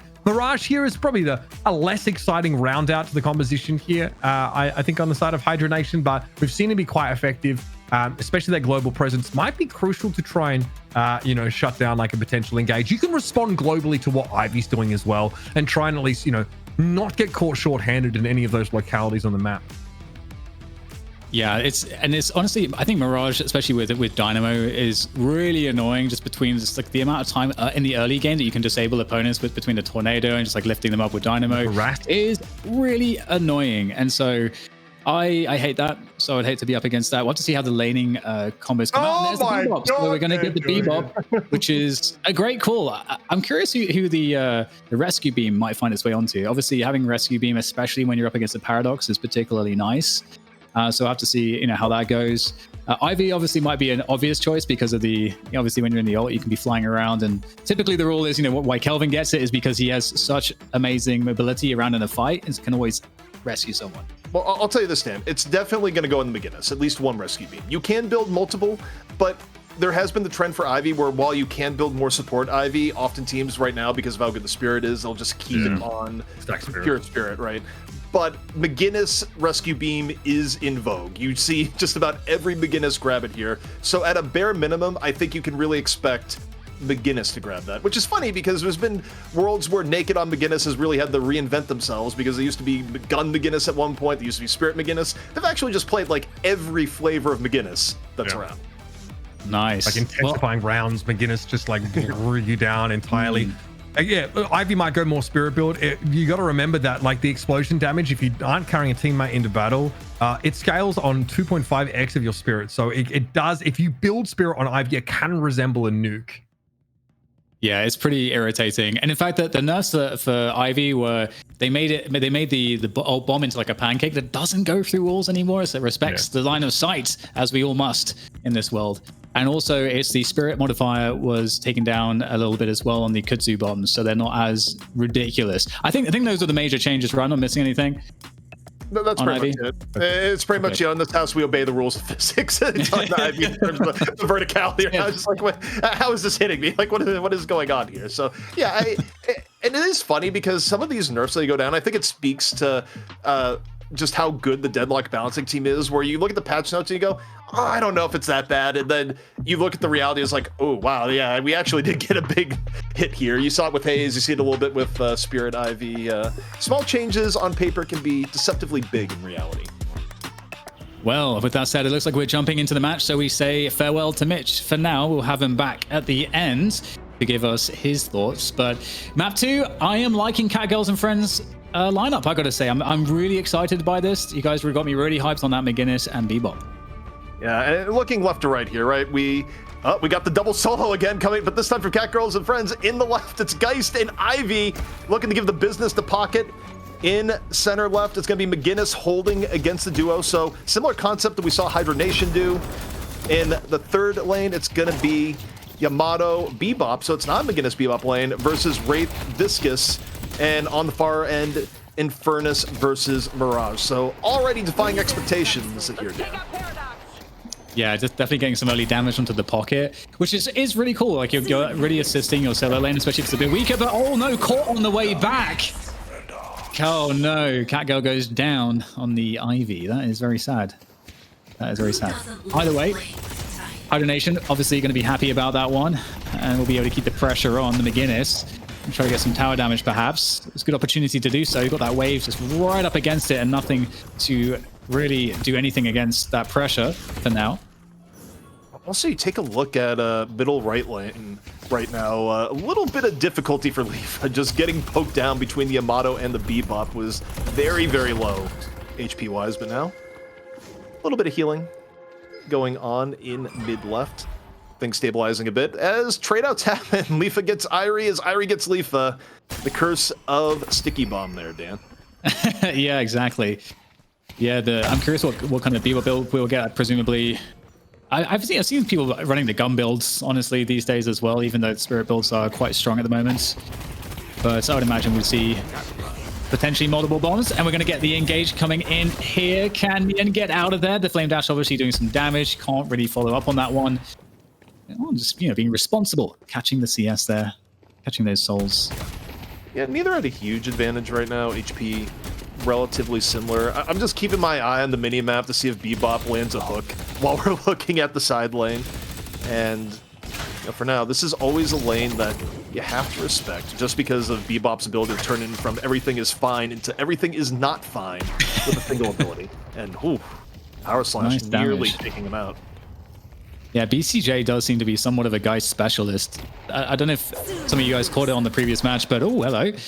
Did a massive amount of damage, huge disparity from everybody else on the Geist. So this lane is quite hard against the Mirage. It does so much damage just with his gun.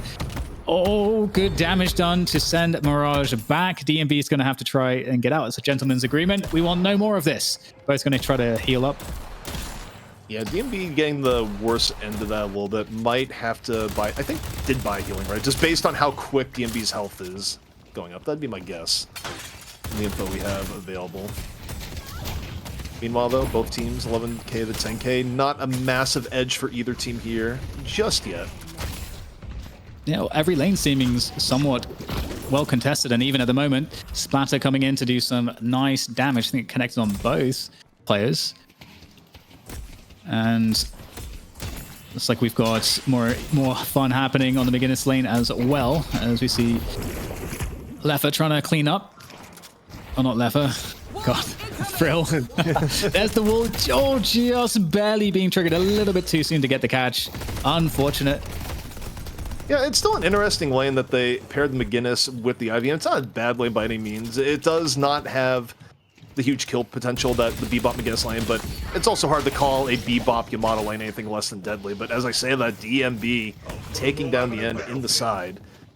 Mirage getting the bear that at the end. It was very close between the two of them, but Hook comes in, gets Viscous.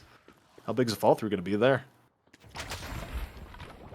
Yeah, seems completely safe so far. Viscous at least. Hydration is up. Leffa's going to get the kill onto the Yamato, presumably trying to follow up on that hook. So really difficult to do anything against Viscous with that cube available. No, DMB could go for a teleport at any point here. This is kind of the power of Mirage to just create imbalances pretty quickly, though you have to pick and choose your point if you're the only one in lane.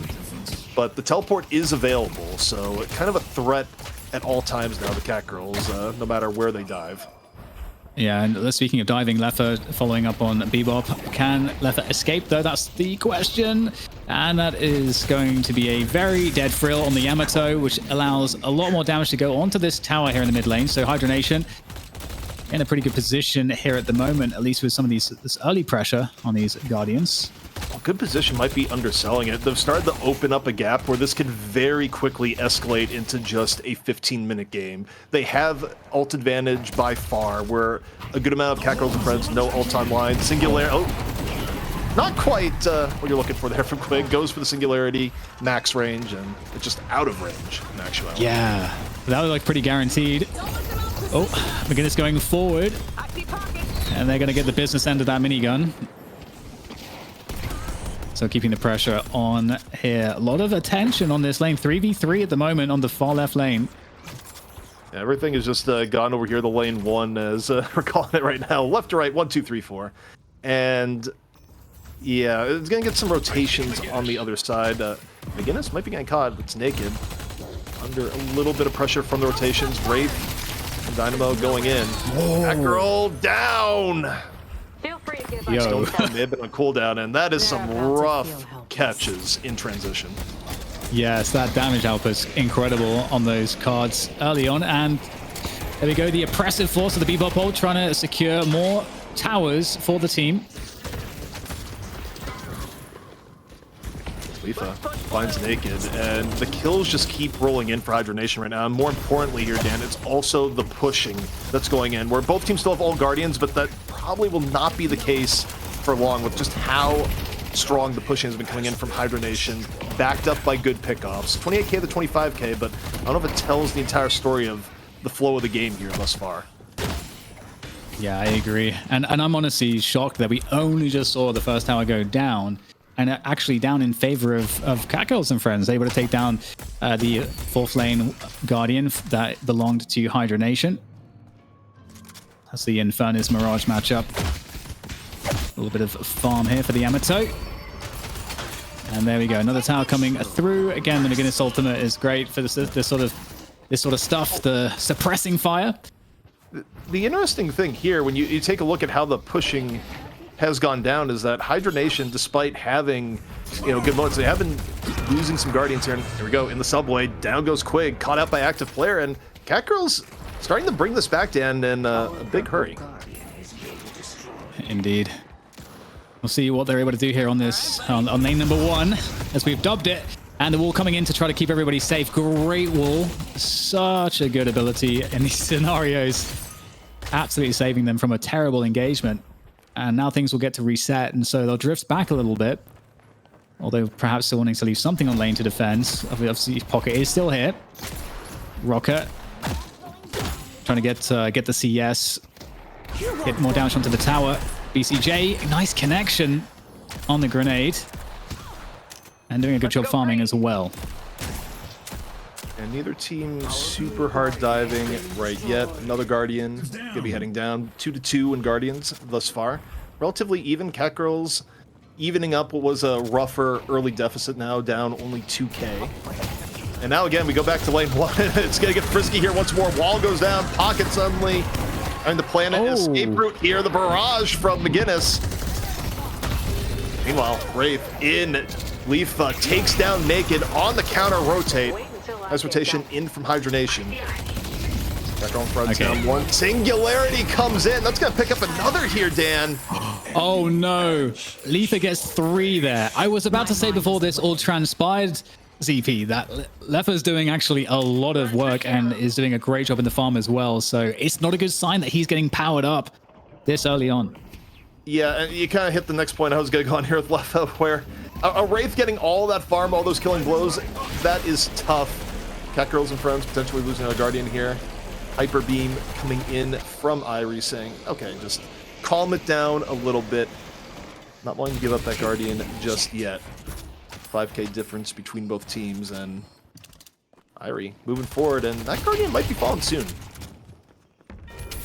Indeed. It doesn't feel like a massive difference of souls, but it kind of feels like a big difference otherwise. It really feels like Hydra Nation are really ahead at the moment. Definitely dictating a lot of these fights. Yeah, but I think the way... I think from CATGIRL and friends, both the McGinnis and the Geist in particular, there's just been really good pushing presence. Even when we've seen more moments of Hydra Nation seemingly having free moments to attack Guardians, the actual tail of the tape has just been more pressure from CATGIRL, which has also been reflected in the pushing progress between both teams. The CATGIRL got more Guardians down quicker. Yeah, fight going in towards lane 2 there, but at the same time, the urn can get collected by Hydration. So is it all a cover plan? We'll have to see how many kills can go the way of Hydra Nation here in this situation. It's going to be 2 to begin with, as they maintain the map control behind the urn that's being run as well. So both the team fight going well and having the center fall back on. Is there a response from CATGIRL right now? Yeah, I mean, the question is, do they go in and contest to Urn? You look at the rotations right now, it looks like you got Bebop off the zip going over near Urn territory. Hydra Nation right now just huddling around the Urn in middle. So, I mean, this is an interesting fight. It's not that first Urn gives you a ton of souls, but the fight around first Urn can often be where you get a pretty big edge here, Dan, especially if one team gets Urn and kills on top of it. Exactly. This is definitely a very important moment. You can see both teams respecting that. Infernus able to push the lane. But what is the play here? Somewhat of a stalemate. The Hydra Nation collecting a few players together. Only three here though. Obviously, they could get the Mirage to use Traveler to get his way across as well. But both essentially committed 3 players to just be around the arm. But here we go. Turn attempt comes into play. Will there be a hook? No. Hydration powers in. Urn goes to Hydra Nation. Puts them at nearly a 10k deficit, or a 10k surplus, I should say, as Hydration gets knee in. The Ada Lefa on the Wraith. The pressure on lane 1 continues. Yeah, and again, we see Lefa continue the momentum and just compounding advantage upon advantage as the cards fly. Another Walker to their name as well. So things are looking quite desperate here now for CATGIRLs, I must say. We'll have to see if there's any sort of point of salvation. You know, what would you want to see transpire here for CATGIRLs for them to mitigate the disadvantage or find some way to get back in? Well, I mean, you start wondering about win conditions, right? What's your proper setup fight? You know, one proper setup would be Yamato dispensing a thing. And that's not it. That is not it, Dan. I was about to say, getting double singularity, usually not the play. We'll see if the follow-through is there. It might have been one of those cases where you see the singularity, you go in a little bit before your team is ready. But in this case, the follow-through is going to be there. Comes in nick of time. CATGIRL and BCJ both being taken down by the setup of Quig. Yeah, Hyper Beam coming in just for like 1 second before getting neutralized. As they fight within the veil, the punches are flying. Definitely looking really good here for Hydra Nation. I think the game exploded so from my end. Yeah, there were so many punches flying that we probably just paused. We paused, it was too much. It was too much to handle. We'll have to see if we can get back into the game. Presumably there would be a pause. We might have a full restart on our hands because there's no other fair way of doing this case, but it sounds like we had the rare full game crash. Wow, how dare you deliver this news to the viewers, ZP? That's not what they want to hear right now. I don't know, if they want to see more games, it guarantees that we see more maps no matter who's on the winning side, if you think about it. Yeah, that's a rough one. Yeah, we don't have stuff like Replay Medic that we have in like Counter-Strike or similar tools in other games, I suppose. With that said, yeah, I mean, it's kind of awkward because I don't think you could say that Hydra Nation would decisively win from that point. Okay, but they were very much ahead. We have an update. So it was just half the lobby that crashed, including one of our observers. There's just a little quirk in the game that just decided, you know, this action's a little bit too intense, Dan. We got to tone it down. And we just Thanos snapped the lobby. Quite literally, almost. It was actually, you look at it's close to 50-50. Evenly balanced. All right. The whole thing should be. Ooh, hopefully we can get back in then. If the game itself has not crashed, I believe we should be able to rejoin, which is nice. I see people rejoining. Okay. We have the technology. We have the technology. We can fix it. Wait, are we dating ourselves though with that one, CP? Honestly, I just assume every time I breathe, I date myself at this point. It's too much to keep track of. That's just the reality as the years tick on. But yeah, we have experience, Dan. It's pretty devastating because we did just learn that Uber's the youngest one. I actually don't know the age of anyone else, but I don't want to know because that's all I needed to know, and it's bad. That Uber is the youngest of all of us. but that's again, why.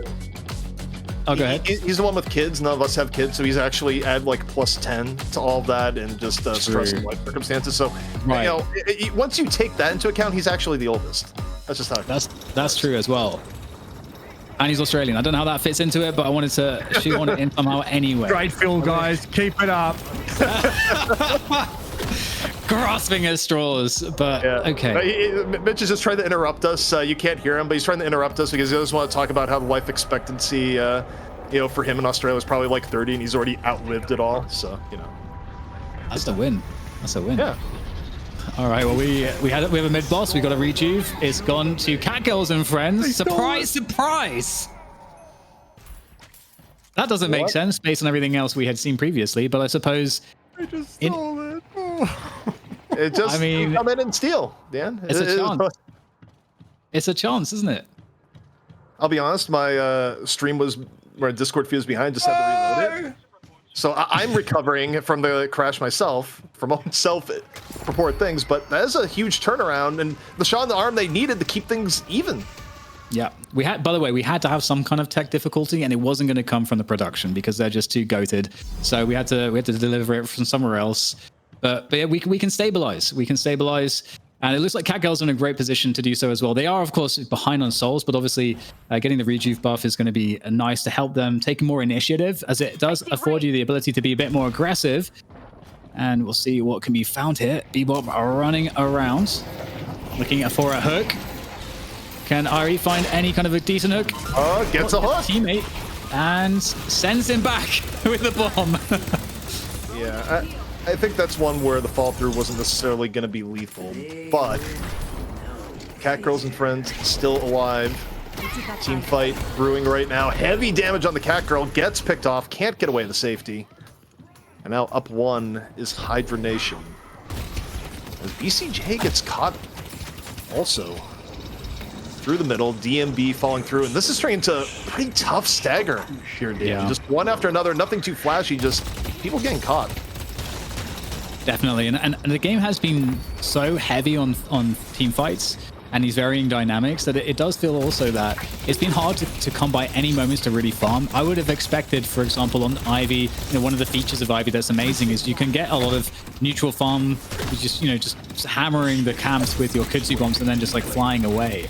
And so there's always opportunities to get farmed up to get the itemization quite quickly. But the fights have been going on so frequently that it doesn't really seem like there's been enough of a lull to really, get any of those plays going. And all the while, Lefa is getting actually very farmed, as is DMB. So the carry's coming online here at a rate that I think is going to be just too difficult to deal with. Earn for Walker is what CATGIRLs wants right now. They don't want any part of the earn fight because they still feel behind. They feel like it would not go well for them. So they see the committal to the earn and they go, we're going to try and get Walker. Is it going to pan out right now? That's a question. And ooh, Lefa gets caught. Tried to defend that short staffed. Gets hit by the hook, taken down. But will the Walker fall? The other Dynamo and Singularity follow through. Is it going to be there? People aren't fully rotated over yet, Dan, so the fall through and the Singularity not quite there immediately. CATGIRL's able to disengage. Yamato, though, quite low after the ultimate as the entirety of HYDRA Nation comes on over. Oh, and yeah, catching a kill onto Irie on the disengage, but nice find from the side as Mirage gets deleted. And still quite healthy here, but there is the pursuit. It's Lefa, and yeah, we better get out of there. The Flame Dash comes into play for the quick escape, but might want to go back and help because there's still a potential team fight here. A team that they're just trying to make sure that their positioning is complementary and they don't leave anyone in a position where they will just completely get just deleted. So, however, it doesn't turn into a re-engagement for CATGIRLs, and all right, that felt like a pretty decent scenario for them. It was, but on the same note, while it was fine in terms of kills and setup and the team fight that came after where they didn't suffer any catastrophic losses, on the same note, the Walker still stands. So HYDRA Nation, in terms of the macro stuff there, they successfully defend their Walker. They send CATGIRLs back and still nursing a pretty significant lead right now. So while the trade for Earn was not bad for CATGIRLs, it still wasn't the point they need to sort of turn themselves around this game, because they really only get one more shot here, Dan. One full more team fight they lose, and it's probably over. Like asphalt for weeks, aren't they? Yeah, we'll have to see what they're able to find here. Just something as simple as a nice bebop hook engage at just the wrong moment for HYDRA Nation can really make all the difference. So we'll see if that's something that they're able to find as we get a little bit of additional farming, cleaning up some of these camps, and next point of interest might be the next Earn. Yeah, the next time you have buffs up along with Earn, because of course you're running the bebop, you can land a hook and go from there. Of course, landing a hook isn't necessarily even guaranteed to be a good engage. It depends more so who do you hook and what the fall through is thereafter. But a little bit interesting. HYDRA Nation deciding we're going to take a little bit of your jungle. We know we're a little bit ahead. We're going to try and push the advantage and hope that we don't get hooked in the process. Yeah, and kind of threatening somewhat of a split push, but don't really have any fight behind it. So you know, there is the respect from CATGIRL to get in position to defend both walkers, but you can see Hydra Nation then they void the forward position to basically get a surround if CATGIRL's overcommit here, and they're going to go in with the engage off of the Ivy. We're going to drop. Oh, we're going to drop the into the enemy lines. Kind of going a bit more conservative, but still might catch. Oh, there's the Singularity forced out, and it's going to get cancelled out by the wall. The Spectral coming in to save the day, but how much damage can get done here? Very awkward scenario as Infernus tries to lay down all the damage. Flame Dash comes through as well. So much damage in there, and CATGIRL's still trying to stay up here. BCJ eventually finally going to go down, and now it all shifts in favor of Hydra Nation as they pursue the stragglers, the dregs of CATGIRL and friends. Are all gone. Nian may have lived, but no one else did. And the timing here could be tragic, Dan. We're dangerously close to the mid-boss coming back up. So this is one of those things where you really look closely at the timing. This would be a mid-boss if it was up right now, but as every second ticks away, that possibility goes away. Not quite the point of no return for CATGIRL and friends, but that fight brings them perilously close. Putting down a turret. Yeah, and the urn is able to be picked up now, and there is full map control. All the lanes are quite pushed for Hydra Nation, so they'll have an easy time, I would assume, ferrying it across, unless CATGIRL decide to make this the hill to die on, and just try to all go for a potential challenge right now. But in doing so, they could also potentially give up other walkers as well. There's the mid boss, so just like you said, ZP, okay, we've in fact, they're going to go straight for the interception on this one. We'll see if they get it. They land the hook. That's one way they're going in. They're on the chase. See if anyone gets caught here just yet. McGinnis, unstoppable with the heavy barrage, headed on in. Letting the missiles fly. Flick getting very, very low there. Nearly died. Would have been a huge pickoff if that was full. CATGIRL and friends. I mean, it's a decent attempt, Dan, but I feel like Hydra Nation was able to weather the storm. Yeah, absolutely. It looked pretty sketchy. Again, still an opportunity for just to get that favorable bebop hook or some kind of an initiation here. Catch Hydra Nation out of position, and CATGIRL might be able to find a solution, but they got the urn. All that, like, oh, hello, there's a paradoxical swap though, so not just yet. Urn is surely going to get dropped here into a safer location, but is there anyone here to help? Looks like I think ZP. Another case of Deadlock being a game of imperfect information. I think CATGIRL thought that there was a window of opportunity to just get the urn in. It was very close to being that, but Paradox shuts it down in the moment. So it goes urn the Hydra Nation. Nearly a 40k soul lead. Another walker to fall here. Should not be any serious resistance to that. Leaving CATGIRL and friends with one, or with a few walkers left. Nice value hyper beam up from Irie here. I don't know if Ira's going to live from the extra dive, but... Oof, the affliction is just so annoying. Never ending. Oh, nice. Follow up onto hydration. So getting a couple kills out of that at least. Oh, CATGIRL and friends. And we have our friends in replay screen. Irie died to the minions. That was the play at the very end. So Irie, of all things, to be taken out after the hyper beam, but still a pretty good defense from CATGIRL and friends, able to fend off Hydra Nation for now. And it still doesn't feel impossible. No, and also think about the deficit. It was nearly 40k. Now it's closer to around like 25k. Yeah, definitely some opportunities here potentially, but we'll see if the McGinnis can find a fashion and escape. Betha is coming in. There's the Singularity. Oh my god! The cards. Absolutely gross. Those cards, man. Someone put in the bug request. That should not be in the game.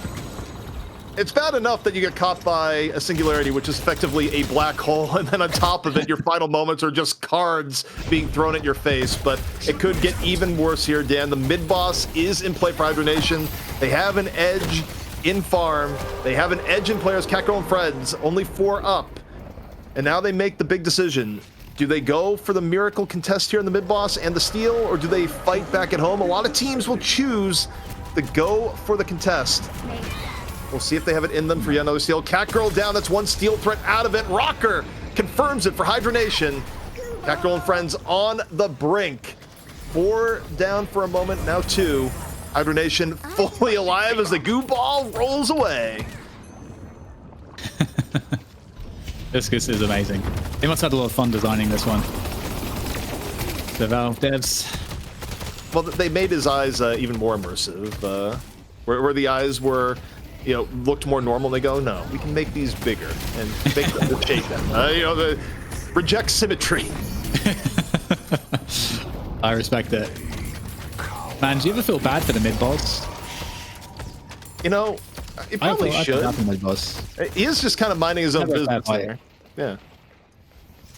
Everyone just goes to kill them. They rejuvenate themselves with his very essence. So it's like his suffering doesn't end, really, off the kill. Like everyone's just empowered themselves. But like, speaking of it, yeah. You should get Pito involved. What I will say here, Dan, anything, but if anything needs to be saved right now, it is CATGIRLs and Friends for the rest of this, where it is not over, but it is everything but, so to speak. Where you again, Deadlock is a game of win conditions, and you find yourself here wondering, what in the world is your win condition? Someone pieces out on to Nian. Nian's able to get away. yeah, impressive. Actually, does Nian have Shroud? I think Nian might have shrouded that to get, because the telekinesis was hanging his way. Yeah. So I could do an item check-in if it's available. I know some of the stuff got messed up off the crash. That's why I've been asking for the item checkups, but I think that might have been the case. Indeed, indeed. And also, chat, feel free to give any kind of feedback that you like. This is the first of these broadcasts, and everyone has been quite open to doing anything to make the show better, but we get a final fight potentially here in this moment. And Singularity is dropped. The Spectre Wall comes in to try to save the day, and in fact getting a rescue team online as well, but oh my god, it's too oppressive. Irie nearly shook it off and got Hyper Beam off, but too much damage was had by the Singularity. CATGIRLs and Friends, 5 on 6, in the hole deeply on items, trying to defend their base, looking for any options. DMB goes down. Naked from the barrage, finds one. Ends up giving his life for it in the process. Rocker deep, falls the CATGIRL. This is tough here, Dan. You don't want to be trading out like this, even with Reju. This is where you start letting the other team back into the game. CATGIRLs and Friends fighting tooth and nail. Active player gets on the Rocker. And these trade outs, is it going to be enough? It's certainly the best way you can play, Dan, to try and bring it back. But they still need more. And Quick is quite weak here, but to be in a protected position, we do have other players just taking the mantle, pushing forward, making sure that those shrines definitely go down. And it's with 3 players down on CATGIRLs and Friends' side, and just the one for Hydra Nation. Doesn't look like they will be able to stop Hydra Nation's momentum into the final kill. We'll have to see. In 10 seconds, McGinnis comes back online. And do we fall back off of this? No, I think they probably send at this point. Rejuve is down, so it's risky. Yeah. But they still have the 6 on 4. They're still going to be looking for a pick, especially like we're looking at Flick right now, right? You find some of the swappy going, but no, they just say, we're sending it. Into the pit, everyone go. The DPS is high, and I'm not sure if they're going to fall before Patron is done and over with. They drop a Singularity on top. Rescue Beam Singularity to grab a few more as the Patron getting pummeled from all directions. It's Hydra Nation going up 2-0. Well done indeed. If there was a moment where I was starting to wonder, hey, that Spectral Wall comes in, some of the damage is being denied, and then of course more and more players flooding into the pit, maybe there was a chance to save it, but looks like that was not the case, and Hydra Nation are 2 to CATGIRLs and Friends 0. But it is a best of 5, so there is another potential 2-3 maps that we could be seeing here tonight. And CATGIRLs and Friends are definitely no pushovers, EP. I feel like they did a pretty good job, you know, considering everything that they had to work against. It felt like they made the best of it, but I feel like Leffa got online a little bit too fast. Yeah, and here's the thing that people have to keep in mind. The Hydra Nation is the closest thing you get to a super team right now, with them absorbing what was seen as the #2 team in NA, effectively. CATGIRLs and Friends, though, is a team of veterans here in Deadlock, as veteran as you can be for being in the game since about May. And they're very good players where even if they haven't gone #1 in a lot of these tournaments or, you know, say in the show match, they have a knack for playing teams close. They have played this game so much that they know ways of finding, you know, hope even in tough situations. Maybe not to the degree that we saw from Buff Enjoyers earlier, where they were truly the masters of coming from behind, but CATGIRLs is able to keep this interesting to the very end. speaking of the Masters from coming from behind, let's bring back Mitch. I don't know, that was too good. That was too easy. He's just wondering if you're me? Jason right now. You know? It's your boy. I'm back. Yeah, listen, I mean, I probably would have done a little better than Catgirls and Friends. Yeah, assuming that this was not Deadlock and in fact like a simulation in real life where like I'm running and someone else is running and I'm behind them, and I'd probably be able to catch up better than we saw here. But look, there were the mechanics and tools there for Catgirls and Friends to be able to come back from a deficit, right? I think the bebop's a big part of that. Can you hit a big hook? Can you snowball that? Can you find picks? Can you, exploit the map as we saw it happen a couple of times? But the most impactful bebop moment I think that we see is when Leffa goes to the far right lane, Walker to try and defend it. And they're short-handed, they're very fed, but they end up getting hooked out of basically nowhere by Eerie. That's a lot of souls to be picked up with that particular elimination. But moments like that were pretty few and far between. We often saw, we often saw like the Amber side play out of line of sight of those, or just play to avoid them, play to respect the range. And it was a little bit tough to use bebop to try and get yourself back into the game. Depending on the build as well, like bebop just doesn't look that great from behind, especially if you're on a gun damage build. He tends to feel like he falls off pretty hard and isn't able to have the impact that he is looking for. Meanwhile, guys, Leffa gets off to a brilliant start and then ends up having 4 cards, hits him with the old draw 4, yells Uno, and then slaps him in the face through most of the game. 18 kills. Yeah, we can see Rocker as well. I think it's the first big game we saw out of a pocket as well in terms of damage, or really being able to get in there and just not be completely denied. Well, also, I just want to correct the scoreboard a little bit here. You're talking about Lefa and the kills. Well, please look at Quig in the assists, and then maybe tax Lefa about half of those kills and put it towards Quig, because a lot of those kills just simply came as people were in singularity, and Lefa's just like, I got a lot of cards. What happens if I throw this into this black hole that's directly in front of me? Oh, wow, people die even harder. What a weird concept. But I think it's still important to note here that Quig was getting the setup that Leffa was feasting on from the early game on, where Leffa definitely had big plays on their own, but you cannot understate how good some of these Dynamo singularities were. And also, you think about the problem where you're behind in this case too. CATGIRL was so far behind, I don't think they had the option to say, do what Buff Enjoyers did earlier in the night and stack a bunch of curses. It's an expensive item. This guy is Gambit, bro, with a better accent, presumably. But I mean, this singularity here, by the way, this is no Majestic Leap, no Warp Zone. Homie just rolled in there. He just pulled up on them and held them in place. And I think at the time Zippy's saying, is there follow-up? Yeah, there's definitely plenty of follow-up. Obviously, the knock up there for Dynamo, pretty impactful to sort of chase up those singularities. This, I think, happened after. Yeah, bro, that was ridiculous. The CATGIRL steal just after we sort of came back into the game. Beautiful multi-stun there to follow it up. Yeah, that's so nice. One thing I noticed actually at the score screen as well that wasn't readily apparent in the game but it makes sense, is I think it was like 3 players on Hydra Nation of the supports had 1 death, and I think one of them had 2 deaths, which just goes to show like the lack of initiation on CATGIRLs and Friends. Because if you have a Paradox, if you have like a Lash, you're able to target like the specific supports that you want much more easily to actually get those kills, those key kills on those supports, so that they're not there in a fight, or at least if they're in a fight, you're able to do damage to the backline. And not being able to get any of that backline damage creates a situation where, yeah, you're going to get so many key engages and sustain coming in from the backline to support the carries. There's one fight, like CATGIRL, she's looking for an engagement. She's carrying Nian, the Infernus, ferrying him into the fight. She zooms around a whole bunch, and like we can see on the minimap, there are a bunch of Amber players there. I don't see any though on the screen. They're hiding. They're subterranean. They're in bunkers. The Infernus ends up getting dropped off because they eventually, we've got to find something here. And it's countered perfectly by Hydra Nation. They emerge from God knows where and just jump on them. Maybe they're hiding by the secret shop. It's unclear, but you could see CATGIRLs and Friends trying to force these engages even to go as far as to ferry the most important player right into the belly of the beast and have them completely eviscerated in front of them, but they can't get them.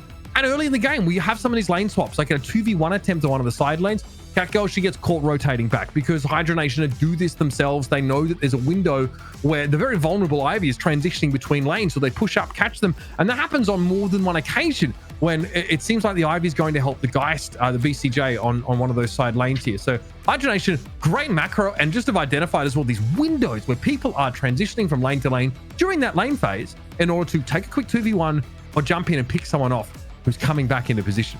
You know, Mitch, you really touch on something that I've brought up earlier in the broadcast that I think is worth hammering over and over again because I think it's so fundamental to Deadlock and its current status right now, is that it is a game of imperfect information. It is easy from the observer point of view to go, oh, I see everything. So often, from the player perspective, they see nothing. And that goes from the early game into the late game. It's why you have situations where you go for what could be an easy gank, and then Kelvin shows up and does a double dome right thereafter, right? So there's going to be plays from our perspective where we go, one, the world is going on, but as you astutely brought out there for HYDRA Nation, it's like, yeah, they're in the tunnels, they're in areas where they're not showing up on the mini-map, period, in some of those situations, and it makes engagement such a key part of these fights. And it's one of those things where it's easy to not immediately notice these things, whether it be from the viewer, the caster side, or other thing, exactly as it's going on, because, the imperfect information almost extends to us a little bit. But these are all factors as you're trying to get that key engagement, the key early pickoff that will then, ideally snowball to better things and not being behind in the game, in that case, if you're CATGIRLs and friends. Well, on that note, it's time to go for a break, and we will see if a difference can be made in this break time as we head into the next draft. You don't want to miss it. We'll see you right after this.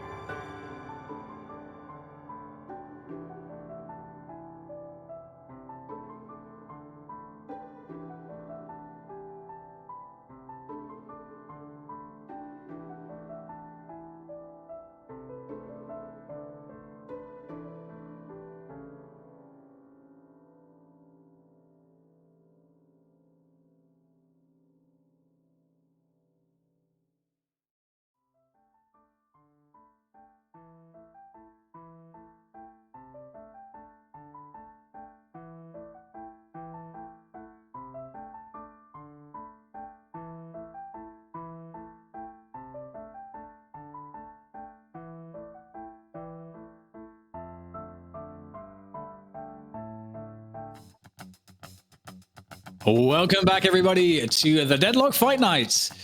And it is time for what could be our final map, unless CATGIRLs and friends turn it around.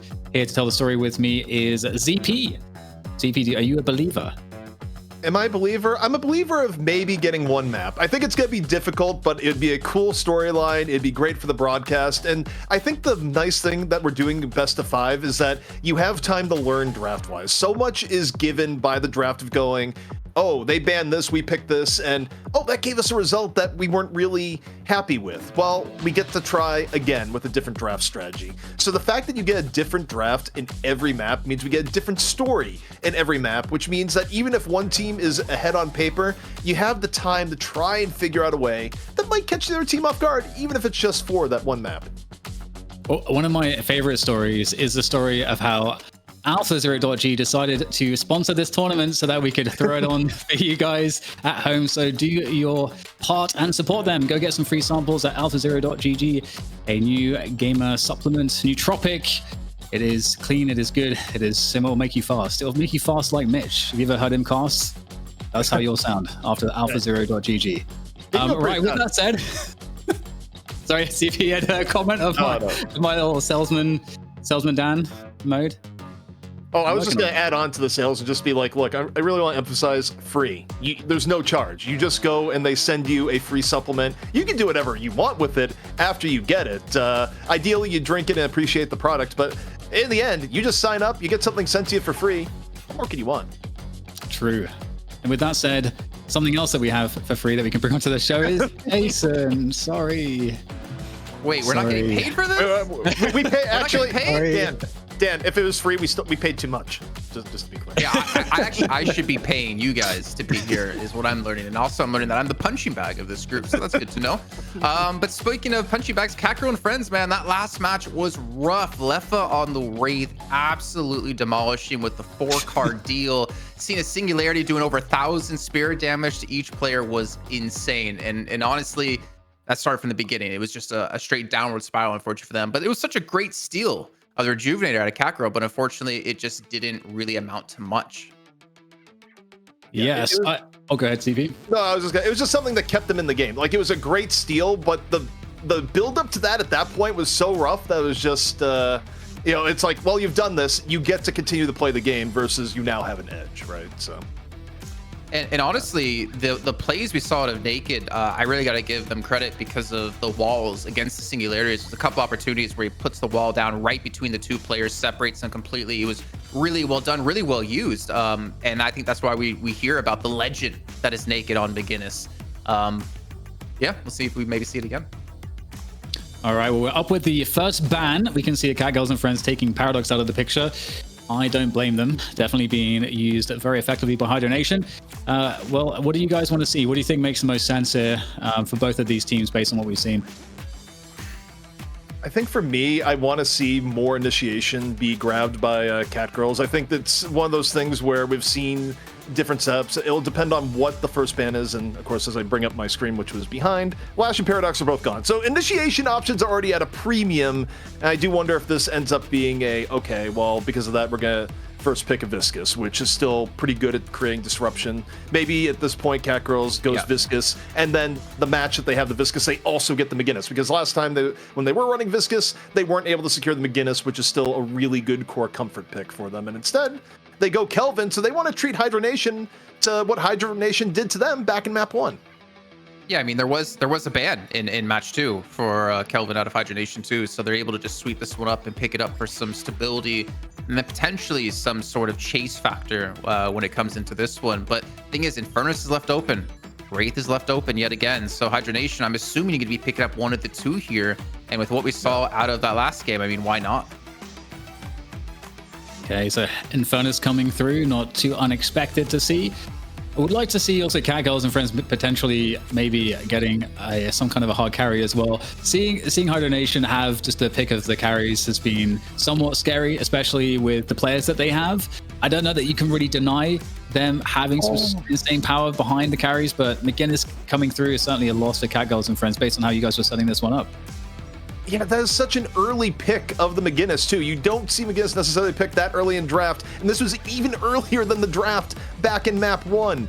this is a very targeted, concise.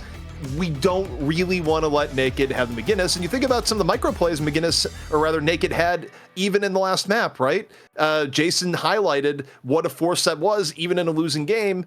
This is more deny McGinnis from Naked than it is we love McGinnis ourselves, even though she's a good hero that HYDRA Nation plays well. Yeah, and I was looking towards, CATGIRLs and friends, like, what are they going to respond with? Do they want to pick up their hyper carry now? Obviously go for like a Wraith or something like that to play, considering you don't want to give that yet again to HYDRA Nation, who just absolutely steamrolled you in the last game with it. But they go for the pocket, which I find kind of interesting. I don't necessarily hate it paired with Kelvin, because it does help facilitate an easier affliction out of pocket, which we did see in the EU matches be very difficult to pull off. However, it obviously means you have to kind of be with the Kelvin to be able to make that happen. But we'll see how it's going to work out for them. A Wraith pickup as well, so nice to know that that's not going to be in the hands of HYDRA Nation and Leffa in particular. I personally would love to see an Abrams picked up by CATGIRLs and friends. I think especially like paired with Kelvin in team fights, and also on lane, it can be actually insanely oppressive. Just the sort of power, just the tank ability of the Abrams and how he can just get in there and force action, because that does seem to be an issue. It's just the initiation and forcing the action for CATGIRLs and friends, that they have been missing those elements. And HYDRA Nation, what do you think would be a counter pick here? Viscous. Oh, yeah. I wanted to say that, Viscous, because you completely eliminate Race Ultimate.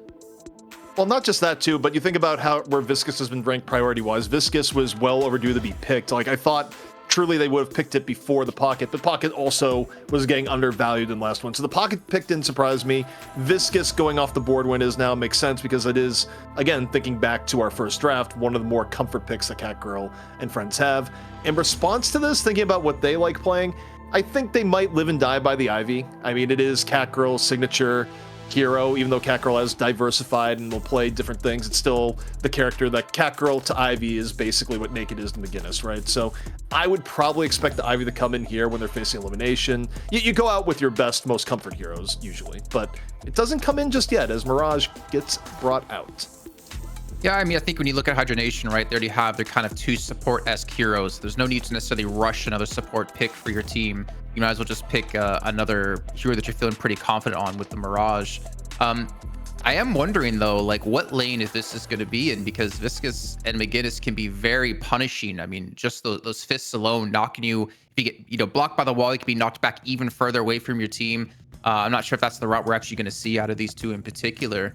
But thinking about the Ivy pick, I'm in my head, you don't really use Ivy these days, I feel like, to drop someone in for an initiate. You use it more to stay in the air, drop your kudzu bombs to really eliminate a lot of space that you can play from. So I'm not sure if the Ivy will be picked up here necessarily, but I'm also thinking what would be their second support that they would run. And Yamato coming through for HYDRA Nation as well. So the Yamato Infernus combo is certainly quite a scary one. And I think like Infernus and Yamato also really nice, because they're both carries that come online just straight away. In just terms of the utility that they have to offer in either early pushes or team fights or ganks. So a lot of strength already on HYDRA Nation's roster. In terms of Viscous as well, I like that they have the Viscous just because the cube is a counter to so many things, including Infernus. But Warden coming online, CP, I know you're a Warden stan. Yeah, and this was going to be my prediction for this pick, because you've taken away McGinnis, right? Naked has already shown their hand on like what they like to play, and when McGinnis was banned in map 1, they went to Warden. Also, you think about the state of the heroes that have been picked right now. People have been preferring Warden to Haze when you need another option for high damage, and Warden's kind of in an interesting place where not only can he sort of fill the carry role to an extent, but it's also pretty good early to mid-game pressure. Warden gives you more early to mid-game pressure at this level of gameplay right now than Haze is giving people in a lot of cases. So that's why you're seeing the Warden here. It makes sense that they would pick Warden. The question to me is, what is the final pick going to be? And whether or not it is the Ivy, it still could fit, but there's some other options too. Ooh, take the Geist. They've been running that last two maps. We've seen a lot of Geist, as you were talking about on the EU matches, right? We're seeing her build a little bit more tanky, and you can kind of be more of a front line. I'm looking at HYDRA Nation's like picks so far: Viscous, Yamato, and Lady Geist. I feel like that's already a very dominating front line for HYDRA Nation, where Viscous can obviously create some space for the rest of the team to play. Yamato can be in with escalating exposure and just get the constant poke. And then Lady Geist, of course, you're not really going to have a good chance of killing her off when she can just ult you. So this is a feel like a really strong pick comp, but also a little bit brawler-ly. I respect it. I'm having a tough time with that word. I just feel like they have the skirmish potential out of this team, especially with the McGinnis healed, to give that longevity in fights. I just want to see Mo picked because no one's picking him, and I'm sad. Where's the Mo? Yeah, I don't know. I mean, I think what Mo and Krill really excels at, like the mid game, when you're able to get picks, because you can just ult them and then you're pretty much able to solidify a kill. I think his disarm is really underrated, to be honest, when it comes to matches. But there's the Abrams you want to see, DDK. Yeah, the Abrams comes into play, so it means that, of course, it won't be CATGIRL on the Ivy. I mean, it does give you a pretty strong front line for how this sets up here. I mean, Abram, Warden, and Kelvin, who often will be in the fray, I mean, it's not too bad. I still have questions when I look at this in terms of how are you going to catch people out? And I think this could be another one of those games where it's Majestic Leap all the way, where it's not just Warden that's grabbing it now. Majestic Leap Abrams is also in the fall fashion catalog as you're equipping your Abrams, which also makes sense, right? I mean, you leap in as Abrams, get close, and landing your charge is a whole lot easier than, you know, just running at people, so to speak. And it leaves your ult open for other stuff. So to me, I look at this and I go, bring on the leaps, because I think that's where we're heading. I'm a little bit worried for Abrams, though, against this composition, just because, like, the McGinnis wall is going to be very tough to deal with. But also, I feel like if Abrams doesn't have a decent start, and not even that decent of a start, I feel like he can fall very far behind as the game goes on. And we've seen how strong HYDRA Nation has been at the start of games. And Vindicta, you talked about it a lot, Dan, when it came to that first match of Cena Vindicta coming through, and we are in fact going to see it, and that's got to be on Lefa.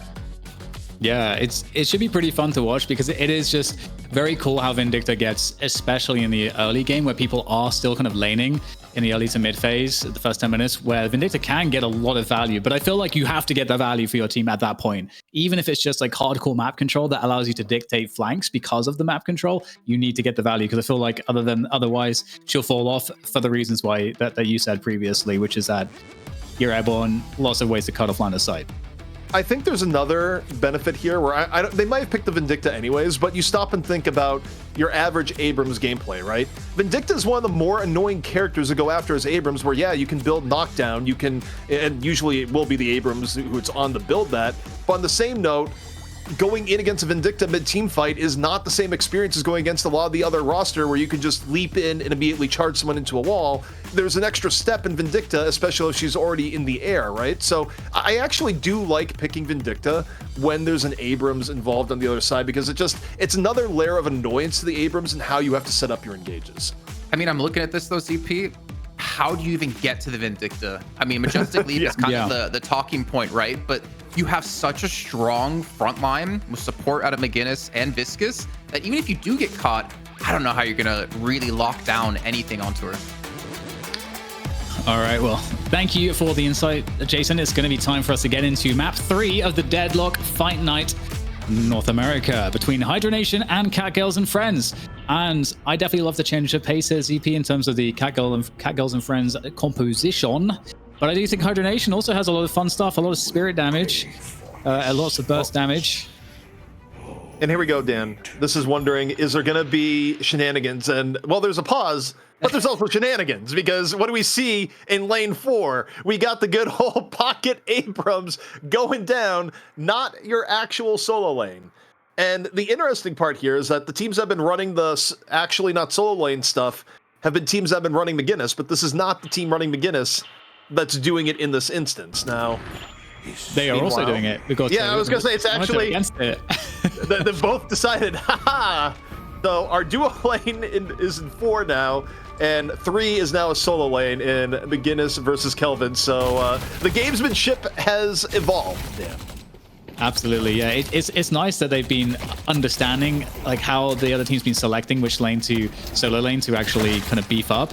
So interesting to see what will happen there, as those extra heroes will eventually go back to their lanes, presumably.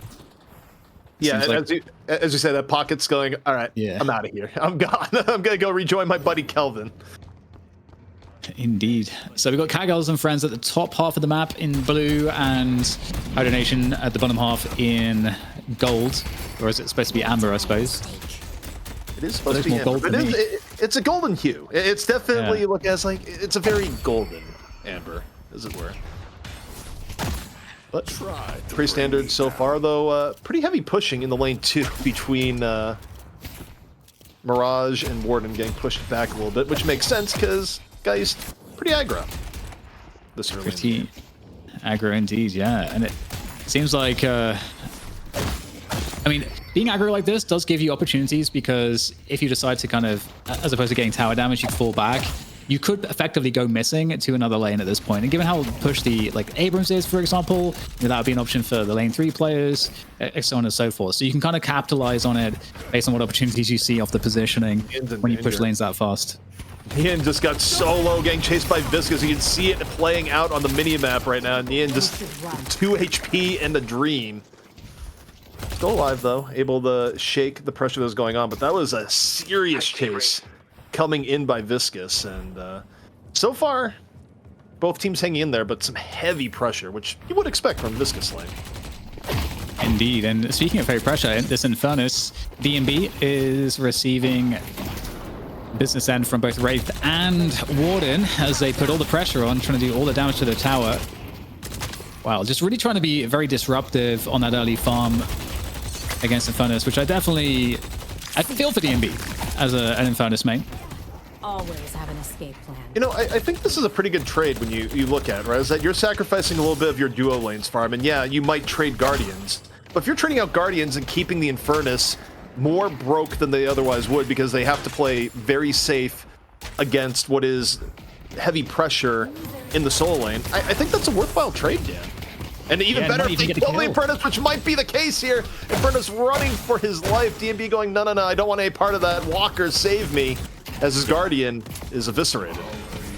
Because that's the thing too, like if you force the Infernus once that first Guardian goes down early to have to just freeze the lane, that is a slow way to farm as well.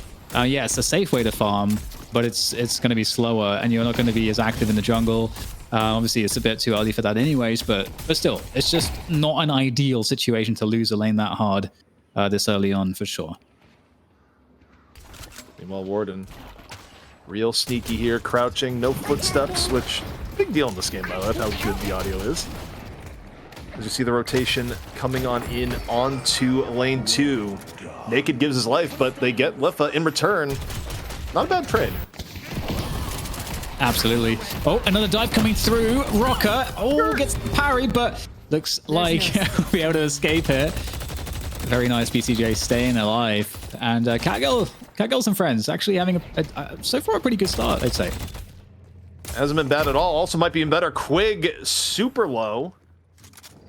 As we were just discussing, the pressure pretty heavy for all lanes. Quig eating the barrage. And this is always tough in lane where you're behind, then you're just near the shop just going, please, let us just not die here. And you don't want to miss CS in lane, but you also want to give Pock an easy kill. Quick snipe on the CATGIRL though from Flick. But as it happens, Naked finds DMB, so trades happening all across the map. Lefa though gets some revenge. Yes. Headbutt by the Google, and HYDRA Nation slightly ahead here on the overall souls. We get some early Guardians down here. More aggression coming in from the Geist. And, look at Yamato. Look at lane 4. There's 3 people coming for a beating right now. Is Yamato gonna be able to get away? Yamato hydration running for his life. As Naked just says, you know what? I'm gonna last stand. I'll trust my team. Get some tower damage. 100%. Yeah, really active on the towers here. Another fight breaking out on lane 3 as well, as they try to take down, HYDRA Nation try to take down the CATGIRL tower on that lane. In comes Mr. Pocket, Nian, looking to try to save this situation, and it will keep the tower alive, but or maybe not, because the wall goes up to block any way to stop this, in fact, and it's going to get beamed down. Very nicely done there by Quig. He makes his escape. Oh, here comes the gank though. The Warden is not messing around, and you are in the cage, you are dead. I love how it's evolved for Warden, where you just get slowing Hex so early, it might as well be part of Warden's actual kit. Super quickly rush slowing Hex, telekinesis out, DMB in danger, the cards are flying. DMB though, send the fire back the other way. Lefa finds BCJ. as this fight is going on. And you see DMB right now, still under pressure. 170 goes for the punch. Down he goes. Can let us finish it off though. Oh my god, we got fights breaking out all over the shop. Abrams in there, in the brawl, in the melee. And, trying to punch his way around. He already has the melee charge. Oh his left hooks go pretty far. McGinnis going aerial. And how often do you expect McGinnis to outpunch Abrams? Obviously, Abrams well, but you know, there's a size difference here, Dan. Oh, and there we go, barrage all the way forward. Get a max connection, cloak, satchel, just the whole boat of util unloaded. And man, there's a lot of fights happening before the 7-minute mark even. A lot of towers down as well. I'm glad you mentioned that because it's been a little bit of chaos. The good, entertaining kind of chaos with a lot of rotations, but this has not been a safe early game by either team. Yeah. They're out for blood, and lane 3 looking to be the new battleground. CATGIRL super low. First, the guys drops Frozen Shelter, staying alive from the Frozen Shelter. Turning it, perhaps still low. Cube comes in onto Geist. Ian gonna get caught while this is going on still. Goo versus Ice. Goo gonna win that one. On the fall through, CATGIRL, of course, super low on the fall through, and there is a pause. Yo. Honestly, they might need a breather because we could use a breather. By the way, I love how like tilted everybody gets when you're playing like in matchmaking and someone pauses straight away. Oh, now for these guys. We're in the middle of a team fight right now. And we will wait for information as to what exactly is going on. Hopefully it's not a technical. Oh, there's a question mark. A true question mark, by the way. Yeah, like most of the time when people drop a question mark in this game, it's not because they're confused. It's just because they just want to upset you. Maybe it's an emotional support pause.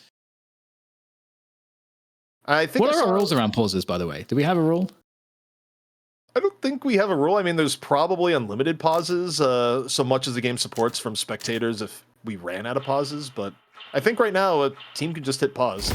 We haven't gone deeper into that. Is there's a fiery rocker down in turn, but Lepa's getting a lot of these kills, Dan, and that's worrisome if you're against Vindicta. Yeah, but Vindicta has nowhere to run at this point. Gets lifted up as well, and we'll get finished off. So after all said and done, it seems fairly even, these trades back and forth. At the same time, we've got DMB pushing the left walker on lane 1, and we'll get ganked as well. So I think DMB's in a lot of trouble over there. 3 players trying to kill DMB right now, as we're getting a push here into this lane as well in lane 3.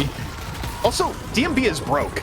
6K right now, Dan, where you have Wraith and you have Vindicta heading into the 9K range, Vindicta just hitting it.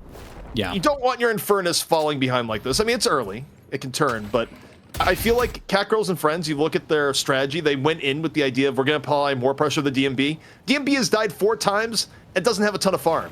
The strategy's successful thus far. That's very true. That's a great highlight, and they're going to make it worse. They're going to compound the advantage on this one lane, as we have dubbed it, the 1, 2, 3, 4, as we don't have colors on this HUD. And Vindicta getting off the assassinations there. Ooh, just chunky damage, keeping the Wraith out the fight as they guarantee this walker. So trading 1 for 1 at the very least, but in comes the players from CATGIRLs who just dealt with the lane 1 walker, and they're looking to perhaps get an intercept here to catch HYDRA Nation as they fall off. They're looking for it. You see Warden under pressure right now. No last stand. Able to back up just a bit. Rocker falling. Both teams down 1 at the moment. 53 to 55K. HYDRA Nation ahead on push. Frozen Shelter being used by CATGIRL here. Abrams just looking, just hopelessly up into the sky at the Vindicta. Just like, I can't do anything about that. Meanwhile, just getting peppered a little bit by the turret. Vindicta, though, under pressure, gets cubed, gets punched. Ended cube. Abrams coming in, goes for the punch. Telekinesis on the way. Flight for mobility, but it's not enough. You do the flight cancel, you get away, but not that time. And this, ZP, is, I think, precisely what we wanted to see from CATGIRLs and friends when we looked at the compositions. Having more of an ability to chase their opponents down, to get the picks, to finish them off. That front line, that tanky front line you guys were highlighting is really coming into hand. They've taken It's been a team that's essentially playing with nothing to lose, which is where you want to be at this point in time. Oh, is Abrams getting away? No. Okay. Hydration, I think, landed the grappling hook at the last second, but that would have been the great escape. I think Abrams was down at around like 12 HP or less. But here we go. 10 minutes. Buffs are up. Both buffs have been claimed. And now it's time for Earn, where you look at this, Dan. Majestic Leap, we called it in draft. There's already 2 that have been bought. Lovely. Love it. Hot pursuit here from the Viscous. Flex trying to finish off CATGIRL and will be quite successful. So that's the Earn now picked up. Now, is there a response from CATGIRL and friends? Are they going to try and stop the pickup? Obviously, they can continue to push the Walker hydronation as they are already quite pushed there, but that's going to, of course, attract attention here. Warden off the leap. Thought there'd be more there than there actually was. Instead, it's a last stand that murders minions. But here's the other thing you have to call attention to here, Dan. No flex slot so far for CATGIRLs and friends. Still looking for a that last Guardian in lane 3. So at some point, they need to make a field trip over there and take that one out. And right now, DMB is on the Infernus. 3K behind BCJ on the Wraith. So huge advantage on CATGIRLs and friends' carry, main carry. It's a fight under the Curiosity Shop. It commences. It is actually carnage. Cars flying. There's a frozen shelter to try to maybe simplify this one in favor of CATGIRLs and friends. They come away with 2 kills to the 1 they lost. And gone. Wait, Leffo's still alive. Leffo was able to get out there after the Shroud. DMB comes in, Flame Dash, down goes CATGIRL. And Hydra Nation making the most of what was a very tough fight. Reinforcements have come on in. They take out active player. And even though CATGIRLs might have gotten the better of it overall, they get the Earn. They're going for the mid-boss, Dan. This is wild. This is surely going to force a fight. I don't think CATGIRLs and friends are going to allow this to stand. Are they, or are they just going to hang out outside? They have the Earn at the moment. They drop the Earn. That would indicate they're going to go for this fight. Perhaps the steal. What do they have to try to steal this with? In comes the Warden. The last stand is utilized, and it's going to do a lot of damage. Hydra Nation get it. And they get the kills on top. Irie and Naked fall. Hydra Nation by far getting the better of that in the middle of the team fight. They get the Rejuvenator. They get more kills at the start. They have evened it up. What a shot call and follow through from Hydra Nation. Oh no, it's going to be a complete wipe as well because Frill is just out there alone on the Abrams. Nowhere to go. And there it is. Yeah, that's insane. The fact that they got it and wiped the team, that's pretty perfect. And they get the Earn. I forgot about the Earn. Yeah, and look at the replay here. So you have Naked go in the beginning, and look at the cube just acting as an extra layer of protection. Enough for Rocker to get in there, secure it. Warden or no Warden. Great replay. Love that. Yeah, the replay is incredible. Production is doing God's work right now. But also, Hydra Nation is back in it, Dan, where CATGIRLs was on the verge of starting to run away with it. Yeah, and there's the Earn delivery as well. So a little bit more ahead. But at the same time, well, what's really interesting is that BCJ was about 3 or 4K souls ahead of DMB before that last kerfuffle around mid. And now DMB is almost at BCJ's level of farm. So huge recovery there for Hydra Nation as they begin to pressure the Walker, the 2 Walker. They kept DMB starved, but DMB found the buffet. It's what really ended up happening. Although, as I say that, might be back to starving, just drops a bunch of unsecured souls on the ground. Nice pickup from CATGIRLs and friends. He'll be back soon from the rejuve, but still pretty good as Naked even gets Twig. A lot of the momentum being lost from Hydra Nation that they picked up. Yes, yeah. I wonder how many souls were in that pack. It looks pretty big, like could have been like between 500 and 1,000 potentially. Either way, Walker going down here for CATGIRLs. They're just going to try to do what they can to defend it, but Pocket has different ideas. Ian trying to get the kill here, using everything. Crimson Blaze, the Flying Strike, everything getting thrown at each other right now in this corridor of death. Abrams comes in. That's a scary thing to see if you're Yamato right now. Charging down the corridor. Melee strikes for days. And it looks like so the Walker is going to stand still. Yeah, decent acrobatics coming in. Frozen Shelter coming down from CATGIRL. mid lane as they look to stabilize a little bit. And pressure still coming in here from Hydra Nation going, yeah, we're going to take a few base guardians. Why not?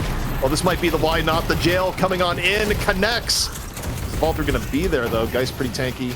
Not necessarily gone, but the approach is coming. But I think they look at the situation, Dan, they go, you know what, we need to clear this out. Yeah, they're getting a lot of value here on lane 4.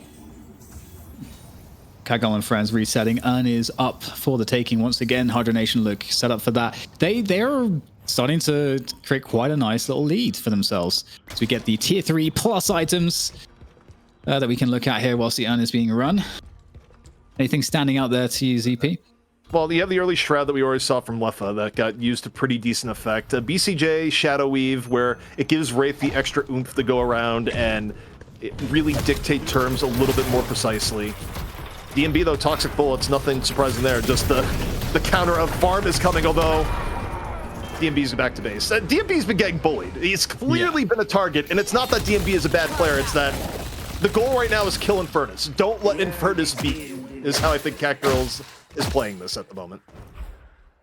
And that's absolutely fantastic because, you know, Infernus is really one of the most dangerous elements they have into the late game.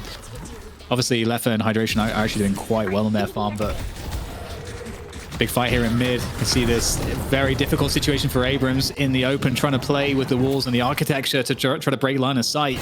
Also, effectively, pretty much everyone turning up for this fight just splayed out across this mid position.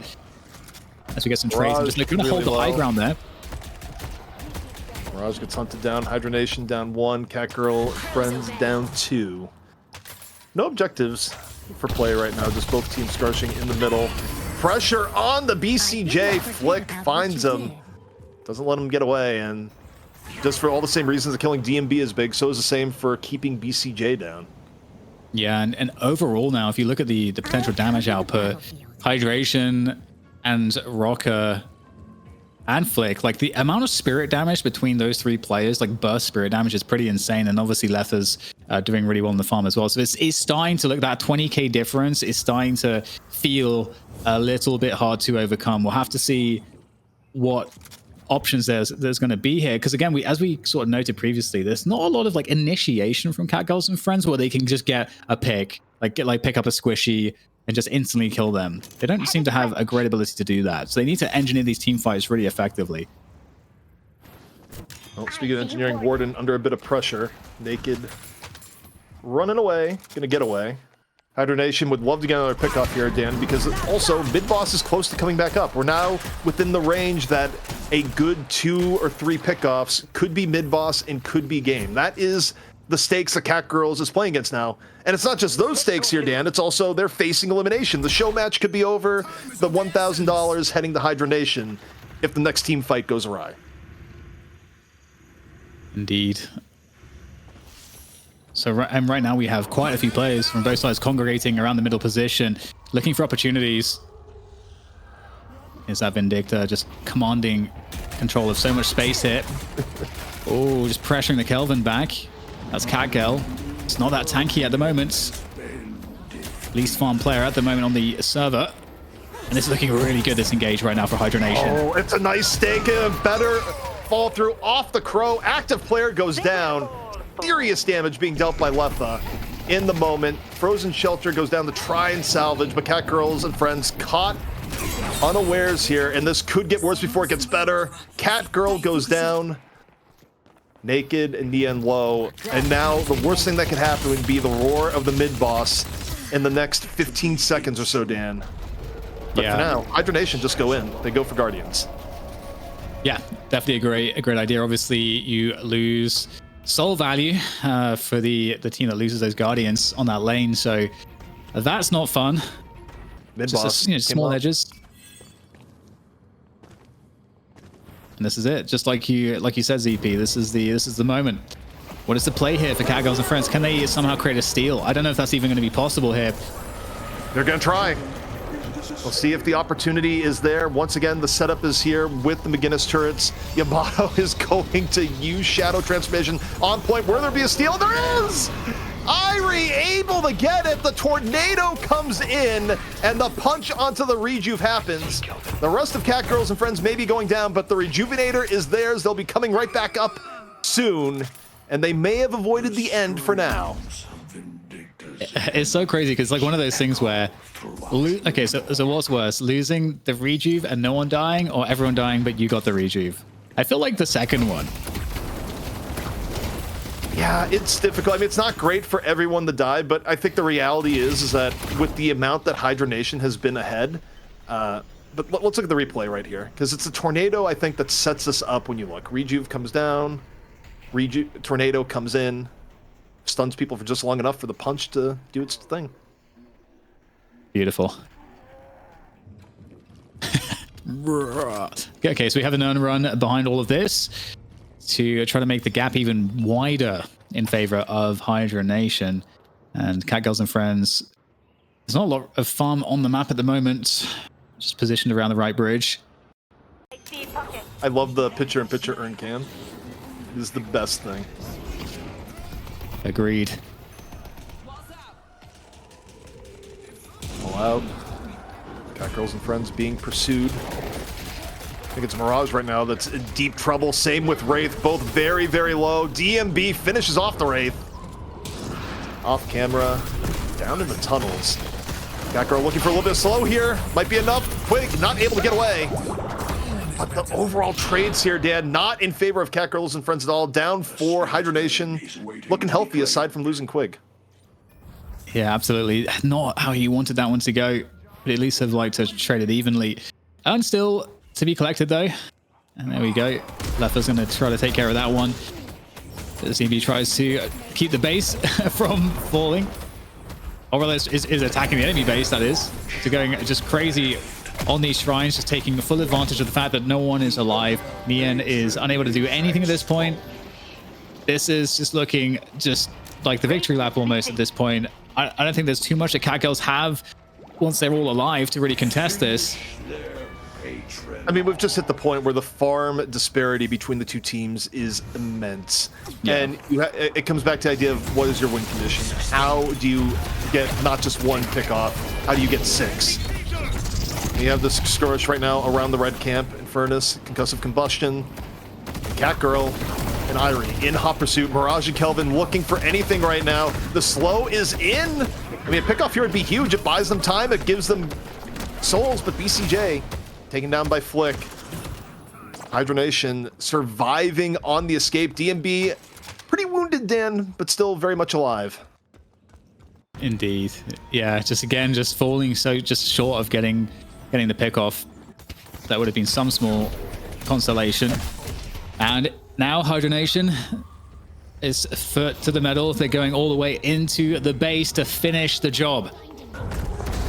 Yeah, they want the patron. They think they can end it right now. Stake hits Abrams, and so does the kitchen sink.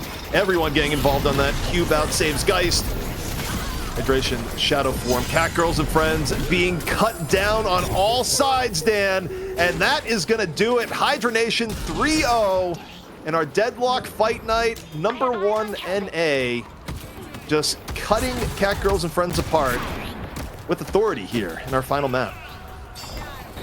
Yes, it's looking like it's about to be over. The patron is now being focused, and that's a wrap. The GGs are exchanged. Indeed, Hydra Nation are the victors of the very first Deadlock Fight Night North America. Congratulations to them. Hydration, Lefa, Rocker, Flick, DMB, and Quig. Is this the new super team in North America? Who will be able to defy their dominance? We'll have to wait and see if anyone can step to this, because they were dominant throughout. Yeah, I mean, the performance we saw was what we expected, but you also have to give your props to CATGIRLs for making it close. I mean, every map had moments where you look at and it could have gone either way. Hydra Nation more consistent in the end, but you look at the beginning of this match here, Dan, there was a point where CATGIRLs was on the verge of running away from it. It was just those 2 picks in a very risky mid-boss attempt early on in the series that kind of set the stage for Hydra Nation to bring it back. Yeah, absolutely. And oh wow, Lefa actually getting a huge amount of damage there on that Vindicta. Seemed like the pick worked out for them. I think it was Jason that mentioned who we can bring back. If Jason's mic is on, let's get you back in the picture here to do this post-game breakdown as we have our winners. But yeah, I think it was you, Jason, that mentioned the Vindicta just having aerial superiority over the Abrams, and really not being too much at all to deal with that aerial assault. Yeah, I think the way Lefa was positioning himself as well was really phenomenal. Like, you would see him know when to be able to back off in time, that he couldn't be caught, but also knew when he was able to get aggressive. I mean, that fight in the secret shop, seeing him somehow escape with like a sliver of HP should never have actually happened, but it just kind of shows the superiority of like how good of a player Lefa is. I think one of the really important parts of the game for him in particular was how he was able to interact from the 2 lane, as you're calling it, to the 1 lane with his ultimate alone. He was able to farm up so many extra souls just from being omnipresent in both those lanes with the ultimate, able to get a sniper or 2 off on people trying to run away. He knew exactly what he needed to do with Vindicta to make her impactful later in the game beyond just the positioning in fights, and he got steamrolled and never really got stopped. I think that's interesting is that CATGIRL's almost made a decision in this game, and the decision was, in terms of the carries, they were willing to let Lefa have the chance to beat them because they weren't going to let DMB beat them. DMB was getting just harassed multiple times. It seemed like every other gank attempt was heading to whatever area Infernus was in. Resources were being spent on DMB continually, and there was a point where Vindicta was at 9k, Wraith was at something like 10k, and DMB was slumming it at 6k. Yeah. So the game plan here was clearly one of, we will prevent Infernus, and we're not as afraid of Vindicta. But the problem there is that Vindicta can be played to a really high level, and Lefa showed us what happens when a Vindicta has a little bit more room to get big.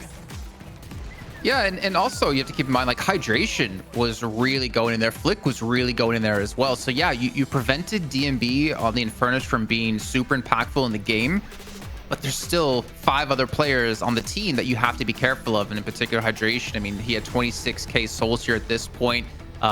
He was very aggressive with his ultimates as well to look for the picks, to kind of buy some time for his team to get there on top of things. But Flick, I mean, we didn't get to see too many Vistas plays today, but I feel like individually had some really good moments there. He was up on the limbs. He was highest on assists at 27. Like, he was omnipresent across the entire map, it felt like. So now, gentlemen, I have to ask you, as you know, the Deadlock Fight Night is it's not just a one-night thing, not a one-time show. We're going to be continuing to do this to display the best talent in both North America and Europe. So given that HYDRA Nation are in this position of dominance right now, and they've created this incredible super team, is there anything on the horizon? Are there any whisperings? Are there any rumors of anyone else that could step up to this team? Yes. And I don't know for sure. This is not a leaks moment, but you just stop and think about the fact that, okay, originally the number 1 and number 2 team were Mahjong and Krill with Hydration and Deadlock Deep State with Ido, right? Well, in merging those 2 teams effectively, you have now created a whole bunch of free agent players that were good enough to be on the number 1 and number 2 teams. So I think from the mix of those players that are now teamless on both sides, and probably wildcard additions because new players are being discovered via ranked all the time, I think you have to have another team form from that's going to be a real competitor to HYDRA Nation. I mean, logic would dictate that's probably what's going to happen. I mean, we've been around esports a long time. It's not our first roster shuffle. There's more enough people hungry, I think, too, to take them down as being the top team. I mean, the fact is, being at the top of the game this early on in a new game, in a new esport, is very important for your career because it allows you to be looked at by organizations. You can be looking at a salary. Like, long term, that is the position you want to be in. And I think everyone who wants to be a pro player is grasping for that position. And HYDRA Nation, I mean, yeah, they might have the strongest team right now. For a month from now, who knows if they will. There could be a couple of patches that come in that completely gimp the way they were playing, though. I know they're good enough players that it won't really matter in the long term. But there's teams gunning for them for sure. Amazing. Well, I'm very excited for the next tournaments that are to come. And this is a great moment for me to give shout outs once again to the sponsor that made it all possible, alphazero.gg. Check them out. They are giving away free samples. So go head over to the website and sign up for that. And one final other shout out that I need to make is that you guys can, if you want to support what we are doing here at Deadlock Fight Night, you can go to deadlockfightnight.com. and you can contribute. You can donate to the prize pool directly. That's where the contributions go on the donation page there. We also have merch. I don't know how this happened so quickly, but we got merch going as well. If you want to check out the drip that we got going on at the Deadlock Fight Nights.com, you should definitely go ahead and do that if you want to support what we're all about here. So, gentlemen, it's been a wonderful broadcast back. I haven't done a broadcast in a while, but it's been so fun getting to work with all of you guys, some of my favorite people that I've ever not had the opportunity, but should have had the opportunity to work with. And thank you also to the production who did an incredible job. I mean, how good does this all look? It's incredible what has been put together at such short notice. So amazing job from everyone. Do gents have any final words as well? I got one. I'm gonna jump in first. I want to talk about the player of the match in that last game before we do completely end things off, man, because I took the time to go back, look at this player's stats from the last matches. He ended off on I haven't said the name yet for a reason, 42, 8, and 35. So 42 kills, 8 deaths, and 35 assists. Leffa, for me, definitely the player of the match, seeing what he was able to pull off. In particular, the Wraith game completely snowballing that match. We saw the amount of times the Singularity paired with 4 cards, taking away 1,000 plus HP multiple times, seeing the Vindicta as well. I think for Leffa, showing he can play multiple heroes at a very high level, super important. Do we have consensus, CP? Are you on the Leffa hype train? I am on the Leffa hype train. I think Leffa played exceptionally well. Again, another player that's been around since I think about May in game, and you're starting to see players kind of sense this level of, yeah, things are just becoming unconscious for me in terms of mechanical execution. It's super cool to see, and it's just going to get even better as players get better at movement. I also have another point to say, which is that it's kind of the shout-out thing, but not only thank you to everyone that came in and watched today, but early tournaments at the stage of the game, we just thrive on people talking about it. So if you really enjoyed it, tell people you know, shout it out on socials. That's how we get more of this. It's how we get more sponsors, and we grow something really special. And if you want to update us on Twitter or X, it's at DeadlockDFN as well to stay in the loop. But I think that does it for us tonight. We'll see you on the next one. Thank you for watching. Have a great night.